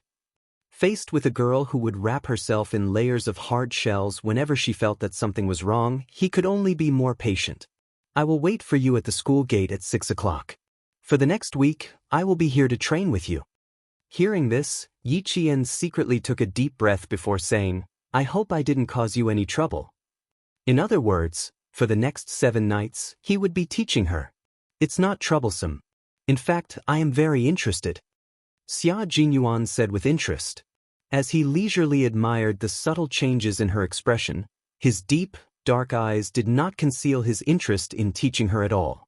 However, Yi Qian had a headache when he spoke in such a sarcastic tone. It was as if he was trying to express something, but in fact, he was just overthinking it. Seeing her frown, Xia Jinyuan restrained his expression and revealed a coldness that could not be ignored. "You can go to the cafeteria to eat first. If you don't appear at the school gate at 6 o'clock sharp, you can take the car to the shooting range."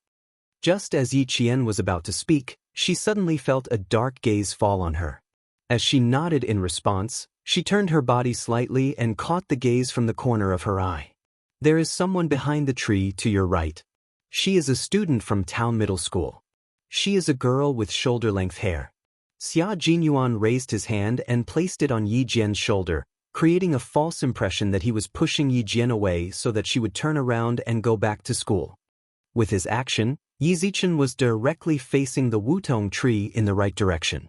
With just one look, Yi Qian knew who the girl hiding behind the tree was. Other than Ying, who else could it be? Ying hid behind the tree and stared unblinkingly at the man in front of her who was acting intimately with Yi Qian.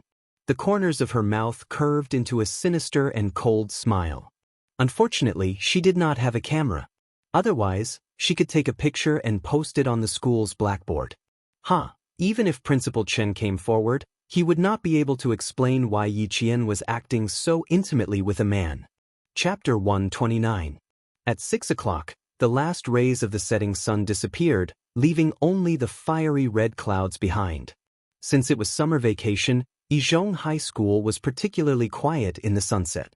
Even the 2 pairs of mandarin ducks reared in Swan Lake were resting on the water plants on the shore, rubbing their necks and enjoying the peaceful time. Yi Qian walked out of the school, opened the car door, and got into the car.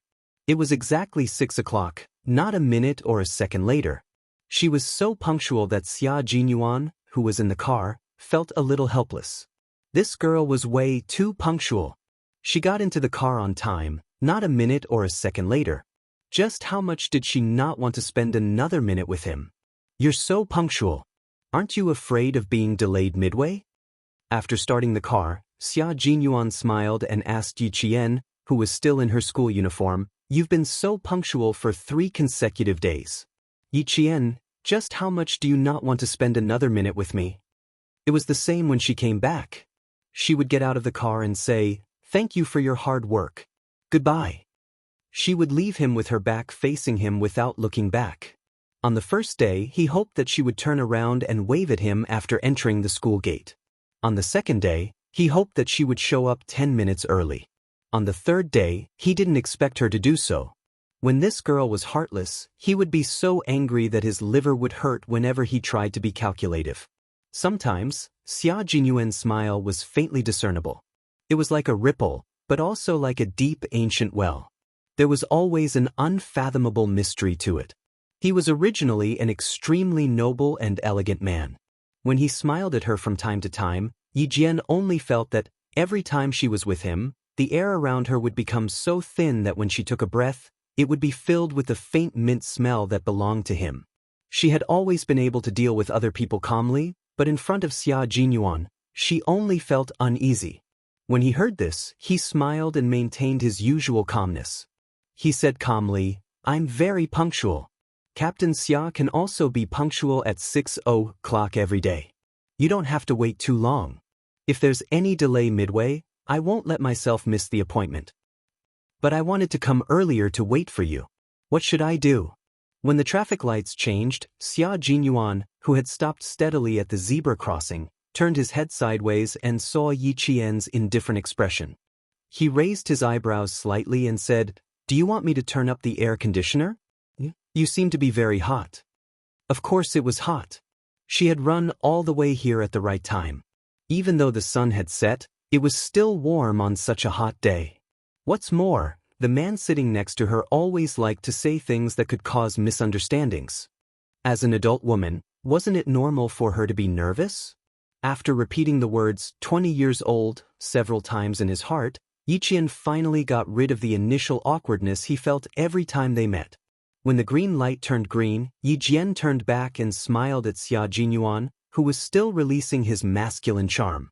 "Of course it's hot after running all the way here. What should I do? In order not to let Captain Xia leave me behind, I have to work harder." Xia Jinyuan smiled at her. That smile was like a blooming flower, enchanting yet pure. Her dark eyes were so beautiful that even the sunset couldn't compare to her beauty. Just like that, when he was caught off guard, her smile and her question of, "What should I do?" hit him hard in the eyes. It was as if it had left a mark in his heart. "Captain Xia, if you don't start the car soon, the traffic police uncle will be here." His absent-mindedness made the corners of Yi Jian's lips curl up slightly. Even her dark eyes rippled with a faint smile. She knew how to use his moves too. Chapter 130. From her slightly proud smile, he could tell that she had also made a move against him. As expected of a little fox. She knew how to counterattack so quickly. "This is getting interesting, Yi Qian."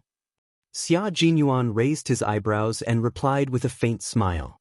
Then he started the car under the urging of the people behind him. The little girl was smart, but she didn't know that men were born hunters. And he, Xia Jinyuan, was one of the best hunters. The more cunning she was, the more he was interested in her. Yi Qian didn't understand, so naturally, he didn't know what men meant by hunting like.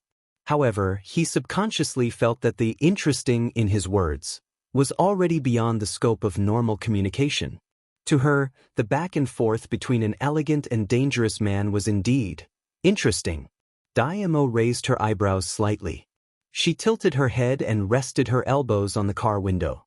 She supported her chin with her hand and smiled as she looked at the man who had an elegant and arrogant expression. She said slowly, "What should I do? I also found it interesting." "Captain Xia, who do you think is more interested in who? Who is more interested in who? It's hard to say, at least for now." Xia Jinyuan raised the corners of his mouth and smiled lazily. "Yi Qian, who do you think is more interested in who, a 14-year-old you and a 20-year-old adult man? Who is more interested in who?" The Chinese language was so broad and profound. A sentence would have different meanings when spoken by different people. Yi Qian narrowed his eyes slightly. She wasn't only 14. Earlier, when he said, "interesting," there were some things that she didn't catch. But at this moment, when she saw the look in his eyes, which were as vast as the starry sky, She understood where this elegant man's interest in her came from. But if this was a hunt, she didn't mind giving it a try. She wanted to see who would become the prey. She straightened her body and leaned directly to the side of the man who was driving. Her eyes, which seemed to be rippling like water, were suffused with bits of starlight. She looked at him with a smile and stared at him without blinking. "Captain Xia, I'm not like you. I'm only 14 and I don't know anything. You say who is interested in whom? What does this interest mean? Can you explain it clearly?" She was so close to him, so close that her orchid-like breath swayed at the tip of his nose. Her beautiful black and white eyes were as pure as the stars, but also had the allure of a woman. It was this unique beauty that made him unconsciously think of her as a 14-year-old underage girl. "Are you tempted?" No, he was very clear that what he meant by "a little interesting" had nothing to do with his heart being moved. It was interest. It was standing in the position of a man and becoming interested in a woman. At the same time, he was also very clear that the woman he was interested in was only 14 years old. Therefore, his interest in her was pure and had nothing to do with lust. He just wanted to protect her as she grew up and waited for her to blossom. "Silly girl, don't think too much." Xia Jinyuan raised his hand and gently pinched the tip of her beautiful nose. His clear voice was 3 parts serious and 7 parts joking as he said, "I am interested in you, but it's not the kind of interest you think it is. Little girl, don't think too much." Chapter 131. No one seemed to be able to guess what kind of person Xia Jinyuan was. He was so mysterious that it made people afraid, but at the same time, he was so real. He always had a way to make people obey him. While others were happy to be close to him, he would pull them apart again in an instant. Facing a man who could control all his emotions so easily, Yi Qian thought to herself, how hurtful. The tip of Yi Qian's nose was still warm from his fingertips. Her expression didn't change as she smiled and said, "I'm sorry, I didn't think too much. First of all, I don't have time. Second of all, I'm young and don't understand. Third of all, I remember what Captain Xia said before. I need to keep a distance from men. Captain Xia is also a man, and a man who is even more outstanding than a little boy. Therefore, I need to keep a distance from Captain Xia." The little girl was so eloquent. Her trap was no worse than an adult's. She even knew how to shut him up. However, when the car screeched to a stop and the handbrake was pulled, Xia Jinyuan was already so close that she could see how thick his long eyelashes were. His deep and dark gaze fell straight on her hibiscus face that was smiling yet not smiling, and he laughed softly. "No, you can keep a distance from all the men in the world, but you can't keep a distance from me." His voice was cold and clear, and when he suddenly spoke, it sounded like the soft notes of a guqin. That kind of low voice was so unique that every sentence and every word was branded with the elegant charm of a man named Xia Jinyuan. Alcohol could make people drunk, and he could do the same. Yi Qian didn't panic because of his sudden approach. On the contrary, the more it was like this, the more vigilant she was, and the calmer her eyes became. "Of course I can't keep a distance from you, Captain Xia, because..." Since he was so close to her, she didn't mind getting closer to him.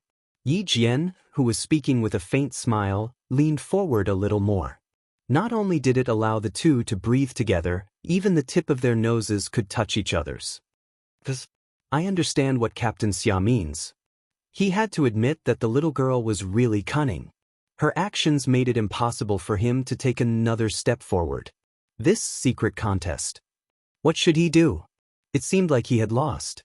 Looking at her dark eyes that were as pure as the night and focused on him as if he was the only one who existed, Xia Jinyuan's thin lips curled into a meaningful smile. He deliberately slowed down the speed of his speech and chuckled softly like a lover. "That's what I mean now, but I don't know if it will be the same in the future." He had always been uninterested in women and things. Now that he met a young girl, he couldn't bear to see her being taken away by others. It really gave him a headache. It's unknown whether we'll meet again in the future. Yi Jian thought to herself, but she kept a smile on her face and said, "Who knows what will happen in the future? The most important thing now is to ask Captain Xia to guide me well." If they invited him to guide them, would they still be able to keep their distance? Obviously, it was impossible. What he said was exactly the same as what she said. The conversation was full of ambiguity, but it finally ended with the two of them keeping their minds on high alert. When the car drove into the provincial garrison, Yi Qian heard powerful shouts coming from the training ground. Chapter 132. The soldiers were sweating on the training field, using their youth to build steel walls and iron arms, waiting for the country to use them. As long as Yi Jian set foot on this land that was filled with dignity and passion at the same time, she would become extraordinarily different. Her eyes were filled with the coldness of a soldier. She liked it here.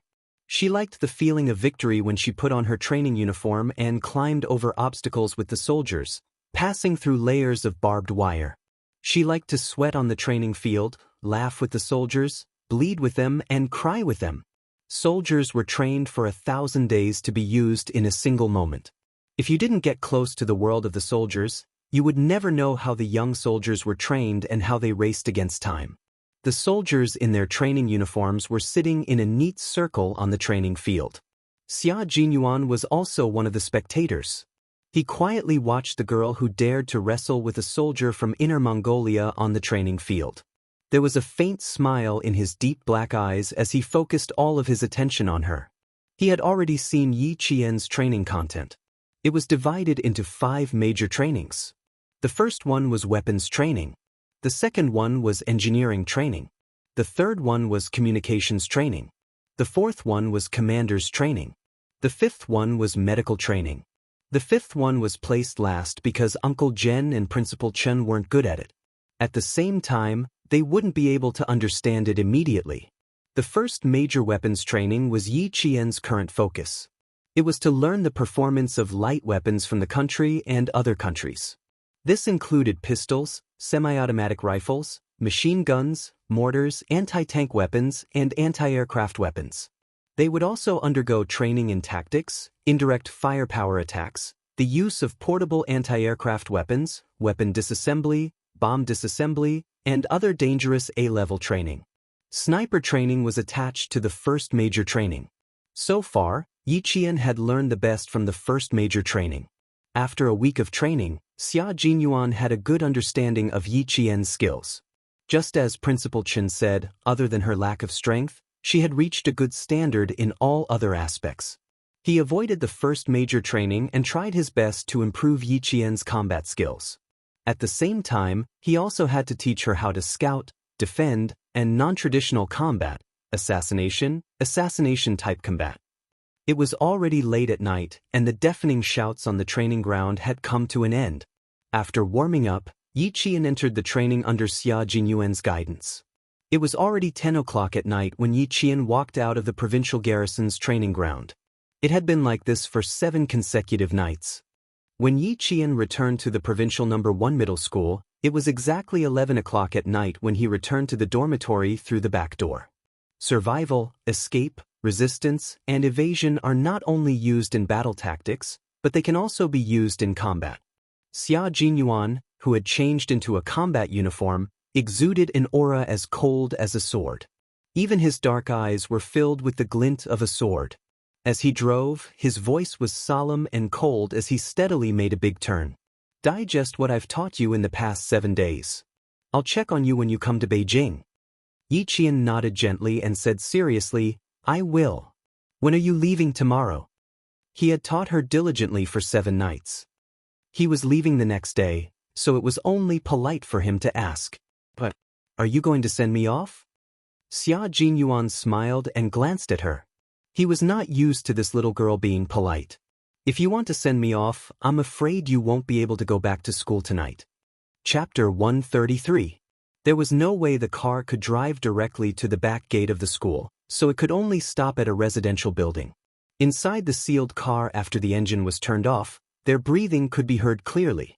Yi Qian unlocked the car, opened the door, and jumped out. He chuckled at Xia Jinyuan, who was still sitting in the car. Don't be too optimistic, Captain Xia.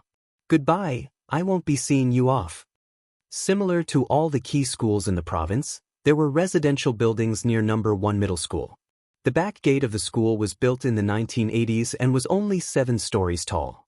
There were rows of buildings, and the distance between each building was only a meter wide. Every night, Xia Jinyuan would park the car and personally send Yiqian to school. Tonight was no exception. As she chuckled, he elegantly got out of the car. After closing the car door, he looked across the car at the girl who was standing under the streetlight. His thin lips curved into a sexy smile. Not even a hug before we part? We hugged enough on the training field. Why, Captain Xia still can't forget about it. Who didn't know how to tease people? After following him for a few days, no matter how stupid she was, she would have learned it. Yi Jian's eyes curved into crescents and there was a sly look in her eyes. When we get to the capital, we will have plenty of opportunities to hug each other. The girl's little mouth was getting more and more powerful. It seemed like he had to restrain himself. Otherwise, if he led her astray and made her tease other boys, he would definitely be angry. After the summer break, this old-fashioned residential building, which was built in the 1980s and only had 7 floors, was dark except for a few scattered lights. The two of them walked past a few residential buildings. Almost at the same time, their gazes fell on the same direction. With a cold look in his eyes, Yiqian said to him, "It's not far. I can go by myself." It didn't feel good to be watched for several nights in a row. "You want to go up and take a look alone?" Xia Jinyuan didn't stop, nor did he agree. He only sent her there. "If you want to go up, I can accompany you. I want to go and take a look. I've been keeping watch for a few nights. I want to ask the higher-ups if they're tired." Yi Qian chuckled. Suddenly, his eyes turned cold. His gaze was sharp as he looked at the window where only a single lamp was lit. Behind the window, someone was so scared that his hands trembled. He reflexively put down the curtains, grabbed the cup on the desk, and gulped down the water. It was too frightening. Yi Qian's gaze was murderous. It was so cold that her heart almost jumped out of her chest. About 3 minutes later, the frightened man gently patted his chest to calm himself down. Then, he gently lifted the curtain. He was about to raise the camera in his hand and record the scene of a man and a woman coming back from a walk in the middle of the night. Just as she opened the curtains slightly, under the illumination of the table lamp, she saw a face suddenly approaching from outside the window. "Ah!" Liao Jian, who was holding the camera, screamed in horror as if he had seen a ghost. In the end, he couldn't hold onto the camera in his hand. With a bang, it fell heavily to the ground. He didn't know if it was broken. The window was completely open. Yi Qian pushed off the windowsill and stood on the windowsill. He then pulled the curtains open and saw Liao Jian, who was standing against the wall in shock. He was staring outside in horror. At his feet was an imported camera. Chapter 134. Yi Qian bent over and crawled through the unsecured window. He calmly jumped into the room and bent over to pick up the camera under Liao Jian's shocked gaze. Yi Qian didn't communicate with him at all. He picked up the camera, stepped on the desk, bent over, and jumped down lightly. He disappeared from the room. Liao Jian stood there motionless, his eyes fixed on the camera. When he saw Yi Qian jump down from the window, he shivered and ran to the desk as if his soul had returned to him. He propped himself up with both hands and looked down. He saw Yi Qian waving at him under the streetlight. Liao Jian's face turned even paler. He didn't dare to look any further. He reached out with trembling hands and slammed the window shut. He collapsed onto the floor. How did Yi Qian jump down from the 7th floor? How did he climb from the 1st floor to the 7th floor in the blink of an eye? An unprecedented fear filled Liao Jian's heart. He regretted agreeing to Yi Ying's request to come all the way to First High School to spy on someone he couldn't even handle. No, he had to go back to town tomorrow. He couldn't let Yi Qian keep an eye on him. Downstairs, Yi Qian said something. Xia Jinyuan raised his eyes and looked at the dark window. He pursed his thin lips and said in a deep voice, "I'm afraid that your sister is hiding something. Since you suspect that she's trying to stop you from qualifying, Yi Qian, you have to be careful in school." He had seen fights between girls before. They happened in the dark and were impossible to guard against. The next day, Ying sat in the classroom and stared at the camera on the desk. Even though her palm-sized face pretended to be calm, her trembling eyelashes betrayed her feelings. I'm sorry, it's broken. Please explain it to Liao Jian when you see him. Yi Qian's clear eyes stared at Yi Ying, who had lowered her head in guilt. He said coldly, please return this broken toy to Liao Jian. He probably won't ask me to pay for it. Yi Ying gently closed her eyes. When she raised her eyes, there was a haze in her eyes. Return it to whoever you took it from. What do you mean by giving it to me? Please move aside, I still need to study. I also want to hand it over to classmate Liao personally, but thinking about how I scared him last night, I reckon he won't dare to see me now. But he will definitely come. Yi Qian's finger tapped lightly on the desk. His calm tone faintly revealed a coldness that made Yi Ying panic. If you don't want any accidents to happen before the exam, Yi Ying, you'd better behave yourself. Yi Ying's heart trembled slightly as she bit her lower lip and didn't say anything else. Her words were full of threats and were as cold as icicles. At the same time, he heaved a sigh of relief. Fortunately, they both had to face an exam. Otherwise, with the wretched girl's current temper, she probably wouldn't let him have a good time. After realizing that she had found an unreliable person to help her, Ying vented all her anger on Liao Jian. She scolded him so much that she even broke a camera that cost a few thousand yuan. Liao Jian originally wanted to remind her to be careful of Yi Qian, but after scolding her, Liao Jian, whose eyes were about to spit fire, left just as he was about to slap her. Remind my ass. If you have the ability, go deal with it yourself. After this incident, Yi Ying really did behave and didn't dare to do anything else. Chapter 135. The 15 days of intensive training ended on July 17th. That night, the 12 students left for the capital under the lead of the teachers. All the students had not yet recovered from the excitement of coming to the heart of the motherland, the capital. From July 19th to July 23rd, the 5-day test was held directly. When they arrived in the capital, they found out that the provinces sent out students from the 2nd and 3rd grades. However, the famous schools in the capital not only had high school, but also middle school. On the first day, 4 out of the 12 students were eliminated. On the second day, 3 more were eliminated. On the third day, 2 more were eliminated. Out of the 12 students, only Yi Qian, Ying, and Gao Yang were left. The atmosphere in the examination hall was quite tense. 4 days of difficult written tests, oral tests, questions snatching, and so on. Even the usually calm Yi Qian's palms were sweating. However, whenever it was her turn to fight, she would straighten her back and calmly look at her opponent with her dark eyes. She would calmly and quickly answer the teacher's questions. There were a total of 14 teachers who had been awarded the title of National Outstanding Teacher. The physics, chemistry, and mathematics teachers took turns to throw out questions, bombarding each class with questions. It was not a one-to-one test at all. It was a cross-examination where questions from each class appeared at any time. Correct answer. Correct answer. Correct answer. Every time Yi Qian answered consecutively, the invigilator's voice would be particularly loud. After 16 tests, this beautiful girl with bright eyes was firmly in first place with a 100% correct rate. Even the 2 high school students who had participated in the mathematical Olympiad 3 years ago were suppressed by her. Gao Yang was also very outstanding. His correct rate had always been in the top 3 in the junior high school. On the other hand, Yi Ying repeatedly made mistakes after entering the cross-examination. Wrong answer, 3 wrong questions in a row. Student Yi Ying from Fujian town in the southern province, eliminated. After 30 minutes of suppressive questions, Yi Ying sat in the examination hall with a pale face. However, her eyes were fixed on Yi Qian, who was still fighting with 7 students from the 3 famous schools in the capital. Watching her eliminate a student effortlessly and hearing her face the English teacher's questions in English, her fluent English was as natural as her mother tongue. There was no pause at all. She really knew how to speak English. Damn it. Why didn't he know about it? She saw the smiles of approval on the faces of all the teachers present.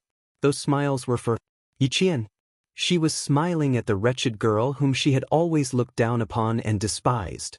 Yi Ying's sharp nails dug deep into her palms, but she did not feel any pain. She only felt that Yi Qian standing on the exam platform was such an eyesore that she wished she could get rid of him as soon as possible. What right did an orphan girl have to stand here and receive the attention of all the teachers? What right did he have to stand here and receive everyone's admiration? If it wasn't for her, she would definitely be able to qualify. It was that damned Yi Qian who had given her so much pressure, causing her to lose time and again. On the exam platform, Yi Qian answered the English teacher's question with a slight smile. That smile naturally revealed his tenacity and confidence, which instantly attracted everyone's attention. Her memory is far better than all the students here. We have no reason to stop an outstanding student from leaving the country. Yi Qian from Fujian Town High School in the southern province has qualified. After a short discussion among several senior teachers, the first to qualify was not a student from the capital, but a student from the depths of the mountains. Chapter 136. The applause came from the competitors, the teachers, and the candidates who had already been eliminated. Yi Qian, who was the first to advance, stood on the exam platform with a decent smile on his face. In the face of the thunderous applause, he calmly bowed and said, "Thank you." His calm demeanor was even more in line with the teachers' hearts. When Principal Chow, who had been accompanying him all this time, heard Yi Qian's name, he unscrewed the bottle cap with trembling hands and took 3 pills in a row. In the capital, in the most heavily guarded military compound, Xia Jinyuan was wearing a short-sleeved uniform and a bow tie as he walked down the stairs. He was wearing a military summer uniform, which was tucked into his perfectly ironed dark green military trousers and tied with a brown leather belt, which perfectly accentuated his sexy and muscular waist. His broad shoulders, slender legs, and every step he took was noble and elegant. Everything about him was like a gentleman's elegance. Someone once commented that Xia Jinyuan, who was wearing a military summer uniform, had a kind of uniform temptation that made people want to turn into a hooligan and pounce on him to take off his clothes. Other than this uniform temptation, there was no one else. "Dad, I'm going out for a while."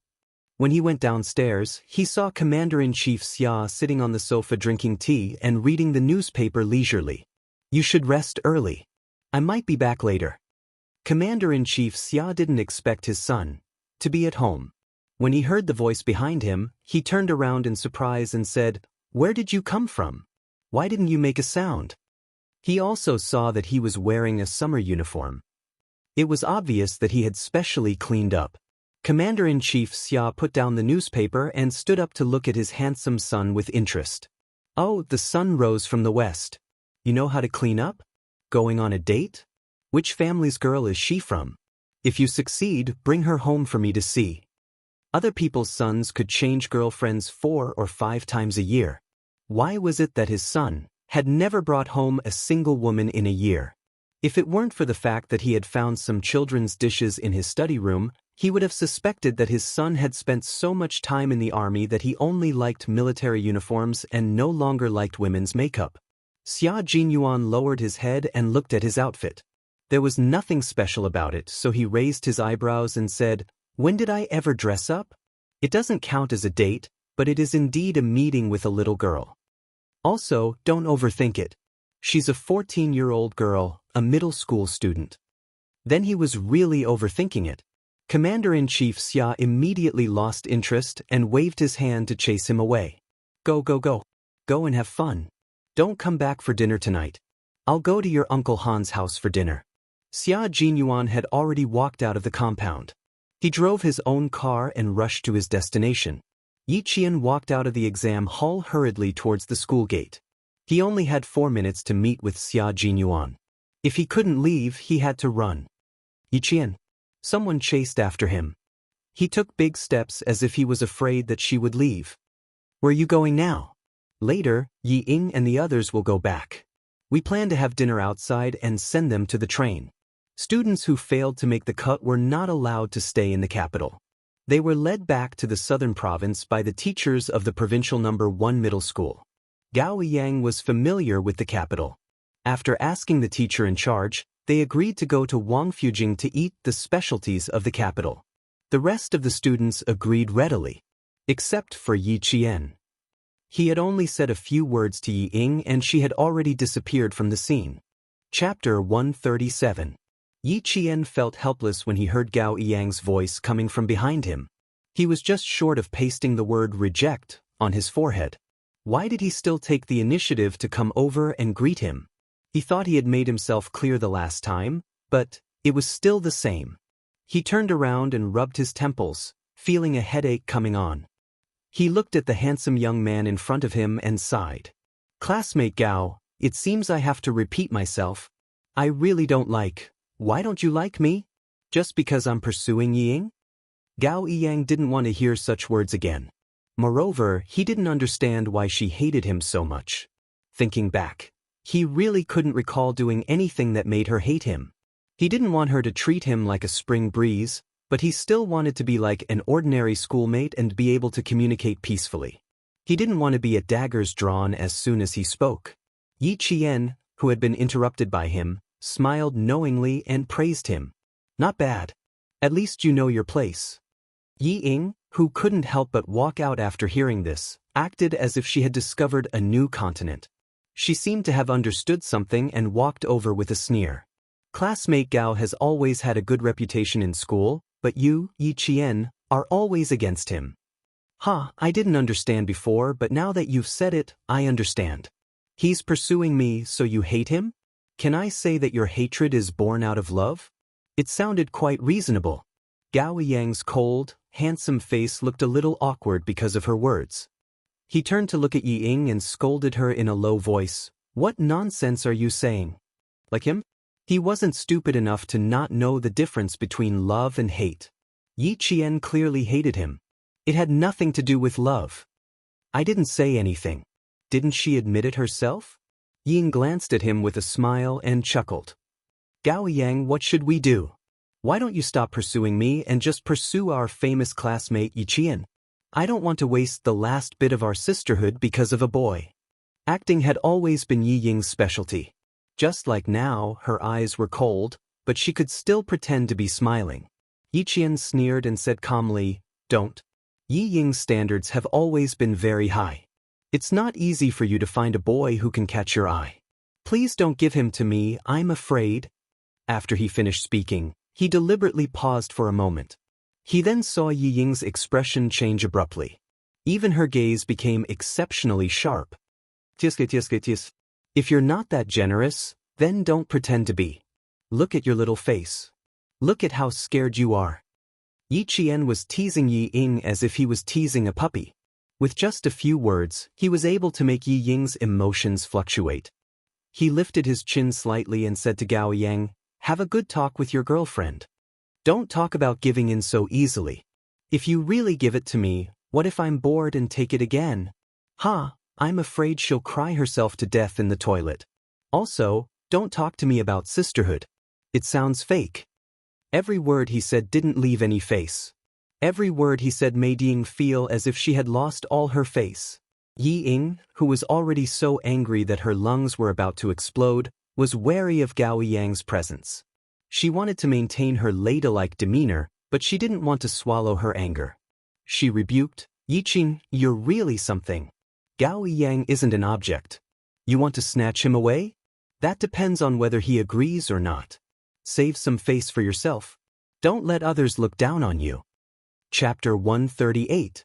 Beside them, Gao Yang's expression turned ugly. Ying, she didn't say anything about snatching. You don't have to overthink it. Girls always like to overthink things. He could clearly hear Yi Qian's mockery, but Ying thought that Yi Qian was provoking her. What did he mean by she didn't have to overthink it? Hearing this, Ying laughed coldly. I'm not overthinking it. I've never seen her hate you before. Now that you're walking a little closer to me, she looks disgusted. Isn't this hatred born from love? Hatred born from love? A clear voice with a hint of laughter came slowly. Then, a slender figure strolled in the sunset, gracefully walking over like a god. Hey, little girl, when did you ever hate me? After waiting for 5 minutes, she still hadn't come over.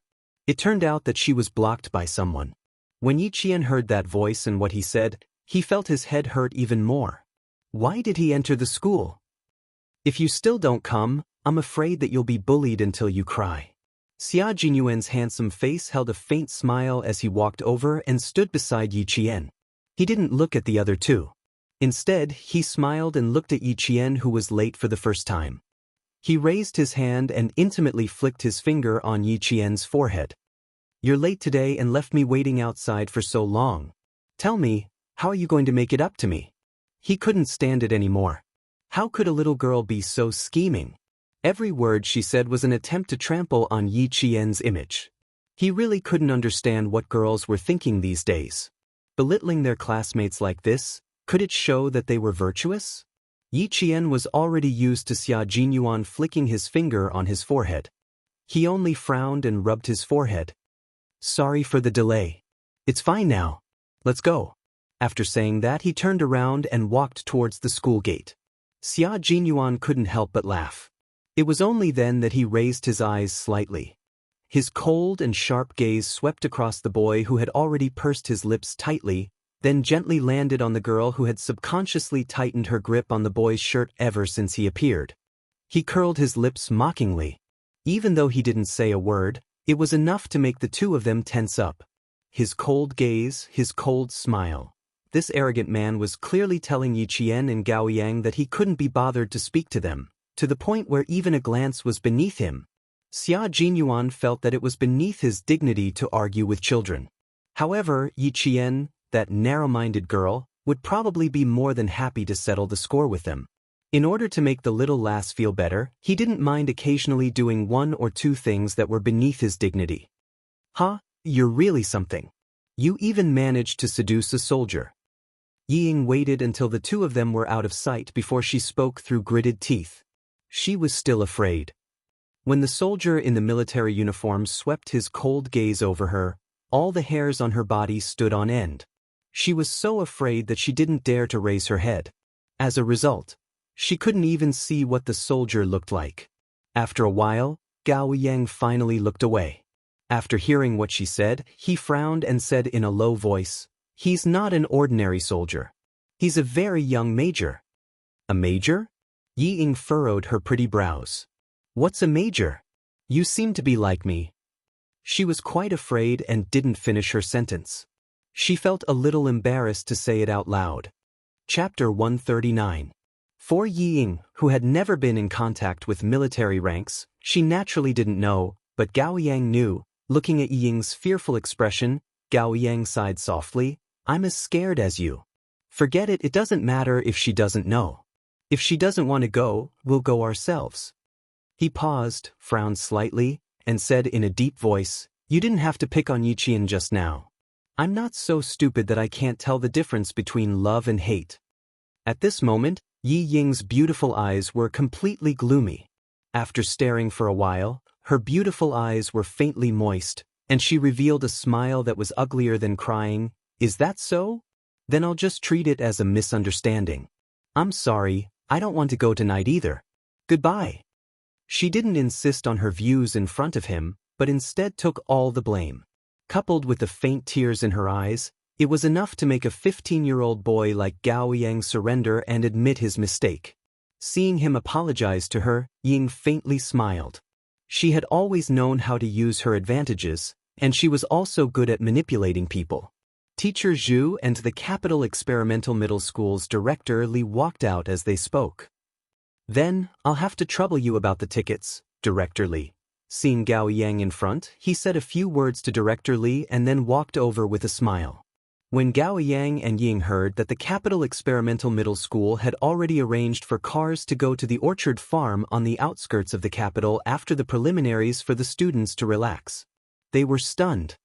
"What? You don't believe me? Haha, I didn't lie to you. Quickly go and inform the other 3 students.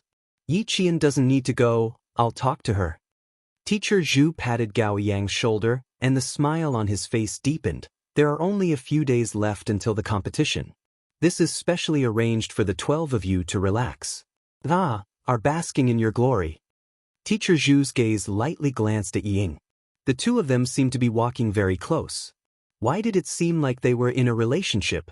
"You mean that we'll all stay at the farm tonight and we'll only be back at noon tomorrow?"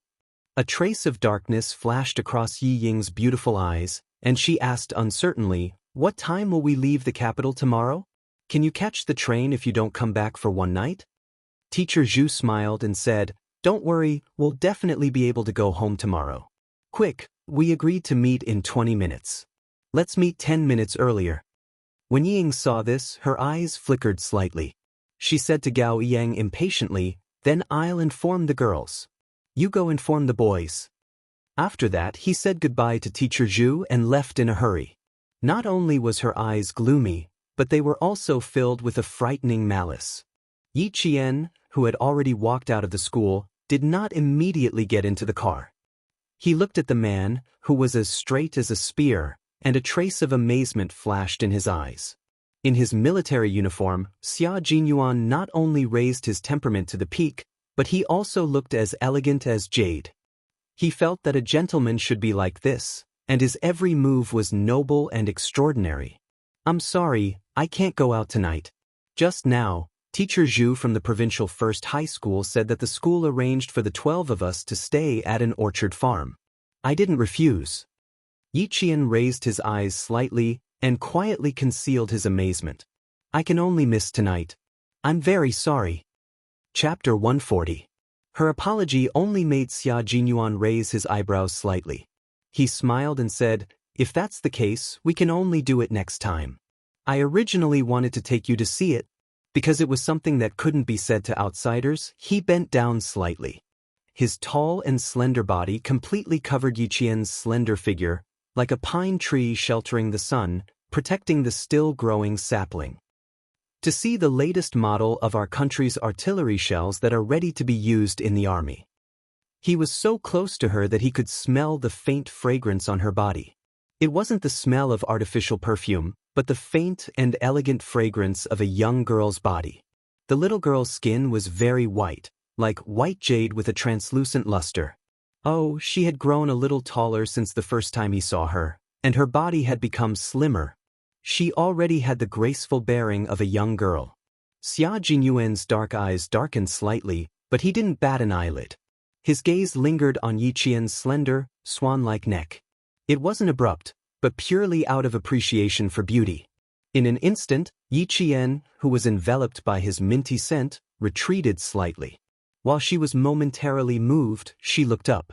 The moment their eyes met, Yi Qian saw the confident smile on his sexy thin lips, as if she would definitely agree and reject the school's arrangement. Yi Qian, who was also rebellious, saw this and didn't pull away. Instead, she glanced at him from the corner of her eyes. Her clear black and white eyes looked at him with a half-smile. She shook her head and said, "Thank you for the trouble, Captain Xia. I really want to go, but unfortunately, I still can't."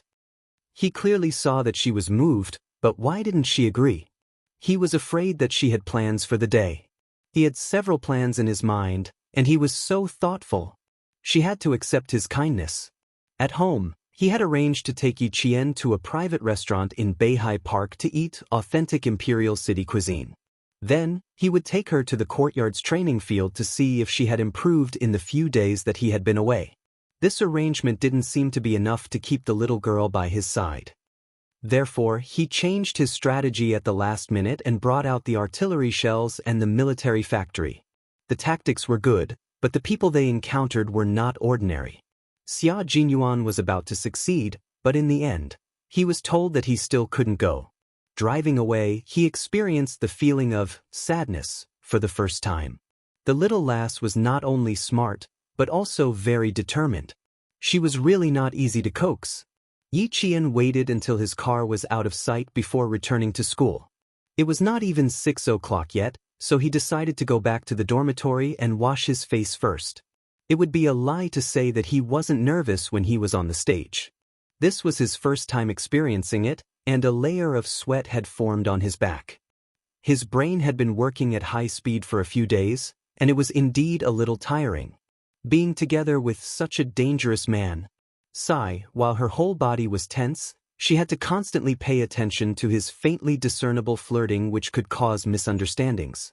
Just like just now, he could have stayed away from her to talk, but he insisted on staying so close to her. He even bent down to let her be surrounded by his masculine scent. This made her even more reluctant to go.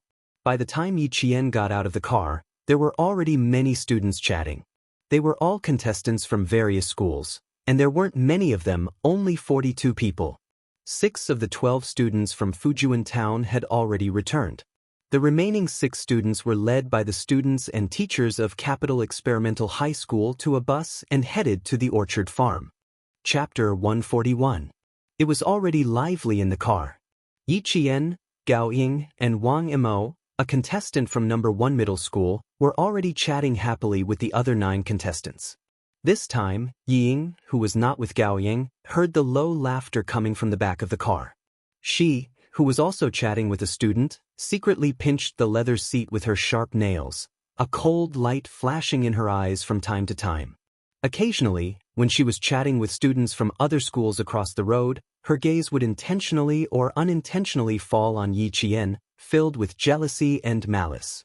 Yi Qian, I'll let you be happy for now. You want to participate in the World Mathematical Olympiad? Are you worthy?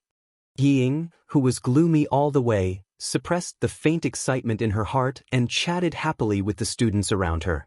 Yi Qian, who was chatting with the contestants from No. 1 middle school, had a faint smile on his face the whole time, as if he did not notice the gaze coming from somewhere.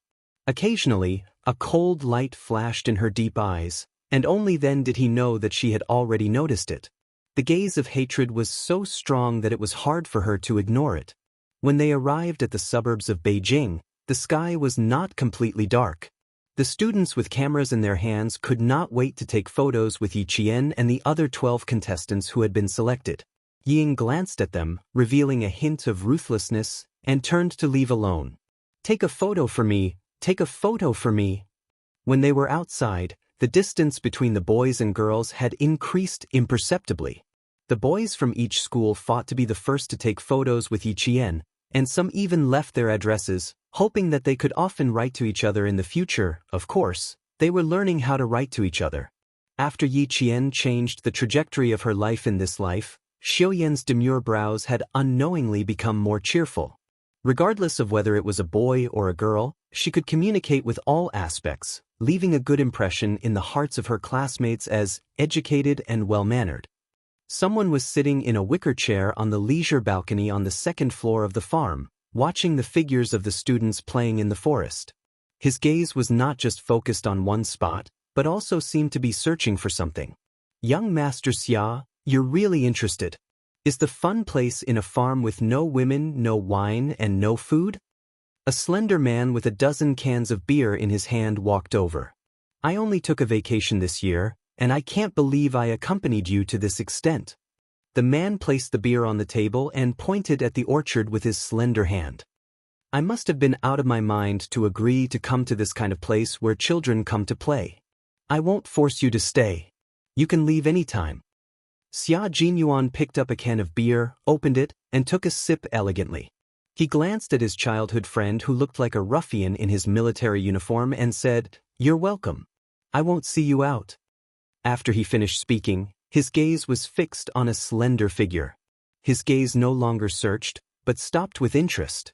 The little girl was indeed very popular among the male students. Every male student was fighting to be the first to take a picture with her. That guy who even took out a pen and paper must have come prepared. Xia Jinyuan, who was still sipping his beer, stood up and leaned against the railing of the balcony.